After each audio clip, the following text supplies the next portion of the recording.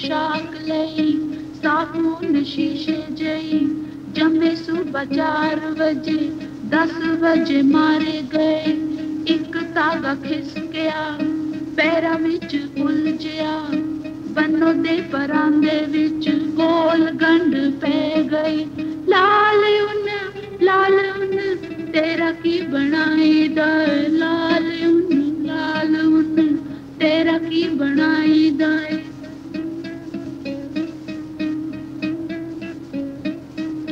की होया होएगा अंबां वाले बाग विच संगने शतूत थले की होया होएगा जो हाल तक आए नी लाल उन केड़ा गीत गाएंगी लाल उन केड़ा गीत गाएंगी हौली हौली बड़े हो गए उन्हां दे जख्मां ते ला दिओ मेहंदी दी मलम सुते पर बात नू पैरा दिता रात नू पक्के पत्थरां ते इक धागा डिग पिया नीले पर पता ने रात दिता उस नू दौड़ाया चाकू दी तार च समाउण नू लाल उन तू भी कुछ बोलेंगी लाल उन तू भी कुछ बोलेंगी यार ओदा चुप सी लाड़ा सुई धुप सी चुपचाप कंडे उत्ते दोवें डिगे होए सी बजाया दौड़ाया धागा एक उदीक आया मिट्टी विच लिबड़े कोल एक दूजे दे खुंबा वांगू चिट्टियां चादरा च टके होए आकड़े बदन लाल उन तेरा की बनाई दा लाल उन तेरा की बनाई दा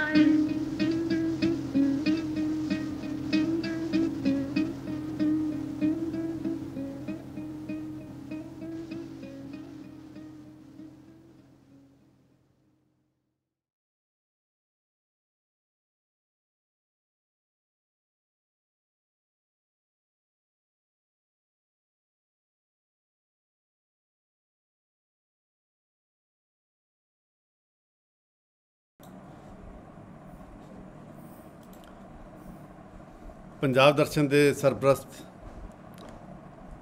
professor I D. Gaur Punjab university Chandigarh ते प्रोफैसर हरपाल सिंह चंडीगढ़ के आशीर्वाद नाल अज का यह समागम आरंभ करते हैं। आप सब का निघा स्वागत है।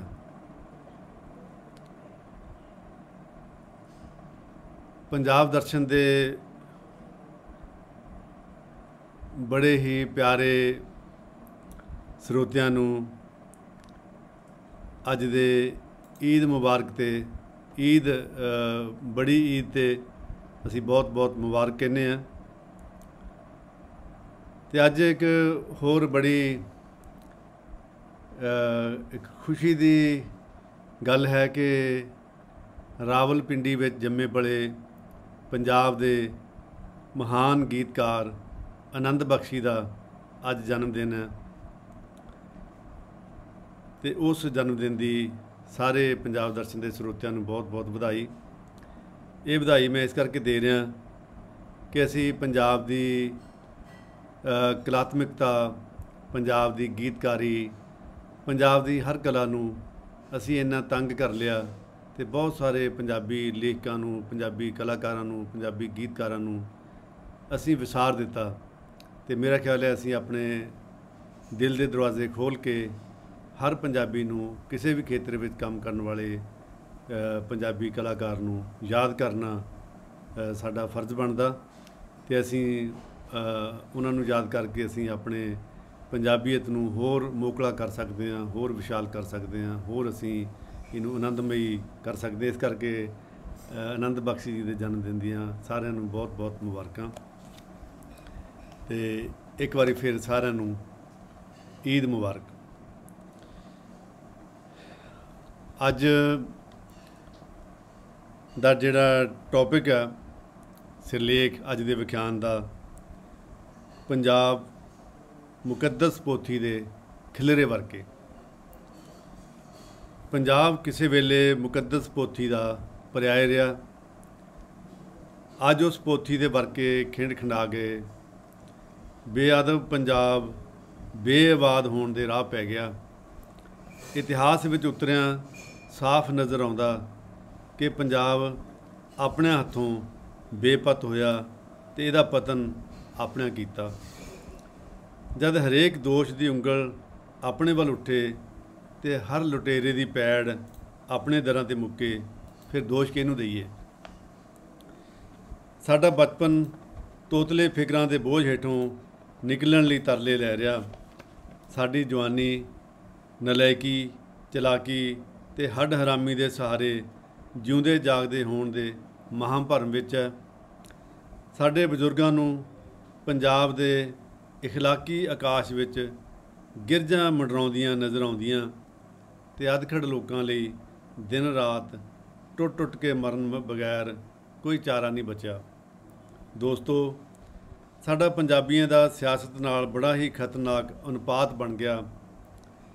ਸਿਆਸਤ ਲਈ ਪੰਜਾਬ ਇੱਕ ਵੱਡੀ ਕਬਰ ਹੈ। ਜਿਵੇਂ ਜਿਵੇਂ ਪੰਜਾਬ 'ਤੇ ਸਿਆਸਤ ਹਾਵੀ ਹੁੰਦੀ ਜਾ ਰਹੀ ਹੈ, ਉਵੇਂ ਉਵੇਂ ਪੰਜਾਬ ਕਬਰ ਬਣਦਾ ਜਾ ਰਿਹਾ। ਜੇ ਅਸੀਂ ਪੰਜਾਬ ਨੂੰ ਬਲਦਾ ਸੇਵਾ ਵੀ ਕਹਿ ਲਈਏ ਤਾਂ ਅਤਕਥਨੀ ਨਹੀਂ ਹੈ। ਸਿਆਸਤ ਲਈ ਅਸੀਂ ਮਹਿਜ਼ ਵੋਟ ਹਾਂ, ਜਿਹਦੀ ਕੋਈ ਸੋਚ ਨਹੀਂ, ਅਹਿਸਾਸ ਨਹੀਂ, ਜਿਵੇਂ ਅਸੀਂ ਸਿਰਫ ਲਾਸ਼ ਹੋਈਏ। ਅੱਜ ਵੋਟ ਦਾ ਅਰਥ ਲਾਸ਼ ਹੋ ਗਿਆ। ਅਸੀਂ ਉਹ ਲਾਸ਼ਾਂ ਹਾਂ ਜਿਹੜੀਆਂ ਹੌਲੀ ਹੌਲੀ ਪੰਜਾਬ ਨਾਮਕ ਗੋਰ ਵਿੱਚ ਦਫਨ ਹੋਣ ਜਾਂ ਬਲਦੇ ਸਿਵੇ ਵਿੱਚ ਰਾਖ ਹੋਣ ਦੇ ਪ੍ਰੋਸੈਸ ਵਿੱਚ ਹਾਂ। ਪੰਜਾਬ ਦੇ ਨਾਮਵਰ ਸ਼ਾਇਰ ਸੁਰਜੀਤ ਪਾਤਰ ਨੇ ਪੰਜਾਬ ਦੀ ਹੋਣੀ ਨੂੰ ਬੜੀ ਬੇਬਾਕ ਕਲਮ ਨਾਲ ਬਿਆਨ ਕੀਤਾ। ਡੂੰਘੇ ਵੈਣਾਂ ਦਾ ਕੀ ਮਿਣਨਾ, ਤਖਤ 'ਤੇ ਪਾਵੇ ਮਿਣੀਏ, ਜਦ ਤੱਕ ਉਹ ਲਾਸ਼ਾਂ ਗਿਣਦੇ ਨੇ ਆਪਾਂ ਵੋਟਾਂ ਗਿਣੀਏ।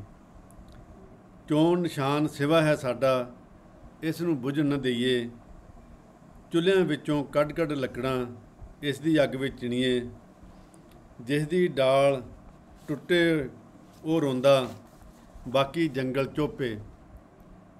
ਜਿਸ ਦੀ ਡਾਲ ਟੁੱਟੇ ਉਹ ਰੋਂਦਾ, ਬਾਕੀ ਜੰਗਲ ਚੋਪੇ। ਰੋਈ ਨਹੀਂ ਇਸ ਜੰਗਲ ਨੂੰ, ਤੂੰ ਬਰਸੀ ਨਹੀਂ ਕਿਣ ਮਿਣੀਏ।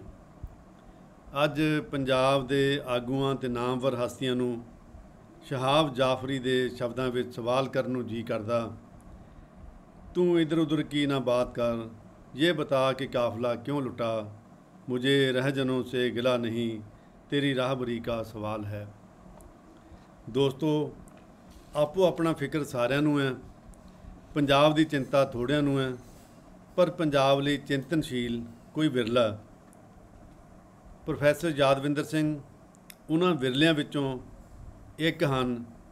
ਪੰਜਾਬ ਅਤੇ ਪੰਜਾਬੀ ਦੇ ਬੌਧਿਕ ਅਤੇ ਸਾਹਿਤਕ ਹਲਕਿਆਂ ਵਿੱਚ ਉਹਨਾਂ ਦਾ ਨਾਂ ਇਖਲਾਕੀ ਅਤੇ ਸੰਜੀਦਾ ਜ਼ਿੰਮੇਵਾਰੀ ਨਾਲ ਲਿਆ ਜਾਂਦਾ। ਉਹਨਾਂ ਦਾ ਸੋਚਣਾ, ਪੜ੍ਹਨਾ, ਲਿਖਣਾ ਤੇ ਬੋਲਣਾ ਗਹਿਰਾਈ ਅਤੇ ਗੰਭੀਰਤਾ ਦਾ ਸੁੰਦਰ ਸੁਮੇਲ ਹੁੰਦਾ। ਉਹਨਾਂ ਦੇ ਵਿਚਾਰਾਂ ਵਿੱਚ ਹਰ ਤਰ੍ਹਾਂ ਦਾ ਤਵਾਜ਼ਨ ਨਜ਼ਰ ਆਉਂਦਾ। ਉਹ ਅਭੱਦਰ ਤੇ ਤੇਜ਼ਾਬੀ ਕਿਸਮ ਦੇ ਕਟਾਕਸ਼ ਤੋਂ ਹਮੇਸ਼ਾ ਗੁਰੇਜ਼ ਕਰਦੇ ਆ। ਉਹਨਾਂ ਦੀ ਤਹਿਜ਼ੀਬ ਕੀਰਤਪੁਰ ਸਾਹਿਬ ਦੀ ਸੰਵੇਦਨਸ਼ੀਲਤਾ ਨੂੰ ਨਤਮਸਤਕ ਹੈ। ਜਿੱਥੇ ਗੁਰੂ ਬਾਬੇ ਨੇ ਇੱਕ ਫੁੱਲ ਟੁੱਟਣ 'ਤੇ ਆਪਣੇ ਫੁੱਲ ਭਰ ਪੋਤੇ ਨੂੰ ਉਮਰ ਭਰ ਆਪਣਾ ਚੋਲਾ ਸੰਭਾਲ ਕੇ ਚੱਲਣ ਦੀ ਨਸੀਹਤ ਦਿੱਤੀ ਸੀ। ਉਹ ਅਜਿਹੀ ਸੰਵੇਦਨਸ਼ੀਲ ਤੇ ਸੁਹਜਮਈ ਤਹਿਜ਼ੀਬ ਦੇ ਉਪਾਸ਼ਕ ਹਨ, ਜਿਹੜੀ ਬੰਬ ਬਣ ਕੇ ਫਟਦੀ ਨਹੀਂ, ਬਲਕਿ ਸੁਰਖਾਬ ਦਾ ਖੰਭ ਬਣ ਕੇ ਸਾਡੇ ਸਿਰਾਂ 'ਤੇ ਫੱਬਦੀ ਹੈ। ਅਜਿਹੀ ਤਹਿਜ਼ੀਬ ਤੇ ਸੰਵੇਦਨਸ਼ੀਲਤਾ ਦੇ ਉਪਾਸ਼ਕ ਨੂੰ ਸੁਣਨਾ ਸਹਿਜਮਈ ਗਿਆਨਵਰਧਕ ਹੁੰਦਾ। ਪੰਜਾਬ ਦਰਸ਼ਨ ਦੀ ਸਿਰਜਕ ਟੀਮ ਦੀ ਬੇਨਤੀ ਨੂੰ ਮੰਨ ਕੇ ਪ੍ਰੋਫੈਸਰ ਯਾਦਵਿੰਦਰ ਸਿੰਘ ਸਾਨੂੰ ਪੰਜਾਬ ਦੀ ਸੂਰਤ ਹਾਲ ਦੱਸਣ ਲਈ ਸਹਿਮਤ ਹੋਏ। ਅਸੀਂ ਇੱਕ ਰਵਾਇਤ ਹੈ ਪੰਜਾਬ ਦਰਸ਼ਨ ਦੀ, ਅਸੀਂ ਹਰ ਲੈਕਚਰ ਡੈਡੀਕੇਟ ਕਰਦੇ ਹਾਂ ਕਿਸੇ ਨਾ ਕਿਸੇ ਹਸਤੀ ਨੂੰ। ਲੇਕਿਨ ਪ੍ਰੋਫੈਸਰ ਯਾਦਵਿੰਦਰ ਸਿੰਘ ਦੀ ਤਹਿਜ਼ੀਬ ਤੇ ਸੁਹਜ ਨੂੰ ਸਾਹਮਣੇ ਰੱਖ ਕੇ ਅਸੀਂ ਅੱਜ ਦਾ ਇਹ ਲੈਕਚਰ ਅਸੀਂ ਇੱਕ ਪੰਛੀ ਨੂੰ ਕਰ ਰਹੇ ਹਾਂ। ਉਹ ਪੰਛੀ ਜਿਹੜਾ ਗੁਰੂ ਗੋਬਿੰਦ ਸਿੰਘ ਜੀ ਨੂੰ ਬਹੁਤ ਪਿਆਰਾ ਸੀ, ਸੁਰਖਾਬ। ਔਰ ਜਿਸ ਗੁਰੂ ਸਾਹਿਬ ਨੇ ਆਪਣੀ ਦਸਤਾਰ ਵਿੱਚ ਜਿਹੜੀ ਕਲਗੀ ਸਜਾਈ ਸੀ, ਉਹ ਸੁਰਖਾਬ ਦਾ ਖੰਭ ਸੀ। ਅੱਜ ਅਸੀਂ ਉਸ ਸੁਰਖਾਬ ਪੰਛੀ ਨੂੰ ਇਹ ਲੈਕਚਰ ਉਹਨਾਂ ਦਾ ਡੈਡੀਕੇਟ ਕਰ ਰਹੇ ਹਾਂ। ਅਤੇ ਅਸੀਂ ਪੰਜਾਬ ਦੀ ਤਹਿਜ਼ੀਬ, ਪੰਜਾਬ ਦਾ ਸੁਹਜ ਇੱਕ ਪੰਛੀ ਨਾਲ ਜੋੜਨਾ ਚਾਹੁੰਦੇ ਹਾਂ। ਉਹ ਪੰਛੀ ਜਿਹੜਾ ਗੁਰੂ ਸਾਹਿਬ ਨੂੰ ਬਹੁਤ ਪਿਆਰਾ ਸੀਗਾ, ਜਿਹਦਾ ਖੰਭ ਉਹ ਆਪਣੀ ਕਲਗੀ ਵਿੱਚ ਲਾ ਕੇ, ਕਲਗੀ ਵਜੋਂ ਲਾ ਕੇ ਖੁਸ਼ ਹੁੰਦੇ ਸੀਗੇ। ਅਤੇ ਮੈਂ ਉਹਨਾਂ 'ਤੇ ਤੁਹਾਡੇ ਦਰਮਿਆਨ ਬਹੁਤ ਜ਼ਿਆਦਾ ਸਮਾਂ ਨਹੀਂ ਲਾਉਣਾ ਚਾਹੁੰਦਾ। ਅਤੇ ਪੰਜਾਬ ਦਰਸ਼ਨ ਦੀ ਕੋਸ਼ਿਸ਼ ਹੈ ਕਿ ਅਜਿਹੇ ਦਾਨਸ਼ਵਰ, ਅਜਿਹੇ ਸੱਜਣ, ਉਹਨਾਂ ਨੂੰ ਸੁਣਿਆ ਜਾਵੇ, ਉਹਨਾਂ ਦੇ ਵਿਚਾਰ ਜਾਣੇ ਜਾਣ ਕਿ ਪੰਜਾਬ ਮੁੜ ਕੇ ਪੰਜਾਬ ਹੋ ਜਾਵੇ। ਅਤੇ ਹੁਣ ਬੇਨਤੀ ਆ, ਪ੍ਰੋਫੈਸਰ ਯਾਦਵਿੰਦਰ ਸਿੰਘ ਜੀ, ਤੁਹਾਡਾ ਬਹੁਤ ਬਹੁਤ ਸਵਾਗਤ ਹੈ ਪੰਜਾਬ ਦਰਸ਼ਨ ਵਿੱਚ। ਅਤੇ ਜਿਵੇਂ ਅਸੀਂ ਆਪਣੇ ਹਰ ਵਿਖਿਆਨਕਰਤਾ ਨੂੰ ਬੇਨਤੀ ਕਰਦੇ ਹੁੰਦੇ ਹਾਂ ਕਿ ਸਾਡਾ ਸਟਾਰਟਿੰਗ ਪੁਆਇੰਟ ਹੈ 7 ਵਜੇ ਸ਼ੁਰੂ ਕਰਦੇ ਹਾਂ ਅਸੀਂ, ਲੇਕਿਨ ਸਾਡਾ ਸਮਾਪਤੀ ਦਾ ਕੋਈ ਸਮਾਂ ਨਹੀਂ ਹੈ। ਇਸ ਕਰਕੇ ਅਸੀਂ ਆਪਣੇ ਸਾਹਮਣੇ ਘੜੀ ਨਹੀਂ ਰੱਖਦੇ, ਅਤੇ ਤੁਸੀਂ ਵੀ ਘੜੀ ਆਸੇ-ਪਾਸੇ ਕਰ ਦਿਓ, ਜੇ ਹੋਵੇ ਤਾਂ ਉਹਨੂੰ ਦੇਖਿਓ ਨਾ। ਅਤੇ ਅਸੀਂ ਗੱਲ ਮੁਕੰਮਲ ਕਰਨੀ ਆ। ਅਤੇ ਦੂਸਰਾ ਇਹ ਅਸੀਂ ਜਿਵੇਂ ਇੱਕ ਵਿਦਵਾਨ ਦੇ ਚਰਨਾਂ ਵਿੱਚ ਬੈਠਣਾ ਹੁੰਦਾ, ਅਤੇ ਅਸੀਂ ਅੱਜ ਤੁਹਾਡੇ ਦਰਬਾਰ ਵਿੱਚ ਬਹਿ ਗਏ ਹਾਂ। ਅਤੇ ਸਾਡੇ ਸਾਰੇ ਸਰੋਤੇ ਉਹ ਬੜੇ ਸਬਰ ਵਾਲੇ ਆ, ਅਤੇ ਉਹ ਬਹੁਤ ਲੰਮਾ ਸਮਾਂ ਬੈਠ ਸਕਦੇ, ਉਹਨਾਂ ਦਾ ਅਭਿਆਸ ਹੋ ਚੁੱਕਿਆ ਬੈਠਣ ਦਾ ਅਤੇ ਸੁਣਨ ਦਾ। ਅਤੇ ਅੱਜ ਅਸੀਂ ਤੁਹਾਡੇ ਕੋਲ ਬੈਠੇ ਹਾਂ ਅਤੇ ਤੁਹਾਨੂੰ ਸੁਣਨ ਲਈ। ਅਤੇ ਤੁਸੀਂ ਇਹ ਜਿਹੜਾ ਵਿਸ਼ਾ ਜਿਹੜਾ ਵਿਖਿਆਨ ਦਾ ਤੁਸੀਂ ਰੱਖਿਆ, ਪੰਜਾਬ ਮੁਕੱਦਸ ਪੋਥੀ ਦੇ ਖਿਲਰੇ ਵਰਕੇ, ਇਹ ਜਿਹੜਾ ਵਿਸ਼ਾ ਇਹ ਅੱਜ ਲਿਟਰਲ ਵੀ ਟਰੂ ਆ ਔਰ ਫਿਗਰੇਟਿਵਲੀ ਵੀ ਇਹ ਟਰੂ ਆ। ਦੋਨਾਂ ਅਰਥਾਂ ਵਿੱਚ ਹੀ ਅੱਜ ਜਿਹੜਾ ਪੰਜਾਬ ਉਹ ਆਪਣੀ ਉਸ ਮੁਕੱਦਸ ਪਹਿਚਾਣ ਤੋਂ ਪਹਿਚਾਣ ਬਿਖਰ ਗਈ ਆ। ਪੰਜਾਬ ਉਸ ਮੁਕੱਦਸ ਪਹਿਚਾਣ ਤੋਂ ਟੁੱਟ ਚੁੱਕਿਆ, ਔਰ ਜਿਹੜੀ ਮੁਕੱਦਸ ਪੋਥੀ ਦੀ ਪਹਿਚਾਣ ਪੰਜਾਬ ਇੱਕ ਪਰਿਆਏ ਸੀ, ਉਹ ਵਰਕੇ ਖਿਲਰ ਚੁੱਕੇ ਆ। ਅਤੇ ਉਹਨਾਂ ਵਰਕਿਆਂ ਨੂੰ ਸੰਭਾਲਣ ਲਈ ਕੋਈ ਉਪਰਾਲਾ, ਕੋਈ ਯਤਨ, ਕੋਈ ਸੇਧ ਅਸੀਂ ਤੁਹਾਡੇ ਤੋਂ ਚਾਹੁੰਦੇ ਹਾਂ ਕਿ ਤੁਸੀਂ ਸਾਡੇ ਪੰਜਾਬ ਦਰਸ਼ਨ ਦੇ ਸਰੋਤਿਆਂ ਨੂੰ ਆਪਣੇ ਵਿਚਾਰਾਂ ਨਾਲ ਅੱਜ ਨਿਹਾਲ ਕਰੋ। ਪ੍ਰੋਫੈਸਰ ਯਾਦਵਿੰਦਰ ਸਿੰਘ ਜੀ।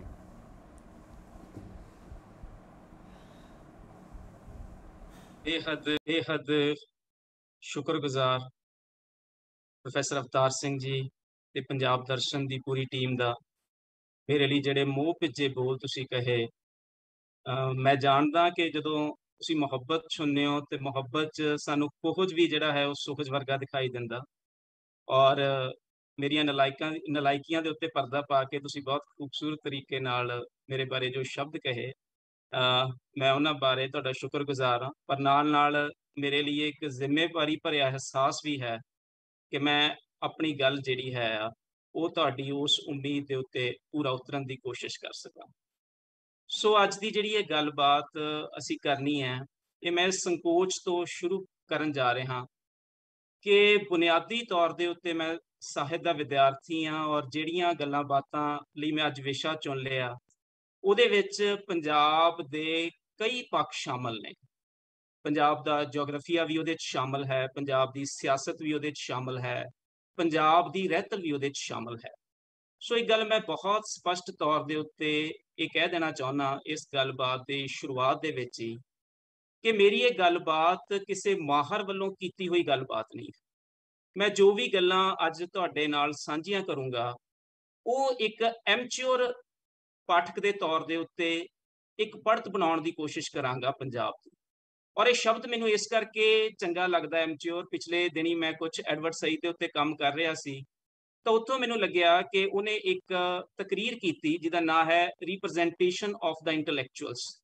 ਰੇਤ ਭਾਸ਼ਣ ਲੜੀ ਦੇ ਤਹਿਤ 1993 ਦੇ ਵਿੱਚ ਉਹਨੇ ਇਹ ਇੱਕ ਭਾਸ਼ਣ ਦਿੱਤਾ ਜਿਹਦਾ ਨਾਂ ਸੀ ਰਿਪਰੈਜ਼ੈਂਟੇਸ਼ਨ ਆਫ ਦਾ ਇੰਟੈਲੈਕਚੁਅਲਸ। ਉਹਦੇ ਵਿੱਚੋਂ ਇੱਕ ਗੱਲ ਕਹਿੰਦਾ ਕਿ ਜਿਹੜਾ ਮੁਹਾਰਤ ਵਾਲੇ ਖਾਨਿਆਂ ਦੇ ਵਿੱਚ ਅਸੀਂ ਪਾਲਿਆ ਹੈ ਸਾਰੇ ਦੇ ਸਾਰੀ ਗੱਲਬਾਤ ਨੂੰ, ਉਹ ਅੰਕੜਿਆਂ ਤੱਕ ਜਾ ਕੇ ਗੱਲ ਖਤਮ ਹੋ ਜਾਂਦੀ ਹੈ। ਉਹਦੇ ਵਿੱਚ ਇੱਕ ਉਹ ਜਿਹੜੇ ਐਮਚਿਓਰ ਕਿਸਮ ਦਾ ਡਿਸਕੋਰਸ ਹੋਣਾ ਚਾਹੀਦਾ ਸੀ, ਉਹਨਾਂ ਲੋਕਾਂ ਦੀ ਗੱਲਬਾਤ ਹੋਣੀ ਚਾਹੀਦੀ ਸੀ ਜਿਹੜੀ ਕਿਸੇ ਨਾਲ ਜੁੜੇ ਹੋਏ ਹੁੰਦੇ ਆ। ਇੱਥੇ ਫਿਰ ਉਹ ਇੱਕ ਬਹੁਤ ਖੂਬਸੂਰਤ ਗੱਲ ਕਰਦਾ ਹੈਗਾ, ਉਹ ਹੈਗਾ ਐਟੀਮੋਲੋਜੀ ਦੇ ਉੱਤੇ। ਉਹ ਐਮੇਚਿਓਰ ਸ਼ਬਦ ਦੀ ਐਟੀਮੋਲੋਜੀ ਵੱਲ ਜਾਂਦਾ, ਉਹ ਦੱਸਦਾ ਕਿ ਫਰਾਂਸੀਸੀ ਭਾਸ਼ਾ ਤੋਂ ਆਇਆ ਹੋਇਆ ਸ਼ਬਦ ਆ ਜਿਹਦਾ ਮਤਲਬ ਹੁੰਦਾ ਸਿਰਫ ਗੈਰ ਪੇਸ਼ੇਵਾਰੀ ਨਹੀਂ ਹੈ ਇਹਦਾ ਮਤਲਬ ਹੁੰਦਾ ਕਿਸੇ ਨੂੰ ਪਿਆਰ ਕਰਨਾ। ਤੇ ਜਦੋਂ ਤੁਸੀਂ ਪਿਆਰ ਕਰਦੇ ਹੋ ਕਿਸੇ ਨੂੰ, ਜਦੋਂ ਤੁਸੀਂ ਕਿਸੇ ਨਾਲ ਮੁਹੱਬਤ ਕਰਦੇ ਹੋ, ਤੇ ਫਿਰ ਇਹ ਤੁਹਾਡੀ ਇੱਕ ਜ਼ਿੰਮੇਵਾਰੀ ਬਣ ਜਾਂਦੀ ਆ ਕਿ ਉਹਦੇ ਬਾਬਤ ਜੋ ਕੁਝ ਹੋ ਰਿਹਾ ਉਹਦੇ ਬਾਰੇ ਸਿਰਫ ਮਾੜੀ ਪ੍ਰਤੀਕਰਮ ਹੀ ਨਾ ਦਿੱਤੇ ਜਾਣ। ਉਹਦੇ ਬਾਰੇ ਕੁਝ ਬੁਨਿਆਦੀ ਗੱਲਾਂ ਜਿਵੇਂ ਤੁਸੀਂ ਸੋਚਦੇ ਹੋ, ਜਿਵੇਂ ਤੁਸੀਂ ਸਮਝਦੇ ਹੋ, ਔਰ ਤੁਹਾਡੀ ਜਿਸ ਕਿਸਮ ਦੀ ਅੰਡਰਸਟੈਂਡਿੰਗ ਬਣਦੀ ਆ, ਚਾਹੇ ਉਸਨੂੰ ਕਿਸੇ ਵੀ ਮੁਹਾਰਤ ਵਾਲੇ ਖਾਨੇ ਦੇ ਵਿੱਚ ਕਿਉਂ ਨਾ ਰੱਖਿਆ ਜਾ ਸਕੇ, ਫਿਰ ਵੀ ਇਹ ਤੁਹਾਡੀ ਜ਼ਿੰਮੇਵਾਰੀ ਆ ਕਿ ਤੁਸੀਂ ਉਹਦੇ ਬਾਰੇ ਜਿਹੜੀ ਹੈ ਆਪਣੀ ਗੱਲ ਕਰੋ। ਤੋ ਇਹ ਸ਼ੌਕੀਆ ਕਿਸਮ ਦਾ ਜਿਹੜਾ ਅਸੀਂ ਇਸ ਤਰ੍ਹਾਂ ਦੇ ਨਾਲ ਜੁੜੇ ਹੋਏ ਹਾਂ, ਸੋ ਮੇਰੀ ਇਹ ਅੰਡਰਸਟੈਂਡਿੰਗ ਇੱਕ ਉਸ ਕਿਸਮ ਦੀ ਅੰਡਰਸਟੈਂਡਿੰਗ ਆ ਪੰਜਾਬ ਬਾਰੇ, ਔਰ ਮੈਂ ਉਸੇ ਅੰਡਰਸਟੈਂਡਿੰਗ ਤੋਂ ਆਪਣੀ ਗੱਲ ਜਿਹੜੀ ਹੈ ਉਹ ਤੁਹਾਡੇ ਨਾਲ ਜਿਹੜੀ ਹੈ ਉਹ ਸਾਂਝੀ ਕਰਨ ਜਾ ਰਿਹਾ ਹਾਂ। ਅੱਜ ਦੀ ਇਹ ਜਿਹੜੀ ਗੋਸਟ ਹੈਗੀ ਆ, ਇਹਦੇ ਬਾਰੇ ਜਿਹੜੀ ਪੰਜਾਬ ਬਾਰੇ ਮੇਰੀ ਸਮਝ ਬਣੀ ਆ ਹੁਣ ਤੱਕ, ਉਹਦੇ ਬਾਰੇ ਕੁਝ ਇੱਧਰਲੀਆਂ ਉੱਧਰਲੀਆਂ ਗੱਲਾਂ ਨੇ ਜਿਹੜੀਆਂ ਮੈਂ ਤੁਹਾਡੇ ਨਾਲ ਸਾਂਝੀਆਂ ਕਰੂੰਗਾ। ਔਰ ਮੈਂ ਇਹ ਮੰਨਦਾ ਕਿ ਅਸੀਂ ਜਦੋਂ ਚੀਜ਼ਾਂ ਨੂੰ ਹੱਦਾਂ ਸਰਹੱਦਾਂ ਦੇ ਵਿੱਚ ਬੰਨ੍ਹ ਲੈਂਦੇ ਹਾਂ, ਤਾਂ ਉਹਨਾਂ ਦੇ ਨਾਲ ਕੀ ਹੁੰਦਾ ਹੈਗਾ ਕਿ ਅਸੀਂ ਲਿਮਿਟਾਈਜ਼ ਕਰ ਦਿੰਦੇ ਹਾਂ। ਜਦੋਂ ਅਸੀਂ ਪੰਜਾਬ ਦੀ ਗੱਲ ਕਰਦੇ ਹਾਂ ਤਾਂ ਅਸੀਂ ਇਹ ਬਿਲਕੁਲ ਨਹੀਂ ਭੁੱਲ ਸਕਦੇ ਕਿ ਅਸੀਂ ਹਿੰਦੁਸਤਾਨੀ ਬਗੇ ਸਗੀਰ ਵੀ ਨਾਲ ਉਹਦੇ ਡਿਸਕਸ ਕਰੀਏ। ਸੋ ਮੇਰੀ ਇਸ ਗੱਲਬਾਤ ਦੇ ਵਿੱਚ ਮੈਂ ਇੱਕ ਹੋਰ ਤੁਹਾਨੂੰ ਬੇਨਤੀ ਕਰ ਦੇਣੀ ਚਾਹੁੰਦਾ ਕਿ ਇਹਦੇ ਵਿੱਚ ਹੱਦਾਂ ਸਰਹੱਦਾਂ ਵੀ ਮਸਨੂਈ ਨੇ। ਤੋ ਕਿਸੇ ਅੰਤਿਮ ਸੱਚ ਤੱਕ ਪਹੁੰਚਣ ਵਾਲੀ ਹੱਦ ਸਰਹੱਦ ਨੂੰ ਬਿਨਾਂ ਮਿੱਥਿਆਂ ਮੈਂ ਆਪਣੀ ਗੱਲ ਜਿਹੜੀ ਆ ਉਹ ਇਸ ਰੂਪ ਦੇ ਵਿੱਚ ਤੁਹਾਡੇ ਸਾਹਮਣੇ ਰੱਖਣਾ ਚਾਹੁੰਦਾ, ਜਿਹਦੇ ਵਿੱਚ ਬਾਉਂਡਰੀਜ਼ ਇੱਕ ਦੂਜੇ ਦੇ ਵਿੱਚ ਬਲਰ ਹੋ ਜਾਂਦੀਆਂ ਨੇ, ਇੱਕ ਦੂਜੇ 'ਚ ਮਿਲ ਜਾਂਦੀਆਂ ਨੇ। ਔਰ ਮੈਨੂੰ ਯਾਦ ਆਉਂਦੀ ਆ, ਇੱਕ ਅਨੂਪ ਸਿੰਘ ਨੇ ਫਿਲਮ ਬਣਾਈ ਪਿਛਲੇ ਸਮਿਆਂ ਦੌਰਾਨ, 2012 ਸ਼ਾਇਦ ਉਹ ਫਿਲਮ ਆਈ, ਔਰ 12 ਸਾਲ ਉਸ ਬੰਦੇ ਨੂੰ ਲੱਗੇ ਸਿਰਫ ਇਸ ਗੱਲ ਲਈ ਕਿ ਉਹਨੇ ਪੰਜਾਬੀ 'ਚ ਫਿਲਮ ਬਣਾਉਣੀ ਹੈ। ਕਿੱਸਾ ਉਸ ਫਿਲਮ ਦਾ ਨਾਂ ਹੈ। ਉਸ ਫਿਲਮ ਦੀ ਕਹਾਣੀ ਤੁਹਾਡੇ 'ਚੋਂ ਸ਼ਾਇਦ ਬਹੁਤ ਜਣਿਆਂ ਨੇ ਇਹ ਫਿਲਮ ਦੇਖੀ ਹੋਵੇ। ਉਹ ਇਹ ਹੈ ਕਿ ਵੰਡ ਦੇ ਸਮੇਂ ਇੱਕ ਅਨੂਪ ਸਿੰਘ ਦਾ ਇੱਕ ਪਾਤਰ ਹੈ, ਅੰਬਰ ਸਿੰਘ, ਜਿਹੜਾ ਕਿ ਸਰਹੱਦ ਪਾਰ ਕਰਕੇ ਇੱਧਰਲੇ ਪੰਜਾਬ ਦੇ ਵਿੱਚ ਆ ਜਾਂਦਾ, ਉੱਧਰਲੇ ਪੰਜਾਬ ਦੇ ਵਿੱਚੋਂ। ਔਰ ਉਹ ਦੋ ਦੀਆਂ ਖਾਹਿਸ਼ਾਂ ਨੇ, ਇੱਕ ਖਾਹਿਸ਼ ਆਪਣੀ ਜ਼ਮੀਨ ਨਾ ਖੁੱਸੇ, ਉਹ ਜ਼ਮੀਨ ਖੁੱਸ ਜਾਂਦੀ ਆ। ਦੂਜੀ ਖਾਹਿਸ਼ ਆ ਘਰ ਦੇ ਵਿੱਚ ਪੁੱਤਰ ਹੋਣਾ ਚਾਹੀਦਾ। 3 ਧੀਆਂ ਤੋਂ ਬਾਅਦ ਜਦੋਂ ਚੌਥੀ ਧੀ ਵੀ ਜਨਮ ਲੈਂਦੀ ਆ ਤਾਂ ਉਹਨੂੰ ਉਹ ਪੁੱਤਰ ਬਣਾ ਕੇ ਹੀ ਪਾਲਦਾ, ਔਰ ਕਹਿ ਦਿੰਦਾ ਸਾਰਿਆਂ ਦੇ ਸਾਹਮਣੇ ਕਿ ਪੁੱਤਰ ਆ, ਔਰ ਉਹਦਾ ਵਿਆਹ ਵੀ ਇੱਕ ਔਰਤ ਨਾਲ ਕਰ ਦਿੰਦਾ ਹੈ। ਔਰ ਇਸ ਕੰਟਰਾਡਿਕਸ਼ਨ ਦੇ ਵਿੱਚ ਇਸ ਦੀ ਕਹਾਣੀ ਜਿਹੜੀ ਚੱਲਦੀ ਆ ਉਹ ਇੱਕ ਵੱਖਰੀ ਗੱਲ ਆ। ਪਰ ਮੈਂ ਇਸ ਫਿਲਮ ਨੂੰ 4 ਐਸਪੈਕਟਸ ਦੇ ਤੌਰ ਦੇ ਉੱਤੇ ਸਮਝਣ ਦੀ ਕੋਸ਼ਿਸ਼ ਕੀਤੀ ਕਿ ਇਹਦੇ ਵਿੱਚ 4 ਕਿਸਮ ਦੀਆਂ ਬਾਉਂਡਰੀਜ਼ ਜਿਹੜੀਆਂ ਹੈਗੀਆਂ ਨੇ ਉਹ ਬਲਰ ਹੁੰਦੀਆਂ ਨੇ। ਪਹਿਲੀ ਹੈ ਜ਼ਮੀਨ ਦੀ, ਕਿ ਕੀ ਹਿੰਦੁਸਤਾਨੀ ਪੰਜਾਬ ਪੰਜਾਬ ਆ ਜਾਂ ਪਾਕਿਸਤਾਨੀ ਪੰਜਾਬ ਪੰਜਾਬ ਆ, ਜਾਂ ਹਿੰਦੁਸਤਾਨੀ ਪਾਕਿਸਤਾਨੀ ਤੋਂ ਬਿਯੋਂਡ ਜਾ ਕੇ ਸਾਨੂੰ ਪੰਜਾਬ ਨੂੰ ਸਮਝਣ ਪੈਣਾ ਹੈਗਾ। ਔਰ ਦੂਜੀ ਚੀਜ਼ ਜਿਹੜੀ ਹੈਗੀ ਉਹ ਸਮਾਂ, ਕੀ ਸਮਾਂ ਜਿਹੜਾ ਹੈ ਉਹ ਵਰਤਮਾਨ ਦੇ ਪੰਜਾਬ ਨੂੰ ਅਸੀਂ ਪੰਜਾਬ ਮੰਨੀਏ ਜਿਹੜਾ ਹੈ, ਜਾਂ ਜਿਹੜਾ ਅਤੀਤ ਆ ਜਿਹਦਾ ਅੰਬਰ ਸਿੰਘ ਦਾ ਖਹਿੜਾ ਨਹੀਂ ਛੱਡ ਰਿਹਾ ਤੇ ਉਹਦੇ ਨਾਲ ਤੁਰਿਆ ਆ ਰਿਹਾ ਹੈ। ਔਰ ਉਹ ਪ੍ਰੇਤ ਦੇ ਤੌਰ ਦੇ ਉੱਤੇ ਜਿਹੜਾ ਹੈ ਉਹ ਕਮਲ ਨਾਂ ਦੀ ਉਸ ਕੁੜੀ ਦੇ ਉੱਤੇ ਵੀ ਉਹਦਾ ਸਾਇਆ ਰਹਿੰਦਾ ਹੈ, ਔਰ ਉਹਦੇ ਤੋਂ ਖਹਿੜਾ ਨਹੀਂ ਛੁਡਾ ਸਕਦੀ। ਆਪਣੇ ਪਿਤਾ ਦੀ ਮੌਤ ਤੋਂ ਬਾਅਦ ਵੀ ਉਹ ਪ੍ਰੇਤ ਉਹਦੇ ਨਾਲ ਕਿਉਂ ਰਹਿੰਦਾ ਹੈ? ਤੋ 47 ਦਾ ਪ੍ਰੇਤ ਸਾਡੇ ਮੋਢਿਆਂ ਦੇ ਉੱਤੇ ਕਿਉਂ ਚਿੰਬੜਿਆ ਰਿਹਾ? ਹੁਣ ਤੱਕ ਅਸੀਂ ਉਹਨੂੰ ਕਿਉਂ ਨਹੀਂ ਲਾ ਸਕੇ? ਉਹਦੇ ਪਿੱਛੇ ਸਾਡੀ ਕੀ ਦੋਸ਼ ਸੀਗਾ ਪੰਜਾਬੀਆਂ ਦਾ ਆਪਣਾ? ਮੈਂ ਉਹਦੇ ਬਾਰੇ ਵੀ ਕੁਝ ਗੱਲ ਕਰੂੰ। ਤੀਜੀ ਜਿਹੜੀ ਬਾਉਂਡਰੀ ਬਲਰ ਹੁੰਦੀ ਹੈ ਉਹਦੇ ਵਿੱਚ ਉਹ ਔਰਤ ਤੇ ਮਰਦ ਦੀ ਆ। ਪੰਜਾਬ ਦਾ ਮੈਨੂੰ ਲੱਗਦਾ ਕਿ ਸਾਰੇ ਦਾ ਸਾਰਾ ਪ੍ਰਵਚਨ ਮਰਦਾਵਾ ਪ੍ਰਵਚਨ ਬਣ ਕੇ ਰਹਿ ਗਿਆ। ਇਹਦੇ ਵਿੱਚੋਂ ਔਰਤ ਬਿਲਕੁਲ ਗੈਰ ਹਾਜ਼ਰ ਹੋ ਰਹੀ, ਔਰ ਅਸੀਂ ਔਰਤ ਦੀ ਵਾਇਸ ਨੂੰ ਵੀ ਮਰਦ ਦੀ ਆਵਾਜ਼ ਦੇ ਵਿੱਚ ਜਿਹੜੀ ਹੈਗੀ ਆ ਉਹ ਡਿਲਿਊਟ ਕਰ ਦੇਣਾ ਚਾਹਿਆ ਜਿਹੜਾ ਹੈ। ਤੋ ਇੱਕ ਇਸ ਕਿਸਮ ਦੀ ਜਿਹੜੀ ਬਾਉਂਡਰੀ ਉਹਦੇ ਚ ਬਲਰ ਹੁੰਦੀ ਆ, ਤੇ ਮੈਂ ਕੋਸ਼ਿਸ਼ ਕਰੂੰਗਾ ਕਿ ਇਹਨੂੰ ਵੀ ਮੈਂ ਮੁਖਾਤਿਬ ਹੋ ਸਕਾਂ। ਤੇ ਚੌਥੀ ਚੀਜ਼ ਜਿਹੜੀ ਹੈਗੀ ਆ ਉਹ ਹਕੀਕਤ ਤੇ ਸੁਪਨੇ ਵਿਚਕਾਰ ਜਿਹੜੀ ਵੰਡ ਆ, ਕਿਸ ਨੂੰ ਅਸੀਂ ਹਕੀਕਤ ਮੰਨੀਏ ਤੇ ਕਿਸ ਨੂੰ ਸੁਪਨਾ। ਖਵਾਨਸੂ ਨਾਂ ਦੇ ਇੱਕ ਫਕੀਰ ਦੀ ਕਹਾਣੀ ਆਉਂਦੀ ਆ ਕਿ ਉਹ ਇੱਕ ਦਿਨ ਬੜਾ ਉਦਾਸ, ਉਹਨੇ ਆਪਣੇ ਚੇਲਿਆਂ ਨੂੰ ਸੱਦਿਆ ਤੇ ਉਹ ਚੇਲਿਆਂ ਨੇ ਪੁੱਛਿਆ ਕਿ ਅੱਜ ਤੁਸੀਂ ਉਦਾਸ ਕਿਉਂ ਹੋ? ਤਾਂ ਕਹਿਣ ਲੱਗਿਆ ਕਿ ਮੈਂ ਰਾਤ ਇੱਕ ਸੁਪਨਾ ਦੇਖਿਆ ਤੇ ਸੁਪਨੇ ਦੇ ਵਿੱਚ ਮੈਂ ਇੱਕ ਤਿਤਲੀ ਬਣ ਗਿਆ। ਤੋ ਹੱਸ ਪਏ ਸਾਰੇ ਚੇਲੇ, ਕਹਿੰਦੇ ਕਿ ਇਹਦੇ ਚ ਉਦਾਸ ਹੋਣ ਵਾਲੀ ਕਿਹੜੀ ਗੱਲ ਆ? ਸਾਨੂੰ ਸਾਰਿਆਂ ਨੂੰ ਇਹੋ ਜਿਹੇ ਸੁਪਨੇ ਆਉਂਦੇ ਆ ਜਿਹਦੇ ਚ ਅਸੀਂ ਕੁਝ ਬਣ ਜਾਂਦੇ ਆ, ਪਰ ਉਹ ਸੱਚ ਥੋੜਾ ਹੁੰਦੇ ਆ। ਉਹ ਕਹਿੰਦਾ ਕਿ ਹੁਣ ਮੈਂ ਇਹ ਸੋਚ ਕੇ ਉਦਾਸ ਹਾਂ ਕਿ ਜਿਹੜਾ ਮੈਂ ਰਾਤ ਦੇਖਿਆ ਉਹ ਖਵਾਨਸੂ ਫਕੀਰ ਦਾ ਸੁਪਨਾ ਸੀ, ਜਾਂ ਜਿਹੜਾ ਖਵਾਨਸੂ ਤੁਹਾਡੇ ਸਾਹਮਣੇ ਬੈਠਾ ਇਹ ਕਿਸੇ ਤਿਤਲੀ ਦਾ ਸੁਪਨਾ। ਸੋ ਕਿੱਥੇ ਜਾ ਕੇ ਹਕੀਕਤ ਤੇ ਸੁਪਨਾ ਇੱਕ ਦੂਜੇ 'ਚ ਰਲ ਗੱਡ ਹੋ ਜਾਂਦਾ, ਸਾਨੂੰ ਇਸ ਗੱਲ ਨੂੰ ਵੀ ਸਮਝਣ ਦੀ ਜ਼ਰੂਰਤ ਹੈਗੀ। ਸੋ ਇਸੇ ਕਰਕੇ ਅਨੂਪ ਸਿੰਘ ਨੇ ਆਪਣੀ ਫਿਲਮ ਦਾ ਨਾਂ ਕਿੱਸਾ ਰੱਖਿਆ, ਕਿਉਂਕਿ ਉਹਨੂੰ ਲੱਗਿਆ ਕਿ ਕਿੱਸਾ ਉਹ ਮੈਜਿਕ ਰੀਅਲਿਜ਼ਮ ਆ ਜਦੋਂ ਚੀਜ਼ਾਂ ਨੂੰ ਅੰਕੜਿਆਂ 'ਚ ਨਹੀਂ ਦੱਸਿਆ ਜਾ ਸਕਦਾ, ਜਦੋਂ ਉਹਨੂੰ ਸਿੱਧੇ ਤੌਰ ਦੇ ਉੱਤੇ ਜੋ ਸਾਡੇ ਕੋਲ ਮਾਡਰਨ ਕਿਸਮ ਦੇ ਡਿਸਕੋਰਸ ਬਣੇ ਉਹਦੇ ਵਿੱਚ ਗੱਲ ਨਹੀਂ ਕੀਤੀ ਜਾ ਸਕਦੀ, ਤਾਂ ਸਾਨੂੰ ਉਹਨਾਂ ਤੋਂ ਬਾਹਰ ਜਾ ਕੇ ਆਪਣੀ ਗੱਲ ਕਰਨੀ ਪੈਂਦੀ ਹੈ। ਸੋ ਜਿਸ ਤਰ੍ਹਾਂ ਦੇ ਨਾਲ ਉਹਨੇ ਇੱਕ ਪ੍ਰਤੀਕ ਲੱਭਿਆ, ਤਾਂ ਮੈਂ ਵੀ ਇੱਕ ਪ੍ਰਤੀਕ ਦੀ ਤਲਾਸ਼ ਸੀ ਕਿ ਮੈਂ ਜਦੋਂ ਪੰਜਾਬ ਨੂੰ ਸਮਝਣਾ ਤੇ ਪੰਜਾਬ ਨੂੰ ਮੈਂ ਕਿਹੜੇ ਪ੍ਰਤੀਕ ਨਾਲ ਸਮਝਾਂ। ਤਾਂ ਉਹਦੇ ਲਈ ਮੈਨੂੰ ਫਿਰ ਅਫਜ਼ਲ ਅਹਿਸਨ ਰੰਧਾਵਾ ਹੋਣਾ ਦੀ ਇੱਕ ਪੰਜਾਬ ਦੀ ਵਾਰ ਜਿਹੜੀ ਹੈ ਉਹਨੇ ਬੜਾ ਮੇਰੀ ਮਦਦ ਕੀਤੀ, ਤੇ ਉਹਦੀਆਂ 17 ਦੇ ਵਿੱਚੋਂ ਹੀ ਮੈਂ ਜਿਹੜਾ ਹੈ ਉਹ ਅੱਜ ਦਾ ਇਹ ਸਿਰਲੇਖ ਲਿਆ।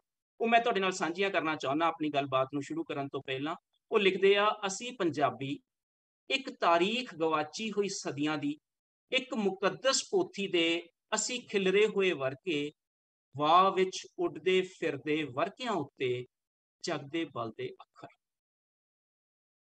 ਪੰਜਾਬ ਦੀ ਇਹ ਮੁਕੱਦਸ ਪੋਥੀ ਨਾਲ ਜਦੋਂ ਉਸਨੂੰ ਤਸ਼ਬੀਹ ਦਿੱਤੀ ਜਾ ਰਹੀ ਆ, ਤਾਂ ਪੰਜਾਬ ਕੋਈ ਜੀਓਗ੍ਰਾਫੀਕਲ ਖਿੱਤਾ ਨਹੀਂ ਰਹਿੰਦਾ, ਇਹ ਇੱਕ ਰਹਿਤਲ ਬਣ ਜਾਂਦਾ ਹੈ। ਔਰ ਇਹ ਉਹ ਰਹਿਤਲ ਆ ਜਿਹੜੀ ਕਿਤੇ ਤੱਕ ਵੀ ਜਿਹੜੀ ਹੋ ਸਕਦੀ ਹੈ। ਜਿਵੇਂ ਅਮਰਜੀਤ ਚੰਦਨ ਦੀਆਂ ਕੁਝ ਲਾਈਨਾਂ ਨੇ, ਉਹ ਕਹਿੰਦਾ, ਪੰਜਾਬ ਮੇਰਾ ਤਾਂ ਦੁਨੀਆ ਜਿੱਡਾ, ਪੰਜਾਬ ਮੇਰਾ ਅਨਹਦ ਹੈ, ਇਸ 'ਚ ਸਭੇ ਦਰਿਆ ਵਹਿੰਦੇ। ਪਰ ਇਹ ਜਿਹੜਾ ਤਸੱਵਰ ਆ ਪੰਜਾਬ ਦਾ, ਇਹ ਇੱਕ ਪਾਸੇ ਰੱਖ ਲਈਏ ਤੇ ਫਿਰ ਪੰਜਾਬ ਦੀ ਹਕੀਕਤ ਨੂੰ ਦੇਖਣ ਦੀ ਕੋਸ਼ਿਸ਼ ਕਰੀਏ, ਤਾਂ ਸਾਨੂੰ ਨਜ਼ਰ ਕੁਝ ਹੋਰ ਆਉਂਦਾ। ਨਾ ਸਿਰਫ ਸਾਡੇ ਦਰਿਆ ਵੰਡੇ ਗਏ, ਸਾਡੇ ਮਨਾਂ 'ਚ ਪਈਆਂ ਲੀਕਾਂ ਵੀ ਕਿਸ ਤਰ੍ਹਾਂ ਦੇ ਨਾਲ ਪੱਕੀਆਂ ਹੋ ਗਈਆਂ।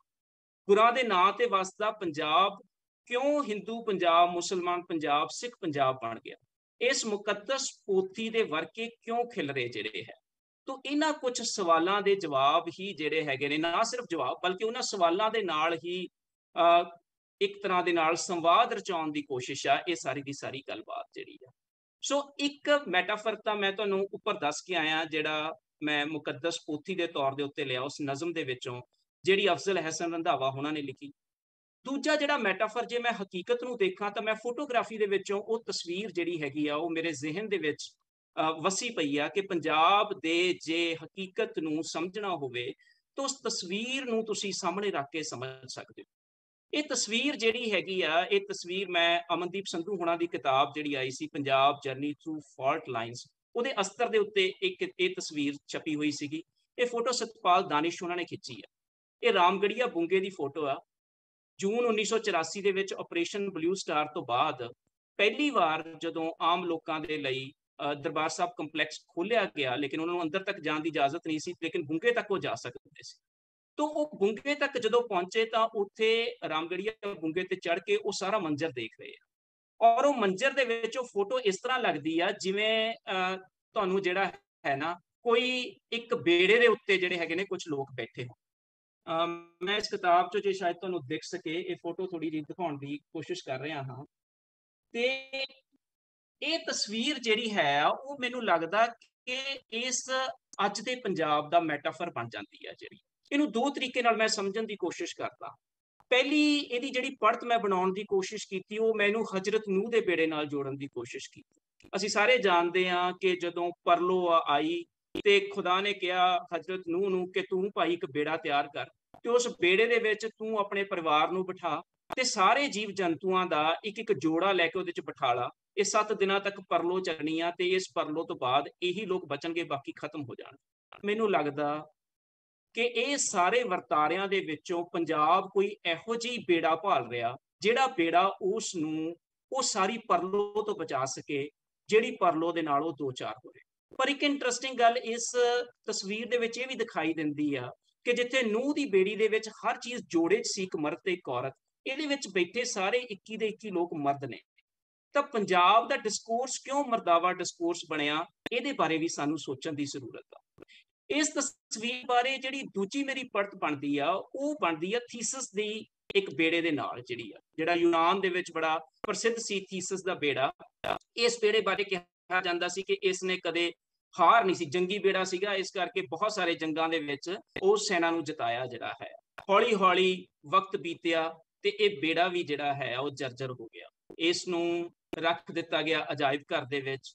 ਕਈ ਸਾਲ ਲੰਘਣ ਤੋਂ ਬਾਅਦ ਕੁਝ ਲੋਕਾਂ ਨੇ ਇਹਦੇ ਉੱਤੇ ਨਵੇਂ ਐਕਸਪੈਰੀਮੈਂਟ ਕਰਨੇ ਸ਼ੁਰੂ ਕੀਤੇ, ਨਵੇਂ ਕੁਝ ਬੇੜਿਆਂ ਦੇ ਪਾਰਟਸ ਲਿਆ ਕੇ ਇਹਦੇ ਉੱਤੇ ਲਗਾ ਦਿੱਤੇ ਗਏ, ਔਰ ਫਿਰ ਇਸ ਨੂੰ ਜਿਹੜਾ ਹੈ ਉਹ ਦੁਬਾਰਾ ਸਮੁੰਦਰ 'ਚ ਠੇਲਿਆ ਗਿਆ। ਬਹੁਤ ਲੋਕ ਇਹਨੂੰ ਦੇਖਣ ਆਏ, लेकिन फिलासफरां दे विचकार एक बहस पैदा हो गई कि की इस नूं थीसिस दा बेड़ा कहना उचित, की ਇਹ ਹੁਣ ਉਹੀ ਥੀਸਿਸ ਦਾ ਬੇੜਾ ਰਹਿ ਗਿਆ ਜਿਹੜਾ ਇਹ ਪਹਿਲਾਂ ਸੀ, ਕਿਉਂਕਿ ਇਹਦੇ ਵਿੱਚ ਬਹੁਤ ਸਾਰੇ ਹਿੱਸੇ ਤਾਂ ਅਲੱਗ-ਅਲੱਗ ਬੇੜਿਆਂ ਦੇ ਲੱਗ ਚੁੱਕੇ ਆ। ਸੋ ਪੰਜਾਬ ਬਾਰੇ ਵੀ ਇੱਕ ਸਵਾਲ ਇਹ ਬਣ ਸਕਦਾ ਹੈ ਕਿ ਜਿਸ ਪੰਜਾਬ ਨੂੰ ਅੱਜ ਅਸੀਂ ਪੰਜਾਬ ਸਮਝਣ ਦੀ ਕੋਸ਼ਿਸ਼ ਕਰ ਰਹੇ ਹਾਂ, ਕੀ ਇਹ ਉਹੀ ਪੰਜਾਬ ਆ ਜੋ ਸਾਡੇ ਤਸੱਵਰ 'ਚ ਵਸਿਆ ਹੋਇਆ ਹੈ, ਜਾਂ ਇਹ ਅਲੱਗ-ਅਲੱਗ ਥਾਵਾਂ ਤੋਂ ਇਕੱਠੀਆਂ ਹੋਈਆਂ ਅਲੱਗ-ਅਲੱਗ ਚੀਜ਼ਾਂ ਦੇ ਨਾਲ ਇਹਦਾ ਸਰੂਪ ਬਦਲ ਚੁੱਕਿਆ। ਔਰ ਇਹ ਬਦਲੇ ਹੋਏ ਸਰੂਪ ਜਿਹੜੇ ਹੈਗੇ ਆ, ਇਹ ਕਿਸ ਰੂਪ ਦੇ ਵਿੱਚ ਅਸੀਂ ਇਸ ਨੂੰ ਸਮਝ ਸਕਦੇ ਹਾਂ। ਤੋ ਦੋ ਤਰ੍ਹਾਂ ਦੇ ਪੰਜਾਬ ਸਾਡੇ ਸਾਹਮਣੇ ਮੋਟੇ ਤੌਰ ਦੇ ਉੱਤੇ ਦਿਖਾਈ ਦਿੰਦੇ ਆ, ਹਾਲਾਂਕਿ ਇਹਨੂੰ ਹੋਰ ਤਰੀਕਿਆਂ ਨਾਲ ਵੀ ਸਮਝ ਦੇ ਵਿੱਚ ਲਿਆਂਦਾ ਜਾ ਸਕਦਾ।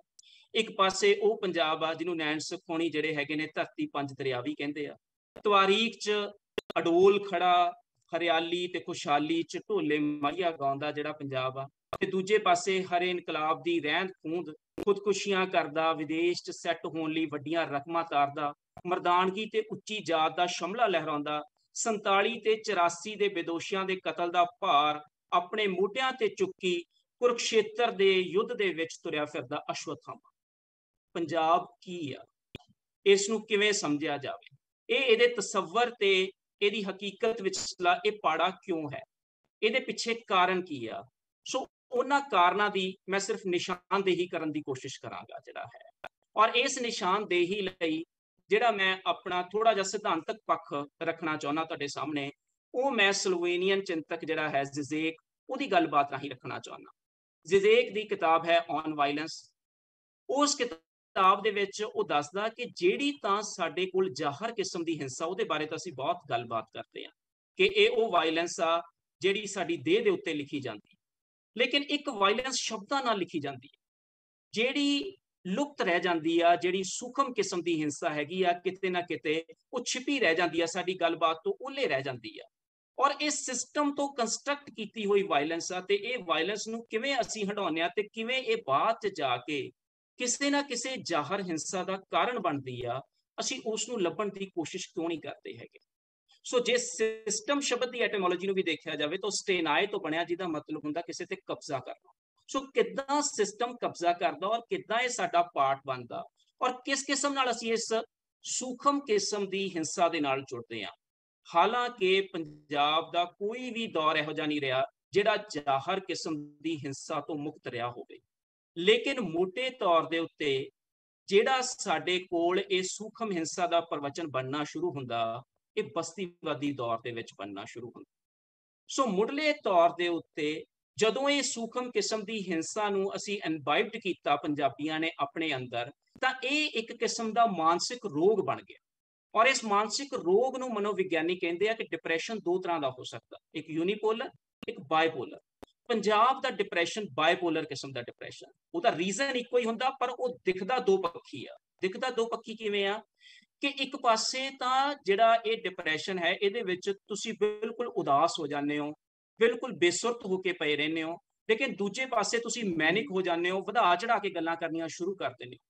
ਸੋ ਪੰਜਾਬ ਦੇ ਵੀ ਤੁਹਾਨੂੰ ਦੋ ਰੂਪ ਮਿਲਣਗੇ ਇੱਕੋ ਹੀ ਸਮਿਆਂ ਦੇ ਵਿੱਚ। ਇੱਕ ਪਾਸੇ ਖੁਦਕੁਸ਼ੀਆਂ ਕਰਦਾ ਪੰਜਾਬ ਮਿਲੂਗਾ, ਵਿਦੇਸ਼ਾਂ 'ਚ ਸੈੱਟ ਹੋਣ ਦੀ ਖਾਹਿਸ਼ ਵਾਲਾ ਪੰਜਾਬ ਮਿਲੂਗਾ, ਨਸ਼ਿਆਂ ਦੇ ਵਿੱਚ ਤੁਰ ਰਿਹਾ ਪੰਜਾਬ ਮਿਲੂਗਾ, ਔਰ ਦੂਜੇ ਪਾਸੇ ਤੁਹਾਨੂੰ ਬੜਕਾ ਮਾਰਦਾ ਪੰਜਾਬ ਵੀ ਤੁਹਾਡੇ ਗੀਤਾਂ ਦੇ ਵਿੱਚ ਨਜ਼ਰ ਆ ਜੂ।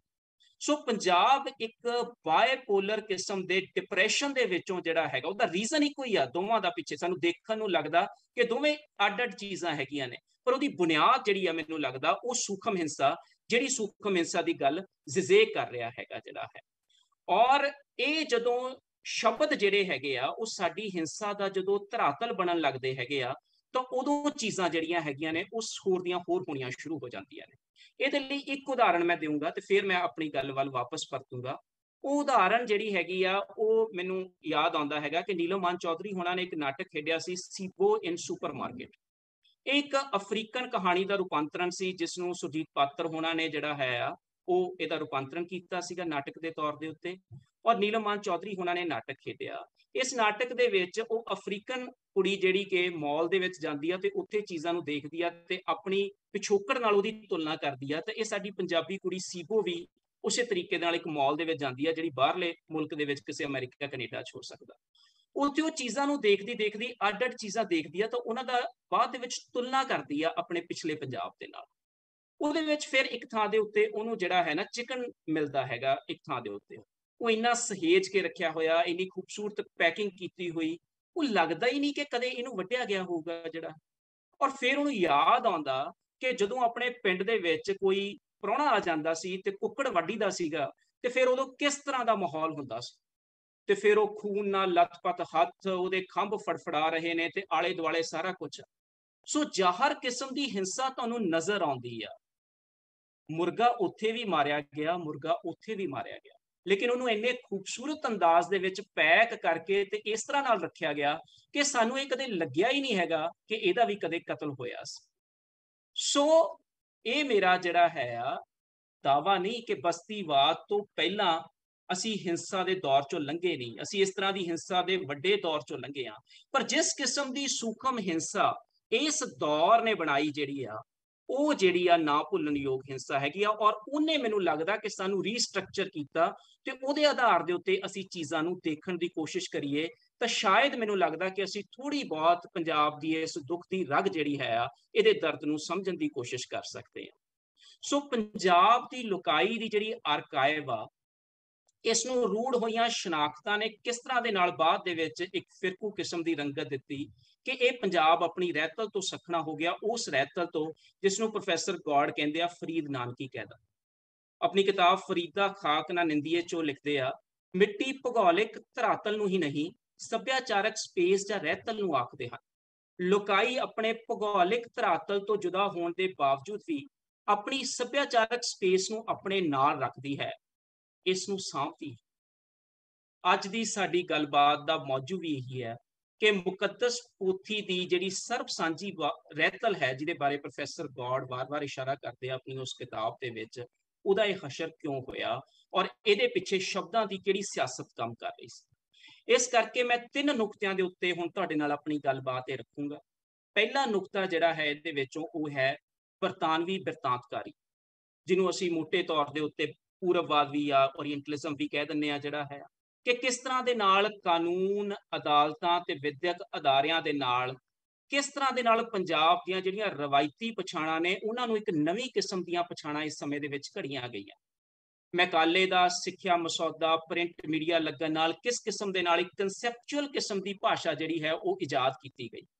ਔਰ 1849 ਚ ਪੰਜਾਬ ਨੂੰ ਨਾ ਸਿਰਫ ਬਰਤਾਨਵੀ ਸਾਮਰਾਜ ਦਾ ਹਿੱਸਾ ਬਣਿਆ ਪੰਜਾਬ, ਬਲਕਿ ਇਸ ਬਸਤੀਵਾਦੀ ਪ੍ਰਵਚਨ ਨਾਲ ਜੁੜ ਗਿਆ। ਔਰ ਉਹ ਪ੍ਰਵਚਨ ਜਿਹਨੂੰ ਆਮ ਤੌਰ ਦੇ ਉੱਤੇ ਮਿਸ਼ਨ ਕਿਹਾ ਜਾਂਦਾ ਸੀ, ਕਲਚਰਲ ਮਿਸ਼ਨ, ਸਿਵਲਾਈਜ਼ਡ ਮਿਸ਼ਨ, ਕਿ ਅਸੀਂ ਇਹਨਾਂ ਲੋਕਾਂ ਨੂੰ ਸਿਵਲਾਈਜ਼ਡ ਕਰਨਾ ਹੈ।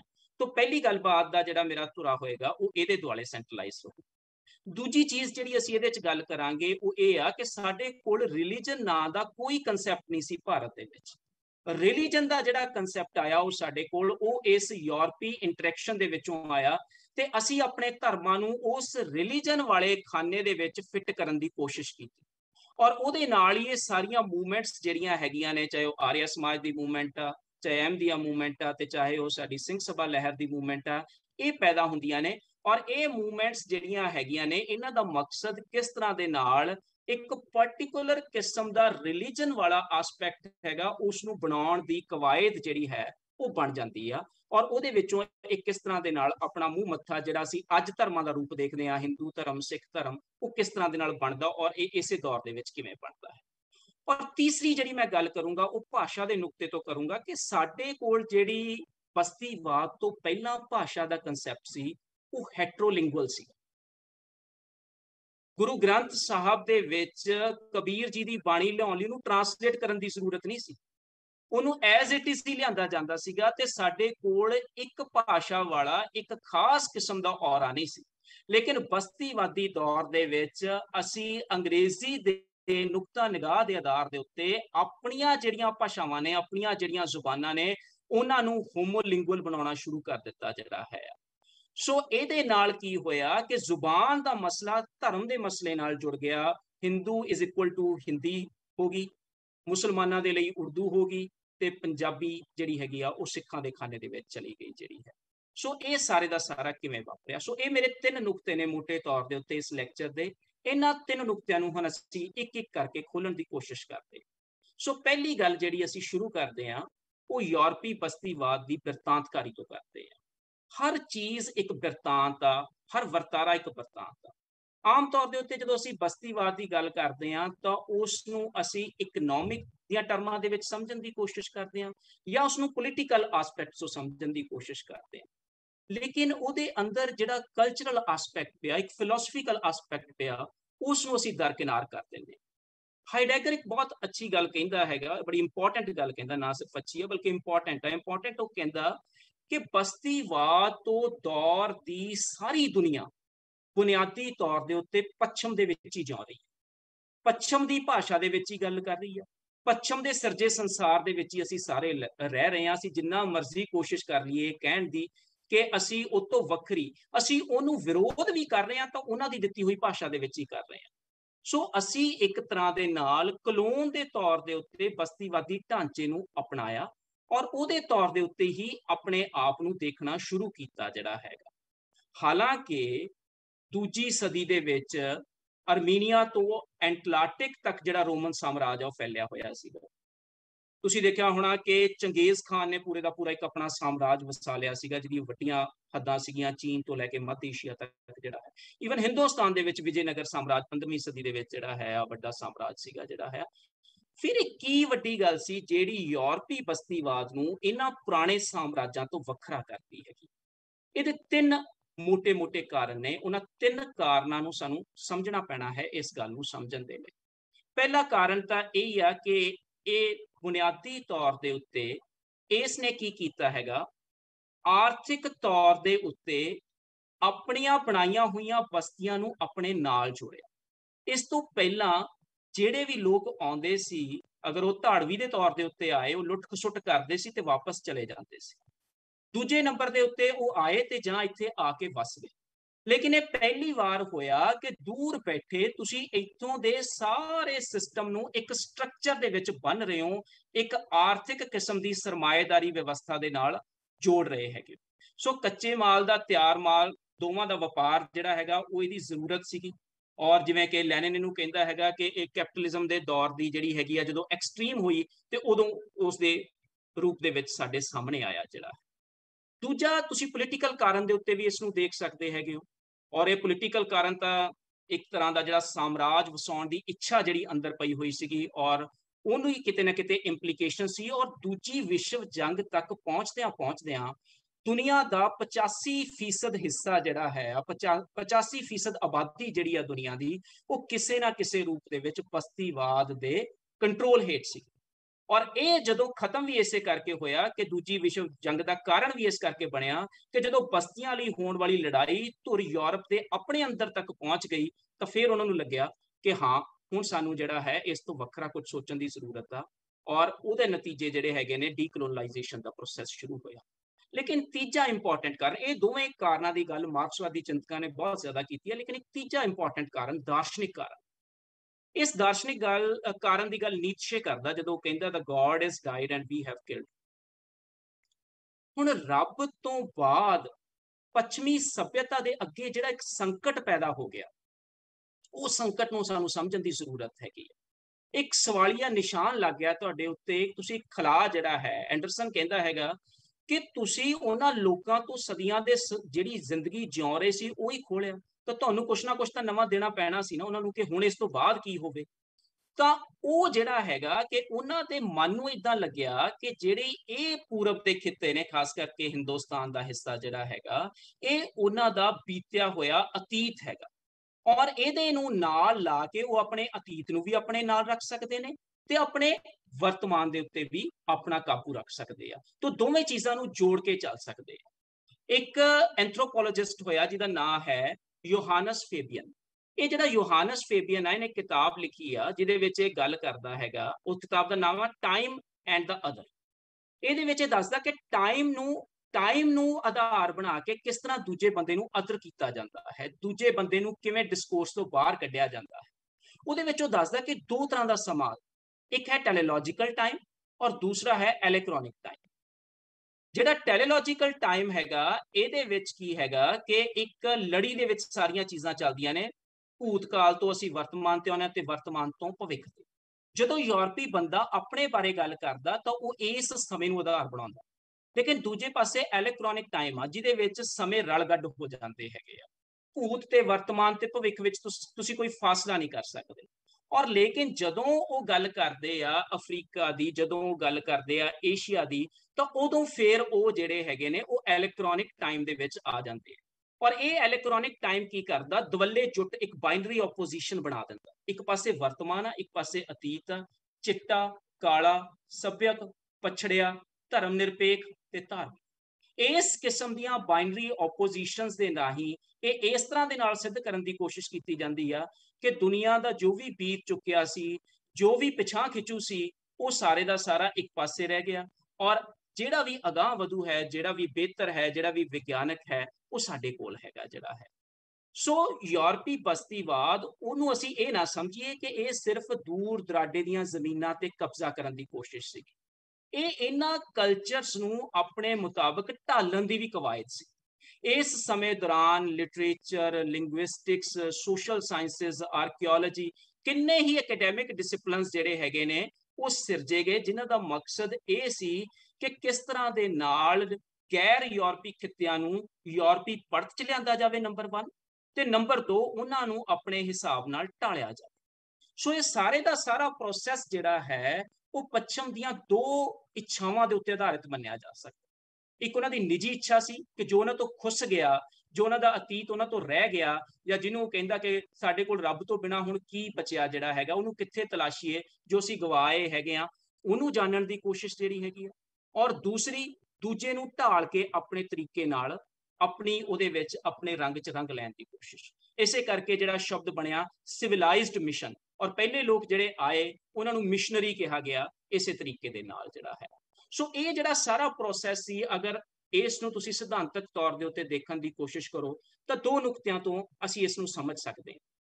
ਪਹਿਲਾ ਨੁਕਤਾ ਇਹ ਆ ਕਿ ਜਿਹੜੀ ਗੱਲ ਗ੍ਰੈਮਸ਼ੀ ਕਹਿੰਦਾ ਹੈਗਾ ਕਿ ਕਿਸ ਤਰ੍ਹਾਂ ਦੇ ਨਾਲ ਇੱਕ ਸੱਤਾ ਨੂੰ ਬਰਕਰਾਰ ਰੱਖਣ ਲਈ ਨਾ ਸਿਰਫ ਤੁਹਾਨੂੰ ਸੱਤਾ ਤੇ ਧੌਂਸ ਦੀ ਜ਼ਰੂਰਤ ਆ, ਬਲਕਿ ਨਾਲ ਹੀ ਨਾਲ ਤੁਹਾਨੂੰ ਸਹਿਮਤੀ ਦੀ ਵੀ ਜ਼ਰੂਰਤ ਹੈਗੀ।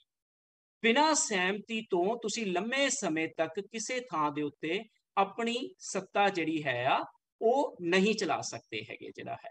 ਤੋ ਇਸ ਕਰਕੇ ਉਹ ਕੀ ਕਰਦੇ ਆ, ਉਹ ਇਹ ਕਹਿੰਦੇ ਆ ਕਿ ਮੁਕਾਮੀ ਲੋਕਾਂ ਦੇ ਭਲੇ ਲਈ ਅਸੀਂ ਇਹ ਕੰਮ ਕਰ ਰਹੇ ਹੈਗੇ ਆ। ਔਰ ਇਹ ਤਰਕ ਕਰਦੇ ਆ, ਪਹਿਲੀ ਵਾਰ ਇਹ ਹੁੰਦਾ, ਜਿੱਥੋਂ ਮੈਨੂੰ ਵਖਰਿਆ ਰਿਹਾ ਉਸ ਗੱਲ ਨਾਲੋਂ, ਕਿ ਪਹਿਲੀ ਵਾਰ ਇਹ ਹੁੰਦਾ ਕਿ ਜਿਹੜੇ ਪੁਰਾਣੇ ਲੁਟੇਰੇ ਧਾੜਵੀ ਨੇ ਉਹ ਆਪਣੇ ਹੋਣ ਦਾ ਕੋਈ ਤਰਕ ਨਹੀਂ ਸਿਰਜਦੇ, ਉਹ ਆਉਂਦੇ ਆ, ਲੁੱਟਦੇ ਆ, ਔਰ ਉਹ ਕਲੀਅਰ ਕੱਟ ਨੇ ਇਸ ਮਾਮਲੇ 'ਚ। ਲੇਕਿਨ ਪਹਿਲੀ ਵਾਰ ਇਹ ਬਸਤੀਵਾਦ ਇਸ ਗੱਲ ਲਈ ਤਰਕ ਸਿਰਜਦਾ ਹੈ ਕਿ ਸਾਡੇ ਇੱਥੇ ਹੋਣ ਦਾ ਕਾਰਨ ਸਾਡਾ ਲਾਲਚ ਨਹੀਂ ਹੈ, ਸਾਡੇ ਇੱਥੇ ਹੋਣ ਦਾ ਕਾਰਨ ਤੁਹਾਡੀਆਂ ਲੋੜਾਂ ਨੇ ਜਿਹੜੀਆਂ ਹੈਗੀਆਂ ਨੇ। ਠੀਕ ਹੈ। ਤੋ ਦੂਜੀ ਚੀਜ਼ ਜਿਹੜੀ ਹੈਗੀ ਆ ਉਹ ਅਸੀਂ ਇਸ ਤਰ੍ਹਾਂ ਨਾਲ ਇਸ ਨੂੰ ਸਮਝ ਸਕਦੇ ਹਾਂ ਕਿ ਜਿਹੜੀ ਭਾਸ਼ਾ ਹੈਗੀ ਆ, ਉਹ ਭਾਸ਼ਾ ਨੂੰ ਅਸੀਂ ਆਮ ਤੌਰ ਦੇ ਉੱਤੇ ਉਹਦੀ ਪਰਿਭਾਸ਼ਾ ਦਿੰਦੇ ਆ ਕਿ ਭਾਸ਼ਾ ਸੰਚਾਰ ਦਾ ਮਾਧਿਅਮ। ਇਹ ਸੰਚਾਰ ਦਾ ਮਾਧਿਅਮ ਹੈ, ਨੋ ਡਾਊਟ, ਲੇਕਿਨ ਭਾਸ਼ਾ ਦਾ ਮਕਸਦ ਸਿਰਫ ਸੰਚਾਰ ਕਰਨਾ ਨਹੀਂ ਹੁੰਦਾ। ਭਾਸ਼ਾ ਸੱਤਾ ਨੂੰ ਹਥਿਆਉਣ ਤੇ ਉਹਦੇ ਆਧਾਰ ਦੇ ਉੱਤੇ ਆਪਣੀ ਵਰਚਸਵ ਕਾਇਮ ਕਰਨ ਦੀ ਜਿਹੜੀ ਹੈ ਕਵਾਇਦ ਦਾ ਇੱਕ ਹਿੱਸਾ ਵੀ ਹੈਗਾ। ਇਸੇ ਨੂੰ ਨਗੂਗੀ ਕਹਿੰਦਾ ਜਿਹੜਾ ਹੈਗਾ ਕਿ ਕਿੱਦਾਂ ਨਾ ਸਿਰਫ ਕਲੋਨਾਈਜੇਸ਼ਨ ਆਫ ਲੈਂਡ ਕੀਤਾ ਜਾਂਦਾ, ਭਾਸ਼ਾ ਦੇ ਜਰੀਏ ਕਲੋਨਾਈਜੇਸ਼ਨ ਆਫ ਮਾਈਂਡ ਵੀ ਕੀਤਾ ਜਾਂਦਾ। ਇਸ ਕਰਕੇ ਉਹ ਕਹਿੰਦਾ ਕਿ ਜਦ ਤੱਕ ਤੁਸੀਂ ਆਪਣੇ ਇਹਨਾਂ ਮਨਾਂ ਨੂੰ ਡੀਕਲੋਨਲਾਈਜ਼ ਨਹੀਂ ਕਰਦੇ ਹੈਗੇ, ਉਦੋਂ ਤੱਕ ਤੁਸੀਂ ਸਮਝ ਲਓ ਕਿ ਤੁਸੀਂ ਕਿਸੇ ਵੀ ਤਰ੍ਹਾਂ ਦੇ ਨਾਲ ਉਸ ਬਸਤੀਵਾਦੀ ਸਪੇਸ ਤੋਂ ਬਾਹਰ ਨਹੀਂ ਨਿਕਲ ਸਕੇ ਹੈ। ਸੋ ਉਹਨਾਂ ਲਈ, ਬਸਤੀਵਾਦੀਆਂ ਲਈ, ਜਿਹੜਾ ਭਾਰਤ ਆ ਜਾਂ ਇਹ ਸਾਡਾ ਖਿੱਤਾ, ਜਿਹਨੂੰ ਅਸੀਂ ਮੈਂ ਨਾ ਸਿਰਫ ਭਾਰਤ ਕਹਾਂ ਜਿਹੜਾ ਹੈਗਾ, ਪੂਰਾ ਬਗੇ ਸਗੀਰ ਦੀ ਜਿਹੜੀ ਮੈਂ ਗੱਲ ਕਰ ਰਿਹਾ, ਉਹ ਇੱਕ ਲੌਸਟ ਪੈਰਾਡਾਈਜ਼ ਆ। ਔਰ ਇੰਟਰਸਟਿੰਗ ਗੱਲ ਇਹ ਹੈਗੀ ਆ ਕਿ ਜਦੋਂ ਵਾਸਕੋ ਡਿਗਾਮਾ ਜਿਹੜਾ ਹੈਗਾ, ਉਹਨੇ ਜਿਹੜੀ ਇਹਦੀ ਖੋਜ ਕੀਤੀ, ਤਾਂ ਉਹਨੂੰ ਅਸੀਂ ਖੋਜ ਕਹਿੰਦੇ ਆ। ਅੱਜ ਤੱਕ ਸਾਡੀਆਂ ਕਿਤਾਬਾਂ 'ਚ ਇਹ ਪੜ੍ਹਾਇਆ ਜਾਂਦਾ ਭਾਰਤ ਦੀ ਖੋਜ ਵਾਸਕੋ ਡਿਗਾਮਾ ਨੇ ਕੀਤੀ। ਕੀ ਵਾਸਕੋ ਡਿਗਾਮਾ ਦੇ ਆਉਣ ਤੋਂ ਪਹਿਲਾਂ ਇੱਥੋਂ ਦੀ ਕੋਈ ਰਹਿਤਲ ਨਹੀਂ ਸੀ, ਇੱਥੋਂ ਦਾ ਕੋਈ ਕਲਚਰ ਨਹੀਂ ਸੀ, ਇੱਥੋਂ ਦੇ ਕੋਈ ਲੋਕ ਨਹੀਂ ਸੀਗੇ, ਉਹ ਕਿਸ ਤਰ੍ਹਾਂ ਰਹਿੰਦੇ ਸੀਗੇ? ਔਰ ਉਹਦੀ ਤਰਜ਼ ਦੇ ਉੱਤੇ ਨਹਿਰੂ ਡਿਸਕਵਰੀ ਆਫ ਇੰਡੀਆ ਲਿਖਦੇ ਹੈਗੇ ਆ ਜਿਹੜਾ ਹੈ। ਔਰ ਜ਼ਿਆਉਦੀਨ ਸਰਦਾਰ ਦੀ ਕਿਤਾਬ ਆ ਜਿਹਦੇ ਵਿੱਚ ਉਹ ਦੱਸਦਾ ਹੈਗਾ ਕਿ ਜਦੋਂ ਕੋਲੰਬਸ ਜਿਹੜਾ ਹੈ ਉਹ ਹਿੰਦੁਸਤਾਨ ਦੀ ਖੋਜ ਕਰਦਾ ਕਰਦਾ ਅਮਰੀਕਾ ਪਹੁੰਚ ਗਿਆ, ਤੇ ਉੱਥੇ ਜਾ ਕੇ ਉਹਨੇ ਇੱਕ ਨਦੀ, ਇੱਕ ਦਰਿਆ ਦੇਖਿਆ ਜਿਹੜੀ ਉੱਥੇ ਵਗਦੀ ਸੀਗੀ, ਜਿਹਦਾ ਨਾਂ ਸੀ ਓਰੀਨੋਕੋ ਦਰਿਆ। ਤੇ ਉਹਨੂੰ ਦੇਖ ਕੇ ਇਸ ਤਰ੍ਹਾਂ ਲੱਗਿਆ ਜਿਵੇਂ ਇਹ ਈਡਨ ਦੇ ਬਾਗ ਦੇ ਵਿੱਚ ਜਿਹੜੀ ਹੈਗੀ ਆ ਉਹ ਸਵਰਗ, ਜਿੱਥੋਂ ਆਦਮ ਤੇ ਹਵਾ ਨੂੰ ਕੱਢਿਆ ਗਿਆ ਸੀਗਾ, ਉੱਥੇ ਵਗਣ ਵਾਲੀ ਜਿਹੜੀ ਨਦੀ ਆ। ਤੋ ਇਸ ਤਰ੍ਹਾਂ ਤੁਸੀਂ ਦੇਖੋ ਕਿ ਕਿੱਦਾਂ ਉਹ ਇਹਨਾਂ ਚੀਜ਼ਾਂ ਨੂੰ ਆਪਣੇ ਪਿਛੋਕੜ ਨਾਲ ਜਿਹੜਾ ਹੈਗਾ ਉਹ ਜੋੜ ਕੇ ਦੇਖਦੇ ਆ। ਸੋ ਇਹ ਸਾਰੀ ਜਿਹੜੀ ਬਰਤਾਨਵੀ ਇਸ ਕਿਸਮ ਦੀ ਜਿਹੜੀ ਬਿਰਤਾਂਤਕਾਰੀ ਆ, ਜਿਹਨੂੰ ਲੈਂਗੁਏਜ ਦੇ ਰਾਹੀਂ ਕੰਸਟਰਕਟ ਕੀਤਾ ਗਿਆ, ਇਹਦੇ ਪਿੱਛੇ ਬੁਨਿਆਦੀ ਕਾਰਨ ਅਗਰ ਲੱਭਣੇ ਹੋਣ ਤਾਂ ਸਾਨੂੰ ਪਤਾ ਲੱਗਦਾ ਕਿ ਬੇਸਿਕਲੀ ਜਿੱਦਾਂ ਦੇ ਭੂਗੋਲਿਕ ਖਿੱਤਿਆਂ 'ਚ ਅਸੀਂ ਰਹਿੰਦੇ ਹਾਂ, ਉਹ ਸਾਡੀ ਰਹਿਤਲ ਨੂੰ ਕੰਸਟਰਕਟ ਕਰਦੇ ਆ। ਪੱਛਮ ਦੇ ਲੋਕ ਉਹਨਾਂ ਹਾਲਾਤਾਂ 'ਚ ਰਹਿ ਰਹੇ ਸੀ ਜਿੱਥੇ ਅਗਰ ਉਹਨਾਂ ਨੇ ਪਾਣੀ ਵੀ ਪੀਣਾ ਤਾਂ ਉਹਨਾਂ ਨੂੰ ਬਰਫ਼ ਭੰਨਣ ਦੀ ਜ਼ਰੂਰਤ ਪੈਂਦੀ ਸੀ, ਇੰਨੀਆਂ ਹਾਰਡ ਕੰਡੀਸ਼ਨ 'ਚ ਰਹਿਣਾ। ਤਾਂ ਕੁਦਰਤ ਪ੍ਰਤੀ ਉਹਨਾਂ ਦਾ ਫਲਸਫਾ ਇਹ ਬਣਿਆ ਕਿ ਕੁਦਰਤ ਨੂੰ ਜੇ ਦਬਾ ਕੇ ਨਹੀਂ ਰੱਖੋਗੇ ਤਾਂ ਇਹ ਤੁਹਾਡੇ ਉੱਤੇ ਕਾਬਜ਼ ਹੋ ਜਾਵੇ। ਲੇਕਿਨ ਉਹਦੇ ਪੈਰਲਲ ਸਾਡੀਆਂ ਸਿਵਲਾਈਜੇਸ਼ਨਸ ਉਹਨਾਂ ਥਾਵਾਂ ਦੇ ਉੱਤੇ ਡਿਵੈਲਪ ਹੋ ਰਹੀਆਂ ਸੀਗੀਆਂ ਜਿੱਥੇ ਪਾਣੀ ਦੀ ਕੋਈ ਘਾਟ ਹੀ ਨਹੀਂ ਸੀ। ਇਸ ਕਰਕੇ ਸਾਡੀਆਂ ਸਾਰੀਆਂ ਟੈਕਸਟ ਦੇ ਵਿੱਚ ਪਾਣੀ ਦਾ ਸਿੰਬਲ ਜਿਹੜਾ ਹੈਗਾ ਵਾਰ-ਵਾਰ ਆਉਂਦਾ ਹੈਗਾ ਜਿਹੜਾ ਹੈ। ਔਰ ਇਸੇ ਕਰਕੇ ਸਾਡੇ ਜੀਵਨ ਦਾ ਆਦਰਸ਼ ਬਣ ਗਿਆ ਕੁਦਰਤ ਦੇ ਨਾਲ ਇੱਕਮਿਕ ਹੋ ਜਾਣਾ, ਆਪਾ ਪਰਕਾ ਮਿਟ ਗਿਆ। ਔਰ ਇਹ ਕਿੱਦਾਂ ਆਪਾ ਪਰਕਾ ਉਸ ਵੈਸਟਰਨ ਡਿਸਕੋਰਸ ਨੇ ਦੁਬਾਰਾ ਰੀਕਨਸਟਰਕਟ ਕੀਤਾ ਸਾਡੇ ਕੋਲ ਆ ਕੇ, ਔਰ ਸਾਨੂੰ ਕਿਵੇਂ ਉਹਦੇ ਨਾਲ ਜੋੜਿਆ ਜਿਹੜਾ ਹੈ ਆ, ਉਸ ਦੀ ਗੱਲ ਜਿਹੜੀ ਹੈ ਆ ਅਸੀਂ ਕਰਾਂਗੇ। ਸੋ ਇਹ ਪਹਿਲਾ ਪਾਰਟ ਜਿਹੜਾ ਹੈਗਾ ਇਸ ਮੁਤਲਕ ਸੀਗਾ ਕਿ ਕਿਸ ਤਰ੍ਹਾਂ ਦੇ ਨਾਲ ਇਹ ਇੱਕ ਵੈਸਟਰਨ ਡਿਸਕੋਰਸ ਜਿਹੜਾ ਹੈਗਾ ਇਸ ਨੂੰ ਘੜਿਆ ਗਿਆ। ਦੂਜੀ ਗੱਲ ਮੈਂ ਹੁਣ ਕਰੂੰਗਾ ਕਿ ਕਿੱਦਾਂ ਰਿਲੀਜਨ ਜਿਹੜਾ ਹੈ ਆ, ਉਹ ਚਾਹੇ ਅਸੀਂ ਸਿੱਖ ਰਿਲੀਜਨ, ਹਿੰਦੂ ਰਿਲੀਜਨ, ਮੁਸਲਿਮ ਰਿਲੀਜਨ, ਜਿਹੜੇ ਅਸੀਂ ਅੱਜ ਦੇ ਦੌਰ ਦੇ ਵਿੱਚ ਧਰਮ ਨੂੰ ਸਮਝਦੇ ਹਾਂ, ਕਿ ਇਹ ਧਰਮ ਦੀ ਪਛਾਣ ਐਜ਼ ਇਟ ਇਜ਼, ਇਹ ਨਹੀਂ ਕਿ ਹਿੰਦੁਸਤਾਨ 'ਚ ਧਰਮ ਨਹੀਂ ਸੀਗਾ ਜਾਂ ਸਿੱਖ ਧਰਮ ਨਹੀਂ ਸੀ ਜਾਂ ਹਿੰਦੂ ਜਾਂ ਇਸ ਕਿਸਮ ਦੀ ਨਹੀਂ ਸੀਗੀ, ਲੇਕਿਨ ਜਿਸ ਕਿਸਮ ਦੇ ਰਿਲੀਜਨ ਦੇ ਨਾਲ ਵੈਸਟਰਨ ਡਿਸਕੋਰਸ ਨੇ ਇਹਨਾਂ ਧਰਮਾਂ ਨੂੰ ਆਪਣੇ ਮੁਤਾਬਕ ਢਾਲਿਆ, ਉਹ ਸਿਆਸਤ ਕਿੱਦਾਂ ਸੀ ਔਰ ਉਹ ਸਾਰਾ ਕੁਝ ਕਿਵੇਂ ਵਾਪਰਿਆ, ਆਪਾਂ ਉਹਦੇ ਬਾਰੇ ਹੁਣ ਥੋੜੀਆਂ ਜਿਹੀਆਂ ਗੱਲਾਂ ਕਰਾਂਗੇ ਜਿਹੜਾ ਹੈ। ਸੋ ਇਹ ਜਿਹੜਾ ਦੂਜਾ ਮਸਲਾ ਹੈ ਧਾਰਮਿਕ ਪਛਾਣਾਂ ਨਾਲ ਜੁੜਿਆ ਹੋਇਆ ਹੈ। ਇਹ ਸਾਰੇ ਦੇ ਸਾਰੇ ਇਸ ਖਿੱਤੇ ਦੇ ਵਿੱਚ ਸਾਨੂੰ ਰਿਲੀਜਨ ਬਾਰੇ ਕੋਈ ਜਾਣਕਾਰੀ ਨਹੀਂ ਸੀ ਕਿ ਰਿਲੀਜਨ ਜਿਹੜਾ ਈਸਾਈ ਧਰਮ ਜਿਸ ਤਰ੍ਹਾਂ ਰਿਲੀਜਨ ਨੂੰ ਦੇਖਦਾ ਹੈ, ਸਾਡੇ ਜਿਹੜੇ ਰਿਲੀਜਨ ਸੀ ਉਹ ਰਾਗ, ਸੰਗੀਤ ਤੇ ਬਹੁ-ਭਾਸ਼ਾਈ ਬੰਤਰਾਂ ਵਾਲੇ ਧਰਮ ਸੀਗੇ ਜਿਹੜੇ ਹੈਗੇ। ਇਹਨਾਂ ਦੇ ਵਿੱਚ ਕੋਈ ਯੂਨੀਵਰਸਲ ਰਿਲੀਜਨ ਦੇ ਤੌਰ ਦੇ ਉੱਤੇ ਆਪਣੇ ਆਪ ਨੂੰ ਐਸਟੈਬਲਿਸ਼ ਕਰਨ ਦੀ ਕੋਈ ਖਾਹਿਸ਼ ਜਾਂ ਇੱਛਾ ਨਹੀਂ ਸੀ। ਲੇਕਿਨ ਈਸਾਈਅਤ ਨੇ ਜਾਂ ਮਤਲਬ ਈਸਾਈਅਤ ਦੇ ਆਧਾਰ ਦੇ ਉੱਤੇ ਪੱਛਮ ਨੇ ਇਹ ਕਰਨ ਦੀ ਕੋਸ਼ਿਸ਼ ਕੀਤੀ ਕਿ ਉਦੋਂ ਤੱਕ ਤੁਸੀਂ ਹਿਊਮਨ ਹਿਸਟਰੀ ਦੇ ਵਿੱਚ ਨਹੀਂ ਆ ਸਕਦੇ ਜਦੋਂ ਤੱਕ ਤੁਸੀਂ ਆਪਣੇ ਆਪ ਨੂੰ ਇੱਕ ਯੂਨੀਵਰਸਲ ਰਿਲੀਜਨ ਦੇ ਤੌਰ ਦੇ ਉੱਤੇ ਜਿਹੜਾ ਹੈ ਆ ਉਹ ਆਪਣੇ ਆਪ ਨੂੰ ਪੇਸ਼ ਨਹੀਂ ਕਰਦੇ। ਸੋ ਇਹ ਬਹੁਤ ਇੰਪੋਰਟੈਂਟ ਅਗਰ ਤੁਸੀਂ ਦੇਖੋ ਕਿ ਸਾਡੇ ਕੋਲ ਧਰਮ ਦੇ ਲਈ ਜਿਹੜੇ ਸ਼ਬਦ ਵਰਤੇ ਜਾ ਰਹੇ ਆ, ਫॉर ਐਗਜ਼ਾਮਪਲ ਸੰਸਕ੍ਰਿਤ ਦੇ ਵਿੱਚ ਧਰਮ ਜਿਹੜਾ ਸ਼ਬਦ ਵਰਤਿਆ ਜਾ ਰਿਹਾ ਉਹਦੀ ਐਟੀਮੋਲੋਜੀ ਕੀ ਆ? ਇਟ ਇਜ਼ ਡਿਊਟੀ, ਫਰਜ਼। ਪਾਲੀ ਦੇ ਵਿੱਚ ਅਸੀਂ ਧੰਮ ਸ਼ਬਦ ਯੂਜ਼ ਕਰ ਰਹੇ ਹਾਂ ਜਿਹਦੇ ਤੋਂ ਧੰਮ ਪਦ ਬਣਦਾ ਹੈਗਾ, ਔਰ ਇਸ ਨੂੰ ਕਾਸਮਿਕ ਲਾ ਦੇ ਤੌਰ ਦੇ ਉੱਤੇ ਸਮਝਣ ਦੀ ਕੋਸ਼ਿਸ਼ ਕੀਤੀ ਹੈ। ਇਵਨ ਗੁਰੂ ਨਾਨਕ ਨੂੰ ਅਗਰ ਤੁਸੀਂ ਦੇਖੋ, ਨਾਨਕ ਜਪਜੀ ਸਾਹਿਬ ਦੇ ਵਿੱਚ ਜਿਹੜਾ ਹੈਗਾ ਉਹਦੇ ਵਿੱਚ ਵੀ ਕੁਝ ਇਸ ਕਿਸਮ ਦੇ ਨਾਲ ਆਪਾਂ ਅੱਗੇ ਜਾ ਕੇ ਇਸ ਨੂੰ ਦੇਖਣ ਦੀ ਕੋਸ਼ਿਸ਼ ਕਰਾਂਗੇ। ਸੋ ਜਦੋਂ ਦੈਰਿਦਾ ਇਹ ਕਹਿੰਦਾ ਨਾ ਕਿ ਅੱਜ ਦੇ ਸਮੇਂ 'ਚ ਜਦੋਂ ਭਾਰਤੀ ਬੰਦਾ ਰਿਲੀਜਨ ਸ਼ਬਦ ਵਰਤਦਾ ਹੈਗਾ ਤਾਂ ਉਹਦੇ ਲਈ ਉਹਨੂੰ ਪੱਛਮੀ ਜਿਹੜੇ ਅਰਥ ਨੇ ਉਹਨਾਂ ਦੇ ਉੱਤੇ ਆਪਣੀ ਟੇਕ ਰੱਖਣੀ ਪੈਂਦੀ। ਇਹ ਇੱਕ ਕਿਸਮ ਨਾਲ ਆਪਣਾ ਆਪਾ ਕਿਸੇ ਦੂਜੇ ਨੂੰ ਸੌਂਪ ਦੇਣਾ ਤੇ ਉਹਨੂੰ ਤੁਸੀਂ ਜਿਹੜਾ ਹੈਗਾ ਉਹਦੇ ਸਾਹਮਣੇ ਸਰੈਂਡਰ ਹੋ ਜਾਣਾ ਤੇ ਉਹਦੇ ਹਿਸਾਬ ਨਾਲ ਜਿਹੜਾ ਹੈ ਆਪਣੇ ਆਪ ਨੂੰ ਢਾਲ ਦੇਣਾ।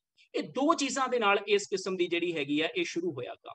ਇੱਕ ਤਾਂ ਸੈਂਸਸ ਦੇ ਨਾਲ ਮਰਦਮਸ਼ੁਮਾਰੀਆਂ ਸ਼ੁਰੂ ਕੀਤੀਆਂ ਗਈਆਂ ਜਿਹੜੀਆਂ ਹੈਗੀਆਂ ਨੇ, ਔਰ ਦੂਸਰੀ ਚੀਜ਼ ਜਿਹੜੀ ਹੈਗੀ ਆ ਵੱਖਰੇ ਧਾਰਮਿਕ ਫਿਰਕਿਆਂ ਦੇ ਆਧਾਰ ਦੇ ਉੱਤੇ ਵੋਟ ਦੀ ਜਿਹੜੀ ਪੋਲਿਟਿਕਸ ਆ ਜਿਹੜੀ ਹੈਗੀ ਆ ਉਹ ਸ਼ੁਰੂ ਕੀਤੀ ਗਈ। ਜਿਹੜੀ ਨੁਮਾਇੰਦਗੀ ਆ ਜਿਹੜੀ ਆ ਉਹਦਾ ਆਧਾਰ ਧਰਮ ਬਣਾ ਦਿੱਤਾ ਗਿਆ। ਗਿਆਨ ਪਾਂਡੇ ਹੋਣਾ ਦੀ ਇੱਕ ਬਹੁਤ ਇੰਪੋਰਟੈਂਟ ਕਿਤਾਬ ਹੈਗੀ ਆ construction of communalism in north India. ਉਹਦੇ ਵਿੱਚ ਉਹ ਦੱਸਦੇ ਆ ਕਿ 1870 ਤੋਂ ਲੈ ਕੇ 1920 ਤੱਕ ਜਿਹੜੀਆਂ ਸਮਾਜਿਕ ਧਾਰਮਿਕ ਲਹਿਰਾਂ ਦੇ ਰਾਹੀਂ ਜਿਹੜੀਆਂ ਧਾਰਮਿਕ ਪਛਾਣਾਂ ਜਿਹੜੀਆਂ ਹੈਗੀਆਂ ਨੇ ਹਿੰਦੁਸਤਾਨ 'ਚ ਕੰਸਟਰਕਟ ਬਣਦੀਆਂ ਹੈਗੀਆਂ ਨੇ, ਔਰ ਇਹ ਮੰਨਿਆ ਜਾਂਦਾ ਕਿ ਇਸ ਸਮੇਂ ਤੱਕ ਭਾਰਤੀ ਨੈਸ਼ਨਲਿਜ਼ਮ ਜਿਹੜਾ ਹੈਗਾ ਉਹ ਇਹਨਾਂ ਦੇ ਸਿਰ ਦੇ ਉੱਤੇ ਖੜਾ ਹੈ। ਅਗਰ ਤੁਸੀਂ ਪਾਰਥਾ ਚੈਟਰਜੀ ਦੀ ਨੇਸ਼ਨ ਐਂਡ ਇਟਸ ਫ੍ਰੈਗਮੈਂਟਸ ਦੇਖੋ ਤਾਂ ਉਹ ਕਹਿੰਦਾ, ਐਂਡਰਸਨ ਦੇ ਉਸ ਗੱਲ ਦਾ ਜਵਾਬ ਦਿੰਦਾ ਜਿਹਦੇ ਵਿੱਚ ਐਂਡਰਸਨ ਕਹਿੰਦਾ ਕਿ ਨੇਸ਼ਨ ਜਿਹੜੇ ਥਰਡ ਵਰਲਡ ਦੇ ਨੇ ਇਹ ਕਲੋਨ ਨੇ ਫਸਟ ਵਰਲਡ ਦਾ, ਜਿਨ੍ਹਾਂ ਨੂੰ ਜਿਹੜਾ ਪਸੰਦ ਆਇਆ ਉਹਨੇ ਉਸ ਨੂੰ ਚੁਣ ਲਿਆ। ਲੇਕਿਨ ਪਾਰਥਾ ਚੈਟਰਜੀ ਸਾਨੂੰ ਕਹਿੰਦਾ ਕਿ ਸਾਡਾ ਜਿਹੜਾ ਰਾਸ਼ਟਰਵਾਦ ਬਣ ਰਿਹਾ ਸੀ ਉਹ ਦੋ ਖਿੱਤਿਆਂ 'ਚ ਬਣ ਰਿਹਾ ਸੀਗਾ। ਇੱਕ ਖਿੱਤਾ ਤਾਂ ਜਿਹੜਾ ਸੀਗਾ ਪੋਲੀਟੀਕਲ ਸੀਗਾ, ਉਹਦੇ ਵਿੱਚ ਕਾਂਗਰਸ ਨੂੰ ਰਿਪਰੈਜ਼ੈਂਟ ਕਰ ਰਹੀ ਸੀ ਔਰ ਉਹਦੇ ਵਿੱਚ ਅਸੀਂ ਵੈਸਟ ਦੀ ਸਰਦਾਰੀ ਬਿਨਾਂ ਕਿਸੇ ਡਾਊਟ ਕਬੂਲ ਕੀਤੀ ਔਰ ਜਿਸ ਤਰ੍ਹਾਂ ਦਾ ਨੈਸ਼ਨਲਿਜ਼ਮ ਉਹਨਾਂ ਨੇ ਸਾਨੂੰ ਦਿੱਤਾ ਅਸੀਂ ਉਸ ਨੂੰ ਮੰਨ ਲਿਆ। ਪਰ ਦੂਜੇ ਪਾਸੇ ਜਿਹੜਾ ਸਾਡੇ ਕਲਚਰਲ ਨੋਸ਼ਨ ਦੇ ਵਿੱਚੋਂ ਇੱਕ ਰਾਸ਼ਟਰਵਾਦ ਕੰਸਟਰਕਟ ਹੋ ਰਿਹਾ ਸੀਗਾ ਜਿਹਦੇ ਪਿੱਛੇ ਸਾਡੀਆਂ ਆਪਣੀਆਂ ਲੋਕਲ ਚੀਜ਼ਾਂ ਜਿਹੜੀਆਂ ਹੈਗੀਆਂ ਨੇ ਉਹ ਵੱਡੇ ਪੱਧਰ ਦੇ ਉੱਤੇ ਕੰਮ ਕਰ ਰਹੀਆਂ ਸੀਗੀਆਂ, ਉਹਨਾਂ ਨੂੰ ਸਾਨੂੰ ਸਮਝਣ ਦੀ ਜ਼ਰੂਰਤ ਆ। ਉਹ ਵੀ ਇੱਕ ਕਿਸਮ ਦਾ ਰਾਸ਼ਟਰਵਾਦ ਸੀਗਾ। ਸੋ 1870 ਤੋਂ 1920 ਤੱਕ ਜਿਹੜਾ ਇਹ ਬਣਦਾ ਹੈਗਾ 1920 ਤੋਂ ਬਾਅਦ ਕੀ ਕਿਹਾ ਜਾਣ ਲੱਗ ਜਾਂਦਾ ਹੈਗਾ, ਇਸ ਨੂੰ ਫਿਰਕੇਦਾਰਾਨਾ ਕਿਹਾ ਜਾਣਾ ਸ਼ੁਰੂ ਹੋ ਜਾਂਦਾ ਹੈ ਔਰ ਸੰਪਰਦਾਇਕਤਾ ਨੂੰ ਇਸ ਤਰ੍ਹਾਂ ਬਣਾ ਦਿੱਤਾ ਜਾਂਦਾ ਕਿ ਇਹ ਸਭ ਤੋਂ ਪੁਰਾਣੀ ਪ੍ਰੋਬਲਮ ਆ ਹਿੰਦੁਸਤਾਨ ਦੀ। ਇੱਥੇ ਤਾਂ ਸਦੀਆਂ ਤੋਂ ਧਰਮ ਦੇ ਨਾਂ ਦੇ ਉੱਤੇ, ਮਜ਼ਹਬ ਦੇ ਨਾਂ ਦੇ ਉੱਤੇ ਆਪਸ ਦੇ ਵਿੱਚ ਲੜਾਈ ਝਗੜੇ ਹੁੰਦੇ ਸੀਗੇ ਔਰ ਇਹ ਬੜੀ ਇੰਪੋਰਟੈਂਟ ਗੱਲ ਹੈਗੀ ਆ ਕਿ ਕਿਸ ਤਰ੍ਹਾਂ ਦੇ ਨਾਲ ਜਿਹੜਾ ਹੈਗਾ ਇਹ ਸਾਰੀ ਦੀ ਸਾਰੀ ਮੂਵਮੈਂਟ ਆ, ਨਹਿਰੂਵੀਅਨ ਮੂਵਮੈਂਟ ਜਿਹੜੀ ਬਾਅਦ ਚੱਲਦੀ 1920 ਤੋਂ ਬਾਅਦ, ਫਿਰ ਉਹ ਧਰਮ ਤੋਂ ਕਿਨਾਰਾ ਕਰਨਾ ਸ਼ੁਰੂ ਕਰ ਦਿੰਦੀ ਔਰ ਸੈਕੂਲਰਿਜ਼ਮ ਦਾ ਕਨਸੈਪਟ ਅਸੀਂ ਇਨਵਾਈਬਡ ਕਰ ਲੈਂਦੇ ਆ ਜਿਹੜਾ ਹੈਗਾ ਉੱਥੋਂ ਦਾ ਹੈ। ਹੁਣ ਕੀ ਸਾਡੇ ਕੋਲ ਸਵਾਲ ਇਹ ਆ ਜਿਹੜਾ ਸਾਡੇ ਇੱਥੇ ਪੁੱਛਣ ਵਾਲਾ ਹੈ, ਉਹ ਇਹ ਆ ਕਿ ਕੀ ਸਾਡੇ ਕੋਲ ਵਾਕਈ ਪ੍ਰੀ ਕਲੋਨੀਅਲ ਪੀਰੀਅਡ ਦੇ ਵਿੱਚ ਕੋਈ ਰਿਲੀਜੀਅਸ ਆਈਡੈਂਟਿਟੀ ਸੀਗੀਆਂ, ਕੋਈ ਧਾਰਮਿਕ ਪਛਾਣਾਂ ਸੀਗੀਆਂ? ਉਹਦੇ ਲਈ ਅਸੀਂ ਰੋਮੀਲਾ ਥਾਪਰ ਨੂੰ ਲਿਆਉਂਦੇ ਹਾਂ ਵਿੱਚ। ਰੋਮੀਲਾ ਥਾਪਰ ਨੇ ਇੱਕ ਪੇਪਰ ਲਿਖਿਆ ਜਿਹਦੇ ਵਿੱਚ ਉਹਦਾ ਨਾਂ ਹੈਗਾ imagined religious community, Ancient History and the Modern Search for a Hindu Identity। ਉਹਦੇ ਵਿੱਚ ਮੈਂ ਕੋਟ ਕਰ ਰਿਹਾ ਉਹਨਾਂ ਨੂੰ, ਉਹ ਲਿਖਦੀ ਆ, In the early past, identities were in contrast to the modern nation state, segmental identities. There were multiple communities identifying by locality, language, caste, occupation, and sect. What appears to have been absent was the notion of a uniform religious community. ਕੋਈ uniform ਕਿਸਮ ਦੀ religious identity ਸਾਡੇ ਕੋਲ ਨਹੀਂ ਸੀ। ਪਿਛਲੇ ਸਮੇਂ ਦੌਰਾਨ ਇੱਕ ethnographic survey of India ਛਪਿਆ 43 ਵੋਲੀਅਮਸ ਦੇ ਵਿੱਚ। ਉਹਦੇ ਵਿੱਚ ਉਹ ਮੰਨਦਾ ਕਿ ਹਾਲੇ ਵੀ ਹਿੰਦੁਸਤਾਨ ਦੇ ਵਿੱਚ 4365 ਭਾਈਚਾਰੇ ਨੇ ਅਲੱਗ-ਅਲੱਗ ਕਿਸਮ ਦੇ। ਔਰ ਫਿਰ ਇਹ ਕਿਵੇਂ ਬਣੀ ਸਾਰੀ ਦੀ ਸਾਰੀ? ਉਹ ਕਹਿੰਦੀ ਹੈ ਕਿ 19ਵੀਂ ਸਦੀ ਦੇ ਵਿੱਚ ਹਿੰਦੂ ਆਈਡੈਂਟਿਟੀ ਜਿਹੜੀ ਹੈਗੀ ਆ ਉਹ ਕੰਸਟਰਕਟ ਹੋਣੀ ਸ਼ੁਰੂ ਹੁੰਦੀ ਹੈਗੀ ਆ।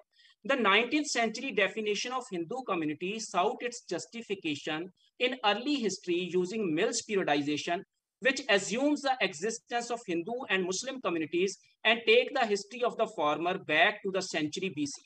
Its roots were provided by yet another 19th century obsession, that of the theory of Aryan race. So, ਜਦੋਂ 1786 ਚ ਏਸ਼ੀਆਸਟਿਕ ਸੁਸਾਇਟੀ ਜਿਹੜੀ ਹੈਗੀ ਆ ਬਣਦੀ ਆ ਔਰ ਵਿਲੀਅਮ ਜੋਨਸ ਜਿਹੜਾ ਹੈਗਾ ਉਹਨੂੰ ਉਹਦੇ ਵਿੱਚ ਸ਼ਾਮਲ ਹੁੰਦਾ ਹੈਗਾ, ਤਾਂ ਉਹ ਇੱਕ ਗੱਲ ਕਹਿੰਦਾ ਕਿ ਕਿੱਦਾਂ ਸੰਸਕ੍ਰਿਤ, ਲਾਤੀਨੀ ਤੇ ਯੂਨਾਨੀ ਭਾਸ਼ਾਵਾਂ ਦਾ ਸਰੋਤ ਜਿਹੜਾ ਹੈਗਾ ਉਹ ਸਾਡੇ ਕੋਲ ਪੁਰਾਣੀ ਇੰਡੋ ਆਰੀਅਨ ਲੈਂਗੁਏਜਸ ਰਹੀਆਂ ਹੈਗੀਆਂ ਨੇ ਤੇ ਇਹਨਾਂ ਦੇ ਵਿੱਚੋਂ ਸਾਨੂੰ ਲੱਭਣ ਦੀ ਜ਼ਰੂਰਤ ਹੈਗੀ ਆ ਜਿਹੜੀ ਆ। ਔਰ ਇਹਦੇ ਆਧਾਰ ਦੇ ਉੱਤੇ ਫਿਰ ਕੀ ਹੁੰਦਾ, ਜਿਹੜੇ ਸ਼ੈਲੇਗਲ ਵਰਗੇ ਬੰਦੇ ਨੇ, ਵਿਲੀਅਮ ਫਰੈਡਰਿਕ ਸ਼ੈਲੇਗਲ, ਉਹ ਕੀ ਕਰਦੇ ਆ, ਇੱਕ ਨਸਲ ਦੇ ਨਾਲ ਜੋੜ ਦਿੰਦੇ ਆ ਭਾਸ਼ਾ ਨੂੰ, ਕਿ ਹਰ ਨਸਲ ਦੀ ਇੱਕ ਆਪਣੀ ਭਾਸ਼ਾ ਹੈਗੀ ਆ, ਹਰ ਨਸਲ ਦਾ ਆਪਣਾ ਇੱਕ ਧਰਮ ਹੈਗਾ ਔਰ ਉਹਦੇ ਆਧਾਰ ਦੇ ਉੱਤੇ ਉਹ ਯੂਰਪ ਨੂੰ ਹਿੰਦੂ ਆਇਡੈਂਟੀਟੀ ਦੇ ਨਾਲ ਜੋੜ ਦਿੰਦੇ। ਸੋ ਮਿਲ ਦੀਆਂ ਧਾਰਨਾਵਾਂ ਦੇ ਆਧਾਰ ਦੇ ਉੱਤੇ ਜਿਹੜਾ ਹਿੰਦੁਸਤਾਨ ਦਾ ਇਤਿਹਾਸ ਲਿਖਿਆ ਜਾਣਾ ਸ਼ੁਰੂ ਹੋਇਆ 19ਵੀਂ ਸਦੀ ਦੇ ਵਿੱਚ, ਉਹ ਬਹੁਤ ਇੰਪੋਰਟੈਂਟ ਆ। ਔਰ ਪਾਰਥਾ ਚੈਟਰਜੀ ਇੱਕ ਤਰਾਇਨੀ ਚਰਨ ਚੱਟੋਪਧਿਆਏ ਦੀ ਇੱਕ ਕਿਤਾਬ ਦਾ ਜ਼ਿਕਰ ਕਰਦੇ ਆ ਜਿਹੜੀ ਬੰਗਾਲ ਦੇ ਵਿੱਚ ਹਿਸਟਰੀ ਦੀ ਟੈਕਸਟ ਬੁੱਕ ਹੁੰਦੀ ਸੀ। 1878 ਦੇ ਵਿੱਚ ਇਹਦਾ 18ਵਾਂ ਐਡੀਸ਼ਨ ਛਪਦਾ। ਤੁਸੀਂ ਲਾ ਲਓ ਅੰਦਾਜ਼ਾ ਕਿ ਇਹ ਕਿੰਨੀ ਪਪੂਲਰ ਹੋਊਗੀ। ਔਰ ਕਹਿੰਦੇ ਆ ਕਿ ਇਹ ਸਭ ਤੋਂ ਜ਼ਿਆਦਾ ਸੀ। ਇਹ ਹਿੰਦੁਸਤਾਨੀ ਇਤਿਹਾਸ ਨੂੰ ਪਹਿਲੀ ਵਾਰ 3 ਹਿੱਸਿਆਂ 'ਚ ਵੰਡਦੀ ਹੈ। ਇੱਕ ਨੂੰ ਕਹਿੰਦੀ ਹੈ ਹਿੰਦੂ ਇਤਿਹਾਸ, ਫਿਰ ਕਹਿੰਦੀ ਹੈ ਮੁਸਲਿਮ ਇਤਿਹਾਸ ਤੇ ਫਿਰ ਤੀਜਾ ਈਸਾਈ ਇਤਿਹਾਸ। ਮੈਂ ਛੋਟੇ-ਛੋਟੇ 2 ਟੁਕੜੇ ਤੁਹਾਨੂੰ ਇਹਦੇ ਚੋਂ ਸੁਣਾਉਣਾ ਤਾਂ ਕਿ ਤੁਸੀਂ ਅੰਦਾਜ਼ਾ ਲਗਾ ਸਕੋ ਕਿ ਇਹ ਕਿਸ ਕਿਸਮ ਦੇ ਨਾਲ ਆਇਡੈਂਟੀਟੀਜ਼ ਕੰਸਟਰਕਟ ਕੀਤੀਆਂ ਜਾ ਰਹੀਆਂ। ਹਿੰਦੂ ਇਤਿਹਾਸ ਬਾਰੇ ਇਹਦੇ ਵਿੱਚ ਲਿਖਿਆ, ਪੁਰਾਣੇ ਸਮਿਆਂ ਵਿੱਚ ਭਾਰਤ ਵਰਸ਼ ਅੰਦਰ 2 ਸੰਪਰਦਾਇ ਰਹਿੰਦੇ ਸਨ। ਇੱਕ ਕੱਦ ਕਾਠ ਤੇ ਚਿਹਰੇ ਮੋਹਰੇ ਤੋਂ ਸਾਡੇ ਵਰਗੇ ਸਨ, ਜਿਨ੍ਹਾਂ ਦੀਆਂ ਸੰਤਾਨਾਂ ਨੂੰ ਹਿੰਦੂ ਕਿਹਾ ਗਿਆ। ਦੂਜੇ ਸੰਪਰਦਾਇ ਵਾਲੇ ਕੱਦ ਛੋਟੇ ਤੇ ਕਾਲੀਆਂ ਸ਼ਕਲਾਂ ਵਾਲੇ ਭੱਦੇ ਲੋਕ ਸਨ। ਇਹ ਜੰਗਲੀ ਤੇ ਕਬੀਲਾਈ ਲੋਕ ਸਨ, ਜਿਨ੍ਹਾਂ ਦੇ ਵੰਸ਼ਜ ਭੀਲ, ਸੰਥਾਲ, ਖਾਸੀ ਲੋਕ ਹਨ। ਸੋ ਕਲੀਅਰ ਕੱਟ ਡਿਸਟਿੰਕਸ਼ਨ ਕਰ ਦਿੱਤੀ ਗਈ ਜਿਹੜੀ ਹੈਗੀ ਆ, ਆਰੀਅਨਸ ਵੱਖਰੇ ਨੇ ਤੇ ਗੈਰ ਆਰੀਅਨਸ ਵੱਖਰੇ, ਮਿਲਦੀ ਪੀਰੀਓਡਾਈਜੇਸ਼ਨ ਦੇ ਹਿਸਾਬ ਦੇ ਨਾਲ ਜਿਹੜਾ ਹੈ। ਔਰ ਮੁਸਲਿਮ ਇਤਿਹਾਸ ਬਾਰੇ ਸੁਣ ਲਓ ਕੀ ਲਿਖਿਆ ਗਿਆ। ਹੁਣ ਇਹ 'ਚ ਕੁਐਸਚਨ ਆਨਸਰਸ ਨੇ। ਟੀਚਰ ਪੁੱਛਦਾ ਸਟੂਡੈਂਟ ਨੂੰ, ਅਧਿਆਪਕ ਕਹਿੰਦਾ ਮੁਸਲਿਮ ਸ਼ਾਸਕਾਂ ਦੇ ਇਤਿਹਾਸ ਨੂੰ ਪੜ੍ਹ ਕੇ ਤੁਸੀਂ ਕੀ ਸਿੱਖਿਆ ਹੈ?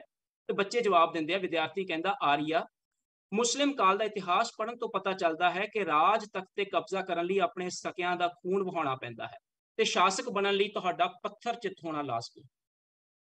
ਸੋ ਹੁਣ ਤੁਸੀਂ ਅੰਦਾਜ਼ਾ ਲਗਾ ਸਕਦੇ ਹੋ ਕਿ ਜਿਹਨੂੰ ਮਿਸ਼ੇਲ ਫੂਕੋ ਕਹਿੰਦਾ ਹੈਗਾ ਵਾਇਲੈਂਸ ਆਫ ਦਾ ਡਿਸਕੋਰਸ, ਸ਼ਬਦ ਦੀ ਹਿੰਸਾ, ਉਹ ਕਿੱਦਾਂ ਬਣਦੀ ਹੈਗੀ। ਔਰ ਫਿਰ ਹੁਣ ਅਸੀਂ ਆਉਂਦੇ ਹਾਂ ਪੰਜਾਬ ਵੱਲ ਜਿਹੜਾ ਹੈ।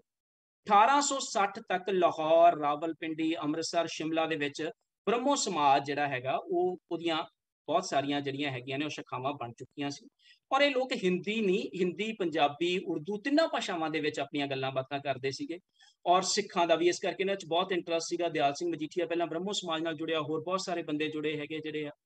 ਫਿਰ ਸਵਾਮੀ ਦਇਆਨੰਦ ਸਰਸਵਤੀ ਆਰਿਆ ਸਮਾਜ ਲੈ ਕੇ ਆਉਂਦਾ, ਸਤਿਆਰਥ ਪ੍ਰਕਾਸ਼ ਦੀ ਗੱਲ ਹੁੰਦੀ ਹੈਗੀ ਆ। ਔਰ ਉਹ ਸ਼ੰਕਰਾ ਦੇ ਅਦਵੈਤਵਾਦ ਨੂੰ ਸਨਾਤਨ ਨਾਲ ਜੋੜ ਦਿੰਦਾ। ਉਹ ਕਹਿੰਦਾ ਕਿ ਵੇਦ ਦੇ ਪੁਰਾਤਨ ਸਾਰੀਆਂ ਲਿਖਤਾਂ ਨੂੰ ਦੋ ਹਿੱਸਿਆਂ 'ਚ ਵੰਡ ਦਿੰਦਾ ਮੋਟੇ ਤੌਰ ਦੇ ਉੱਤੇ, ਇੱਕ ਸ਼ਰੂਤੀ ਆ ਔਰ ਇੱਕ ਸਿਮਰਤੀ ਆ। ਸ਼ਰੂਤੀ ਉਹ ਆ ਜੋ ਸੁਣੀ ਆ, ਜਿਹੜੀ ਸਿੱਧੀ ਇਲਹਾਮ ਦੇ ਤੌਰ ਦੇ ਉੱਤੇ ਹੁੰਦਾ, ਔਰ ਉਹਦੇ ਆਧਾਰ ਦੇ ਉੱਤੇ ਕਹਿੰਦਾ ਕਿ ਵੇਦ ਹੀ ਅਸਲੀ ਗਿਆਨ ਦਾ ਸੋਮਾ ਨੇ। ਉਸ ਤੋਂ ਬਿਨਾਂ ਜੋ ਤੁਹਾਡਾ ਸਾਹਿਤ ਆ, ਪੁਰਾਣ ਆ ਜਾਂ ਹੋਰ ਲਿਖਤਾਂ ਹੈਗੀਆਂ ਨੇ, ਉਹ ਸਿਮਰਤੀ ਨੇ, ਜਿਹੜੀਆਂ ਯਾਦ ਕਰਕੇ ਲਿਖੀਆਂ ਗਈਆਂ, ਇਸ ਕਰਕੇ ਉਹਨਾਂ ਨੂੰ ਪਾਸੇ ਛੱਡ ਦਿਓ ਜਿਹੜਾ ਹੈਗਾ। ਹੁਣ ਹੁੰਦਾ ਕੀ ਆ ਕਿ ਮਹਾਰਾਸ਼ਟਰ ਦੇ ਵਿੱਚੋਂ ਇਹ ਮੂਵਮੈਂਟ ਸ਼ੁਰੂ ਹੁੰਦੀ ਆ, ਪਰ ਕਿਉਂਕਿ ਇਹ ਮੂਰਤੀ ਪੂਜਾ ਦੇ ਖਿਲਾਫ ਆ, ਉੱਥੇ ਪੋਸੀਬਿਲਿਟੀ ਇਹਦੀ ਘੱਟ ਆ। ਪੰਜਾਬ ਪਹਿਲਾਂ ਹੀ ਉਸ ਤਰ੍ਹਾਂ ਦਾ ਬਣ ਚੁੱਕਿਆ ਜਿਹੜਾ ਮੂਰਤੀ ਪੂਜਾ ਦੇ ਲਈ ਜਿਹਦੇ ਮਨ ਦੇ ਵਿੱਚ ਕੋਈ ਬਹੁਤੀ ਥਾਂ ਨਹੀਂ ਹੈ, ਇਸ ਕਰਕੇ ਪੰਜਾਬ ਦੇ ਵਿੱਚ ਇਹਨੂੰ ਸਪੇਸ ਮਿਲ ਜਾਂਦੀ ਹੈਗੀ। ਔਰ ਇਹਦੇ ਨਾਲ ਹੀ ਫਿਰ 1879 ਦੇ ਵਿੱਚ ਇਹਨੂੰ ਕਾਊਂਟਰ ਕਰਨ ਦੇ ਲਈ ਸਾਡੇ ਕੋਲ ਸਿੰਘ ਸਭਾ ਲਹਿਰ ਜਿਹੜੀ ਆ ਉਹ ਸ਼ੁਰੂ ਹੋ ਜਾਂਦੀ ਹੈ। ਹੁਣ ਇੰਟਰਸਟਿੰਗ ਗੱਲ ਇਹ ਆ ਕਿ ਚਾਹੇ ਉਹ ਆਰੀਆ ਸਮਾਜ ਆ, ਚਾਹੇ ਸਿੰਘ ਸਭਾ ਲਹਿਰ ਆ, ਬੁਨਿਆਦੀ ਖਾਸਾ ਦੋਵਾਂ ਦਾ ਇੱਕੋ ਹੀ ਜਿਹੀ ਹੈ। ਦੋਵੇਂ ਜਿਹੜੀਆਂ ਹੈਗੀਆਂ ਨੇ ਉਹ ਉਸ ਰਿਲੀਜਨ ਦੇ ਆਸਪੈਕਟ ਦੇ ਆਧਾਰ ਦੇ ਉੱਤੇ ਜਿਹੜਾ ਵੈਸਟਰਨ ਨੋਸ਼ਨ ਆ, ਆਪਣੇ ਆਪਣੇ ਧਰਮਾਂ ਨੂੰ ਰੀਡਿਫਾਈਨ ਕਰਨ ਦੀ ਕੋਸ਼ਿਸ਼ ਕਰ ਰਹੀਆਂ ਹੈਗੀਆਂ। ਸਿੰਘ ਸਭਾ ਮੂਵਮੈਂਟ ਦੇ ਦੋ ਮੇਨ ਆਸਪੈਕਟ ਨੇ। ਇੱਕ ਤਾਂ ਇਹ ਆ ਕਿ ਸਿੱਖੀ ਨੂੰ ਨਵੇਂ ਸਿਰਿਓਂ ਉਸ ਰਿਲੀਜਨ ਦੇ, ਜਿਹਨੂੰ ਯੂਨੀਵਰਸਲ ਰਿਲੀਜਨ ਕਿਹਾ ਜਾਂਦਾ ਹੈਗਾ, ਉਹਦੇ ਆਧਾਰ ਦੇ ਉੱਤੇ ਪਰਿਭਾਸ਼ਿਤ ਕਰਨਾ। ਔਰ ਦੂਸਰੀ ਜਿਹੜੀ ਪਹਿਲਾਂ ਦੀ ਵਿਆਖਿਆ ਸਿੱਖੀ ਦੀ ਚੱਲ ਰਹੀ ਹੈਗੀ ਆ, ਜਿਹੜੀ ਉਦਾਸੀ ਤੇ ਨਿਰਮਲੇ ਕਰ ਰਹੇ ਆ ਔਰ ਬਹੁਤ ਹੱਦ ਤੱਕ ਉਹ ਵਿਦਾਂਤ ਨਾਲ ਮਿਲਦੀ ਜੁਲਦੀ ਆ, ਉਹਨੂੰ ਚੈਲੰਜ ਕਰਨਾ ਜਿਹੜਾ ਹੈ। ਸੋ ਕਹਿਣ ਨੂੰ ਤਾਂ ਇਦਾਂ ਲੱਗਦਾ ਹੈਗਾ ਕਿ ਜਿਹੜਾ ਇਹਨਾਂ ਦਾ ਮਾਡਲ ਜਿਹੜਾ ਹੈਗਾ ਉਹ ਉਸ ਬੁਨਿਆਦੀ ਸਿੱਖ ਧਰਾਤਲ ਦੇ ਵਿੱਚੋਂ ਆਇਆ, ਜਾਂ ਬਾਣੀ ਦੇ ਵਿੱਚੋਂ ਆਇਆ, ਜਾਂ ਗੁਰੂ ਗ੍ਰੰਥ ਸਾਹਿਬ ਦੇ ਵਿੱਚੋਂ ਆਇਆ। ਪਰ ਅਗਰ ਵਿਹਾਰਕ ਤੌਰ ਦੇ ਉੱਤੇ ਦੇਖਿਆ ਜਾਵੇ ਤਾਂ ਇਹ ਕੀ ਕਰਦੇ ਆ, ਪਹਿਲੀ ਵਾਰ ਸਿੱਖੀ ਨੂੰ, ਜਿਹੜੀ ਕਿ ਟਾਈਮ ਤੇ ਸਪੇਸ ਤੋਂ ਬਿਯੋਂਡ ਆਪਣੇ ਆਪ ਨੂੰ ਨਾਨਕ ਬਾਣੀ ਦੇ ਵਿੱਚ ਜਿਸ ਨੂੰ ਦਰਸਾਇਆ ਗਿਆ, ਉਸ ਨੂੰ ਇਤਿਹਾਸਕ ਤੌਰ ਦੇ ਉੱਤੇ ਉਹਦੇ ਵਿੱਚ ਲੈ ਆਉਂਦੇ। ਇਤਿਹਾਸ ਦੇ ਅੰਦਰ ਸਿੱਖੀ ਨੂੰ ਡਿਫਾਈਨ ਕਰਨ ਦੀ ਕੋਸ਼ਿਸ਼ ਕੀਤੀ ਜਾਂਦੀ ਹੈਗੀ ਆ। ਸਾਰਾ ਧਿਆਨ ਇਸ ਗੱਲ ਦੇ ਉੱਤੇ ਲੱਗ ਜਾਂਦਾ ਕਿ ਕਿੱਦਾਂ ਸਿੱਖੀ ਨੂੰ ਏਕ ਈਸ਼ਵਰਵਾਦੀ ਧਰਮ ਜਿਹੜਾ ਹੈਗਾ ਉਹਦੇ ਤੌਰ ਦੇ ਉੱਤੇ ਉਹਨੂੰ ਡਿਫਾਈਨ ਕੀਤਾ ਜਾਵੇ। ਔਰ ਦੂਜੇ ਪਾਸੇ ਤੁਸੀਂ ਦੇਖੋ ਕਿ ਆਰੀਆ ਸਮਾਜ ਵੀ ਅਦਵੈਤਵਾਦ ਦੇ ਨਾਂ ਦੇ ਉੱਤੇ ਇਸ ਤਰ੍ਹਾਂ ਹੀ ਕਰ ਰਿਹਾ। ਸੋ ਦੇਖਣ ਨੂੰ ਭਾਵੇਂ ਮੂਵਮੈਂਟਸ ਇੱਕ ਦੂਜੇ ਦੇ ਵਿਰੋਧ ਦੇ ਵਿੱਚ ਖੜੀਆਂ ਲੱਗਦੀਆਂ ਨੇ, ਪਰ ਇਹਨਾਂ ਦੇ ਜੇ ਤੁਸੀਂ ਸਟਰਕਚਰਲ ਆਸਪੈਕਟਸ ਨੂੰ ਦੇਖੋ ਤਾਂ ਉਹ ਬਹੁਤ ਮਿਲਦਾ ਜੁਲਦਾ ਹੈਗਾ। ਹੁਣ ਜਿੱਥੋਂ ਤੱਕ ਵੈਸਟਰਨ ਨੋਸ਼ਨ ਰਿਲੀਜਨ ਦਾ, ਉਹ ਬੇਸਿਕਲੀ ਇਡੀਪਲ ਲਾ ਦੇ ਵਿੱਚੋਂ ਆਇਆ, ਜਿਹਨੂੰ ਫਰਾਈਡ ਇਡੀਪਲ ਲਾ ਕਹਿੰਦਾ ਹੈਗਾ, ਕਾਨੂੰਨ ਕਹਿੰਦਾ। ਔਰ ਇਹ ਜਿਹੜਾ ਹੈਗਾ ਪੱਛਮੀ ਆਧੁਨਿਕਤਾ ਦੇ ਵਿੱਚੋਂ ਡਿਵੈਲਪ ਹੋਇਆ, ਜਿਹਨੇ ਇੱਕ ਲੀਗਲ ਕਿਸਮ ਦਾ ਬੰਦਾ ਜਿਹੜਾ ਹੈਗਾ ਉਹ ਸਿਰਜਿਆ, ਜਿਹਨੇ ਕਿਹਾ ਮੈਂ ਅਲੱਗ ਚੀਜ਼ ਆ, ਤੂੰ ਅਲੱਗ ਆ, ਤੇਰੀ ਤੇ ਮੇਰੀ ਭਾਈ, ਮੇਰੀ ਸੈਲਫ ਵੱਖਰੀ ਚੀਜ਼ ਆ, ਤੇਰੀ ਅਦਰ ਵੱਖਰੀ ਚੀਜ਼। ਅਦਰ ਨੂੰ ਡੀਲ ਕਰਨਾ, ਅਗਰ ਪੋਜ਼ਿਟਿਵ ਵੀ ਕਰਨਾ ਤਾਂ ਵੀ ਉਹਨੂੰ ਅਦਰ ਕਹਿ ਕੇ ਕਰਨਾ ਹੈ। ਪਰ ਸਾਡੇ ਤਾਂ ਇਹ ਹੈਗਾ ਤੂੰ ਕਿਤੇ ਨਾ ਦਿਸੇ ਬਾਹਰ ਜੀਓ ਜਿਹੜਾ ਹੈ। ਤੋ ਕਾਇਨਾਤੀ ਜਸ਼ਨ ਨਾਲ ਇੱਕ ਮਿਕਤਾ ਦਾ ਜਿਹੜਾ ਮਾਡਲ ਆ, ਜਿਹਨੂੰ ਸਿਰਜਨਾਤਮਕ ਭਾਸ਼ਾ ਦੇ ਵਿੱਚ ਪ੍ਰਗਟਾਇਆ ਗਿਆ ਸੀ, ਉਹਦੀ ਥਾਂ ਦੇ ਉੱਤੇ ਅਸੀਂ ਸਿੱਖੀ ਨੂੰ ਕਨਸੈਪਚੁਅਲ ਭਾਸ਼ਾ ਤੱਕ ਲੈ ਆਉਂਦੇ ਹੈਗੇ। ਸੋ ਲਾਖਾਂ ਦੇ ਸ਼ਬਦਾਂ ਦੇ ਵਿੱਚ ਇਸ ਗੱਲ ਨੂੰ ਕਿਹਾ ਜਾਵੇ ਤਾਂ ਇਹ ਕਿਹਾ ਜਾ ਸਕਦਾ ਕਿ ਅਸੀਂ ਹਿੰਦੂ ਤੇ ਸਿੱਖ ਦੇ ਤੌਰ ਦੇ ਉੱਤੇ ਜਿਹੜੀ ਇੱਕ ਆਇਡੈਂਟੀਟੀ ਕੰਸਟਰਕਟ ਕਰ ਰਹੇ ਹੈਗੇ ਆ, ਉਹਨੂੰ ਲੈਂਗੁਏਜ ਤੇ ਲਾ ਦੇ ਖੇਤਰ ਦੇ ਵਿੱਚ ਲਿਆ ਰਹੇ ਹੈਗੇ ਆ।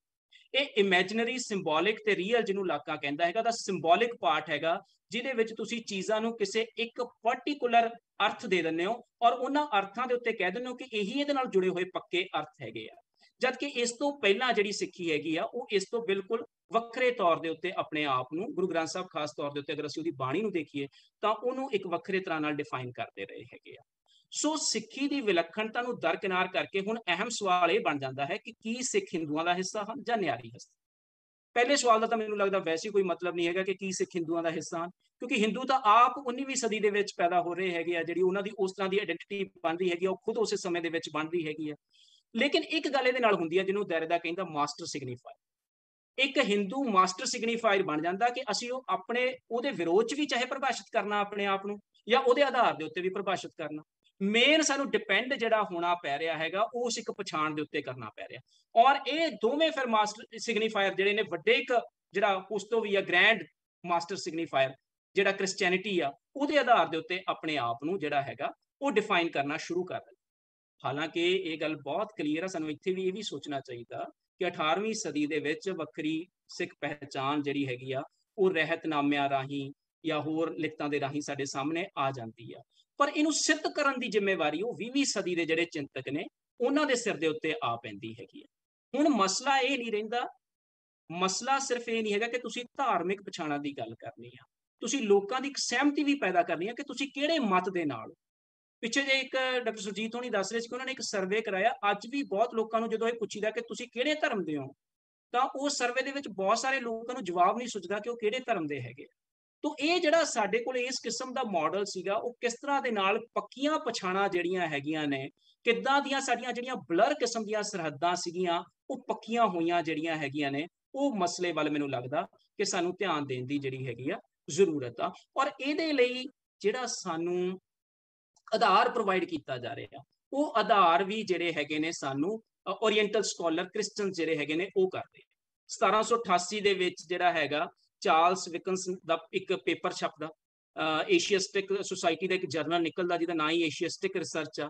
ਉਹਦੇ ਵਿੱਚ ਉਹ ਕਹਿੰਦਾ ਪਹਿਲੀ ਵਾਰ ਕਿ ਹਿੰਦੂ ਤੇ ਮੁਸਲਮਾਨਾਂ ਤੋਂ ਬਿਨਾਂ ਇੱਕ ਤੀਜਾ ਧਰਮ ਹੈ, ਉਹ ਸਿੱਖ ਧਰਮ ਹੈਗਾ ਜਿਹੜਾ ਹੈ। ਔਰ ਉਹਦਾ ਰੀਜ਼ਨ ਇਹ ਮੰਨਦਾ ਕਿਉਂਕਿ ਧਰਮ ਦੀ ਬੁਨਿਆਦ ਇਸ ਗੱਲ ਦੇ ਉੱਤੇ ਟਿਕੀ ਹੈ ਕਿ ਉਹਨਾਂ ਕੋਲ ਆਪਣੀ ਇੱਕ ਸੈਕਰੇਡ ਬੁੱਕ ਹੋਣੀ ਚਾਹੀਦੀ ਹੈ, ਮੁਕੱਦਸ ਪੋਥੀ ਹੋਣੀ ਚਾਹੀਦੀ ਹੈ। ਸਿੱਖਾਂ ਕੋਲ ਆਪਣੀ ਮੁਕੱਦਸ ਪੋਥੀ ਹੈਗੀ ਆ, ਇਸ ਕਰਕੇ ਵੱਖਰਾ ਧਰਮ ਹੈ। ਇਸੇ ਤਰ੍ਹਾਂ ਜੌਨ ਮੈਲੇਕੌਮ ਜਿਹੜਾ ਹੈਗਾ ਉਹ ਸਕੈਚ ਆਫ ਸਿਕਸ ਲਿਖਦਾ 1812 ਚ, ਉਹਦੇ ਚੋਂ ਕਹਿੰਦਾ ਹੈਗਾ ਕਿ ਨਹੀਂ ਇਹ ਤਾਂ ਹਿੰਦੂਆਂ ਦਾ ਇੱਕ ਸੁਧਾਰਵਾਦੀ ਮਾਤੀ ਹੈਗਾ। ਫਿਰ ਕਨਿੰਗਮ ਹਿਸਟਰੀ ਆਫ ਸਿਕਸ ਲਿਖ ਦਿੰਦਾ ਜਿਹੜਾ ਹੈਗਾ।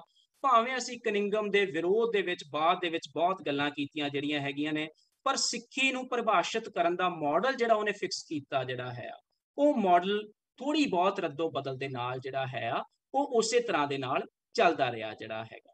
ਸੋ ਇੱਥੇ ਜਿਹੜੀ ਮੈਂ ਗੱਲ ਤੁਹਾਨੂੰ ਦੱਸਣੀ ਚਾਹੁੰਦਾ, ਮੈਂ ਇੱਕ ਪ੍ਰਿੰਸੀਪਲ ਤੇਜਾ ਸਿੰਘ ਉਹਨਾਂ ਦੀ ਇੱਕ ਲਿਖ ਦੇ ਵਿੱਚੋਂ ਤੁਹਾਨੂੰ ਉਦਾਹਰਨ ਦੇ ਕੇ ਇਸ ਗੱਲ ਨੂੰ ਸਪਸ਼ਟ ਕਰਦਾ ਕਿ ਉਹ ਕਿਵੇਂ ਲਿਖਦੇ ਆ। ਉਹ ਕਹਿੰਦੇ ਆ, ਭਗਤੀ ਲਹਿਰ ਨੇ ਚੇਤਨਾ ਪੈਦਾ ਕੀਤੀ ਪਰ ਸਵੈ ਚੇਤਨਾ ਗੁਰੂ ਨਾਨਕ ਨਾਲ ਆਈ, ਇਸ ਲਈ ਆਧੁਨਿਕ ਰਾਸ਼ਟਰ ਦਾ ਸੰਕਲਪ ਸਿੱਖੀ ਵਿੱਚ ਨਿਹਿਤ ਹੈ। ਭਗਤੀ ਲਹਿਰ ਨਾਲ ਜੁੜੇ ਭਗਤ ਸੁਧਾਰਕ ਤਾਂ ਸਨ ਪਰ ਪਰੰਪਰਾ ਨੂੰ ਉਲੰਘਦੇ ਨਹੀਂ, ਜਦਕਿ ਗੁਰੂ ਨਾਨਕ ਪਰੰਪਰਾ ਤੋਂ ਮੁਕਤ ਇੱਕ ਨਵੇਂ ਆਗਾਜ਼ ਨਵੇਂ ਪੰਥ ਪ੍ਰਤੀ ਰੁਚਿਤ ਹਨ, ਜਿਸ ਨੂੰ ਬਾਅਦ ਦੇ ਗੁਰੂ ਸਾਹਿਬਾਨ ਪੱਕੇ ਪੈਰੀ ਸਥਾਪਿਤ ਕਰਦੇ ਹਨ। ਸਵੈ ਚੇਤਨਾ, ਆਧੁਨਿਕ ਰਾਸ਼ਟਰ, ਸੁਧਾਰਕ, ਪਰੰਪਰਾ, ਨਵਾਂ ਪੰਥ, ਤੁਸੀਂ ਇਹ ਸਾਰੀ ਸ਼ਬਦਾਵਲੀ ਤੋਂ ਅੰਦਾਜ਼ਾ ਲਗਾ ਦਿਓ ਕਿ ਸਾਡੇ ਮੋਢਿਆਂ ਦੇ ਉੱਤੇ, ਸਿੰਘ ਸਭਾ ਲਹਿਰ ਦੇ ਮੋਢਿਆਂ ਦੇ ਉੱਤੇ ਕਿਸ ਕਿਸਮ ਦੀ ਜ਼ਿੰਮੇਵਾਰੀ ਆਣ ਪਈ ਸੀਗੀ ਔਰ ਉਹ ਉਸ ਨੂੰ ਕਿਸ ਤੌਰ ਦੇ ਉੱਤੇ ਨਿਭਾ ਰਹੇ ਸੀ। ਹਾਲਾਂਕਿ ਇਹਦੇ ਪੈਰਲ ਮੈਂ ਤੁਹਾਨੂੰ ਇੱਕ ਹੋਰ ਕੋਟੇਸ਼ਨ ਜਿਹੜੀ ਆ ਪੂਰਨ ਸਿੰਘ ਦੀ ਸੁਣਾ ਦੇਣਾ, ਉਹ ਉਸੇ ਦੌਰ ਦੇ ਵਿੱਚ ਲਿਖ ਰਿਹਾ। ਉਹ ਕੀ ਲਿਖ ਰਿਹਾ? ਉਹ ਲਿਖਦਾ, ਗੁਰੂ ਨਾਨਕ ਨੇ ਸਾਨੂੰ ਗਾਉਣ ਲਈ ਕਾਇਨਾਤ ਦਾ ਸੰਗੀਤ ਦਿੱਤਾ ਹੈ, ਪਸ਼ੂ ਪੰਛੀ ਸਾਡੇ ਆਪਣੇ ਹੋ ਗਏ ਨੇ, ਜੰਗਲ ਦਰਿਆ ਤੇ ਪਹਾੜ ਸਾਡੇ ਸੁਰ ਚ ਸੁਰ ਰਲਾਉਂਦੇ ਨੇ। ਸੰਸਾਰ ਹੁਣ ਸਾਡੇ ਲਈ ਡਰਾਉਣੇ ਸੁਪਨੇ ਜਿਹਾ ਨਹੀਂ ਰਿਹਾ, ਬਲਕਿ ਸਾਡੀਆਂ ਅੱਖਾਂ ਸਾਹਮਣੇ ਨਵਾਂ ਸੰਸਾਰ ਸਿਰਜਿਆ ਜਾ ਰਿਹਾ ਹੈ। ਹਰ ਪਰਦਾ ਤਾਰ ਤਾਰ ਹੋ ਰਿਹਾ ਹੈ ਅਤੇ ਕਾਇਨਾਤੀ ਜਸ਼ਨ ਨਾਲ ਲਬਰੇਜ਼ ਮੁਹੱਬਤ ਸਾਡੇ ਤੇ ਤਾਰੀ ਹੋ। ਹੁਣ ਤੁਸੀਂ ਇਹਨਾਂ ਦੋਵਾਂ ਕਿਸਮ ਦੀਆਂ ਜਿਹੜੀਆਂ ਅੰਡਰਸਟੈਂਡਿੰਗਸ ਨੇ ਸਿੱਖੀ ਬਾਰੇ ਜਿਹੜੀਆਂ ਬਣੀਆਂ ਹੈਗੀਆਂ ਨੇ, ਉਹਨਾਂ ਤੋਂ ਅੰਦਾਜ਼ਾ ਲਗਾ ਸਕਦੇ ਹੋ ਕਿ ਕਿਸ ਕਿਸਮ ਦੇ ਨਾਲ ਅਸੀਂ ਉਸੇ ਤਰ੍ਹਾਂ ਦਾ ਇੱਕ ਵੈਸਟਰਨ ਨੋਸ਼ਨ ਵਾਲਾ ਜਿਹੜਾ ਰਿਲੀਜਨ ਦਾ ਕੰਸੈਪਟ ਸੀ ਉਹਦੇ ਉੱਪਰ ਹੀ ਆਪਣੇ ਆਪ ਨੂੰ ਜਿਹੜਾ ਹੈ ਤੋਰਨਾ ਸ਼ੁਰੂ ਕਰ ਦਿੱਤਾ। ਇੱਥੇ ਮੈਂ ਆਪਣੀ ਗੱਲਬਾਤ ਦੇ ਹੁਣ ਤੀਜੇ ਨੁਕਤੇ ਦੇ ਉੱਤੇ ਪਹੁੰਚਦਾ ਜਿਹੜਾ ਭਾਸ਼ਾ ਦਾ ਮਸਲਾ। 19ਵੀਂ ਸਦੀ ਦੇ ਵਿੱਚ ਪਹਿਲੀ ਵਾਰ ਸਾਡੇ ਕੋਲ ਧਾਰਮਿਕ ਪਛਾਣਾਂ ਦੇ ਨਾਲ ਨਾਲ ਭਾਸ਼ਾਈ ਪਛਾਣਾਂ ਵੀ ਪੱਕੀਆਂ ਹੋਣੀਆਂ ਸ਼ੁਰੂ ਹੁੰਦੀਆਂ। ਜਦੋਂ ਇਹ ਅਸੀਂ ਸੋਚਣ ਲੱਗਦੇ ਹਾਂ ਕਿ ਹਿੰਦੂਆਂ ਦੀ ਜ਼ੁਬਾਨ ਹਿੰਦੀ ਆ, ਮੁਸਲਮਾਨਾਂ ਦੀ ਉਰਦੂ ਤੇ ਸਿੱਖਾਂ ਦੀ ਜਿਹੜੀ ਹੈਗੀ ਆ, ਇਹਦੇ ਲਈ ਖਾਸ ਤੌਰ ਦੇ ਉੱਤੇ ਮੈਂ ਇੱਥੇ ਕੋਟ ਕਰਨਾ ਚਾਹੂੰਗਾ, ਮੈਨੂੰ ਬੜੀ ਹੈਲਪ ਜਿਹਦੇ ਵਿੱਚੋਂ ਮਿਲੀ ਅਰਵਿੰਦ ਪਾਲ ਮੰਡੇਰ ਉਹਨਾਂ ਦੀ ਕਿਤਾਬ ਜਿਹੜੀ ਆ, ਉਹਦੇ ਵਿੱਚ ਇਹ ਗੱਲ ਕਰਦੇ ਆ। ਉਹਨਾਂ ਕਿਤਾਬ ਜਿਹੜੀ ਬਹੁਤ ਇੰਪੋਰਟੈਂਟ ਆ, ਰਿਲੀਜਨ ਐਂਡ ਸਪੈਕਟਰ ਆਫ ਵੈਸਟ। ਉਹਦੇ ਵਿੱਚ ਉਹ ਦੱਸਦੇ ਆ ਕਿ ਦੋ ਤਰ੍ਹਾਂ ਦੀ ਸਾਡੇ ਕੋਲ ਭਾਸ਼ਾਕਾਰੀ ਰਹੀ, ਇੱਕ ਹੈਟਰੋਲਿੰਗੁਅਲ ਤੇ ਦੂਸਰੀ ਹੋਮੋਲਿੰਗੁਅਲ। ਜਿਹੜੀ ਹੈਟਰੋਲਿੰਗੁਅਲ ਭਾਸ਼ਾ ਜਿਹੜੀ ਹੈਗੀ ਆ ਉਹਦੇ ਵਿੱਚ, ਜਿਹਨੂੰ ਹੋਮੀ ਭਾਬਾ ਕਹਿੰਦੇ ਨਾ, ਮਿਸ਼ਰਤ ਕਿਸਮ ਦੀਆਂ ਪਛਾਣਾਂ, ਹਾਈਬ੍ਰਿਡ ਆਈਡੈਂਟੀਟੀਜ਼ ਉਹ ਹੁੰਦੀਆਂ ਨੇ। ਉਹਦੇ ਵਿੱਚ ਇੱਕ ਦੂਜੇ 'ਚ ਅਸੀਂ ਰਲੇ ਮਿਲੇ ਹੁੰਦੇ ਹਾਂ, ਕਰਤਾ ਤੇ ਕਰਮ, ਵਕਤਾ ਤੇ ਸਰੋਤਾ ਵਿਚਕਾਰ ਤੂੰ ਤੇ ਮੈਂ ਦਾ ਰਿਸ਼ਤਾ ਨਹੀਂ ਹੁੰਦਾ ਹੈਗਾ, ਹੈ ਨਾ। ਔਰ ਇਹਦੇ ਲਈ ਖੂਬਸੂਰਤ ਸ਼ਬਦ ਸਾਡੀਆਂ ਇੰਡੀਅਨ ਲੈਂਗੁਏਜਸ ਤੁਸੀਂ ਦੇਖੋ, ਅਰਬੀ ਭਾਸ਼ਾ ਦੇ ਵਿੱਚ ਜ਼ੁਬਾਨ ਸ਼ਬਦ ਵਰਤਿਆ ਜਾਂਦਾ ਹੈਗਾ। ਜ਼ੁਬਾਨ ਜੀਭ ਯਾਨੀ ਕਿ ਬਾਡੀ ਦਾ ਹਿੱਸਾ ਵੀ ਆ ਔਰ ਭਾਸ਼ਾ ਵੀ। ਜਾਪਾਨੀ ਦੇ ਵਿੱਚ ਕੋਟੂਬਾ ਸ਼ਬਦ ਵਰਤਿਆ ਜਾਂਦਾ, ਬਹੁਤ ਖੂਬਸੂਰਤ ਉਹਦੇ ਮਤਲਬ ਹੈਗੇ ਨੇ, ਜਿਹਦਾ ਮਤਲਬ ਹੈਗਾ ਕਿਸੇ ਚਾਨਣ ਸੋਮੇ 'ਚੋਂ ਉੱਗਣ ਵਾਲੇ ਫੁੱਲ ਪੱਤੀਆਂ।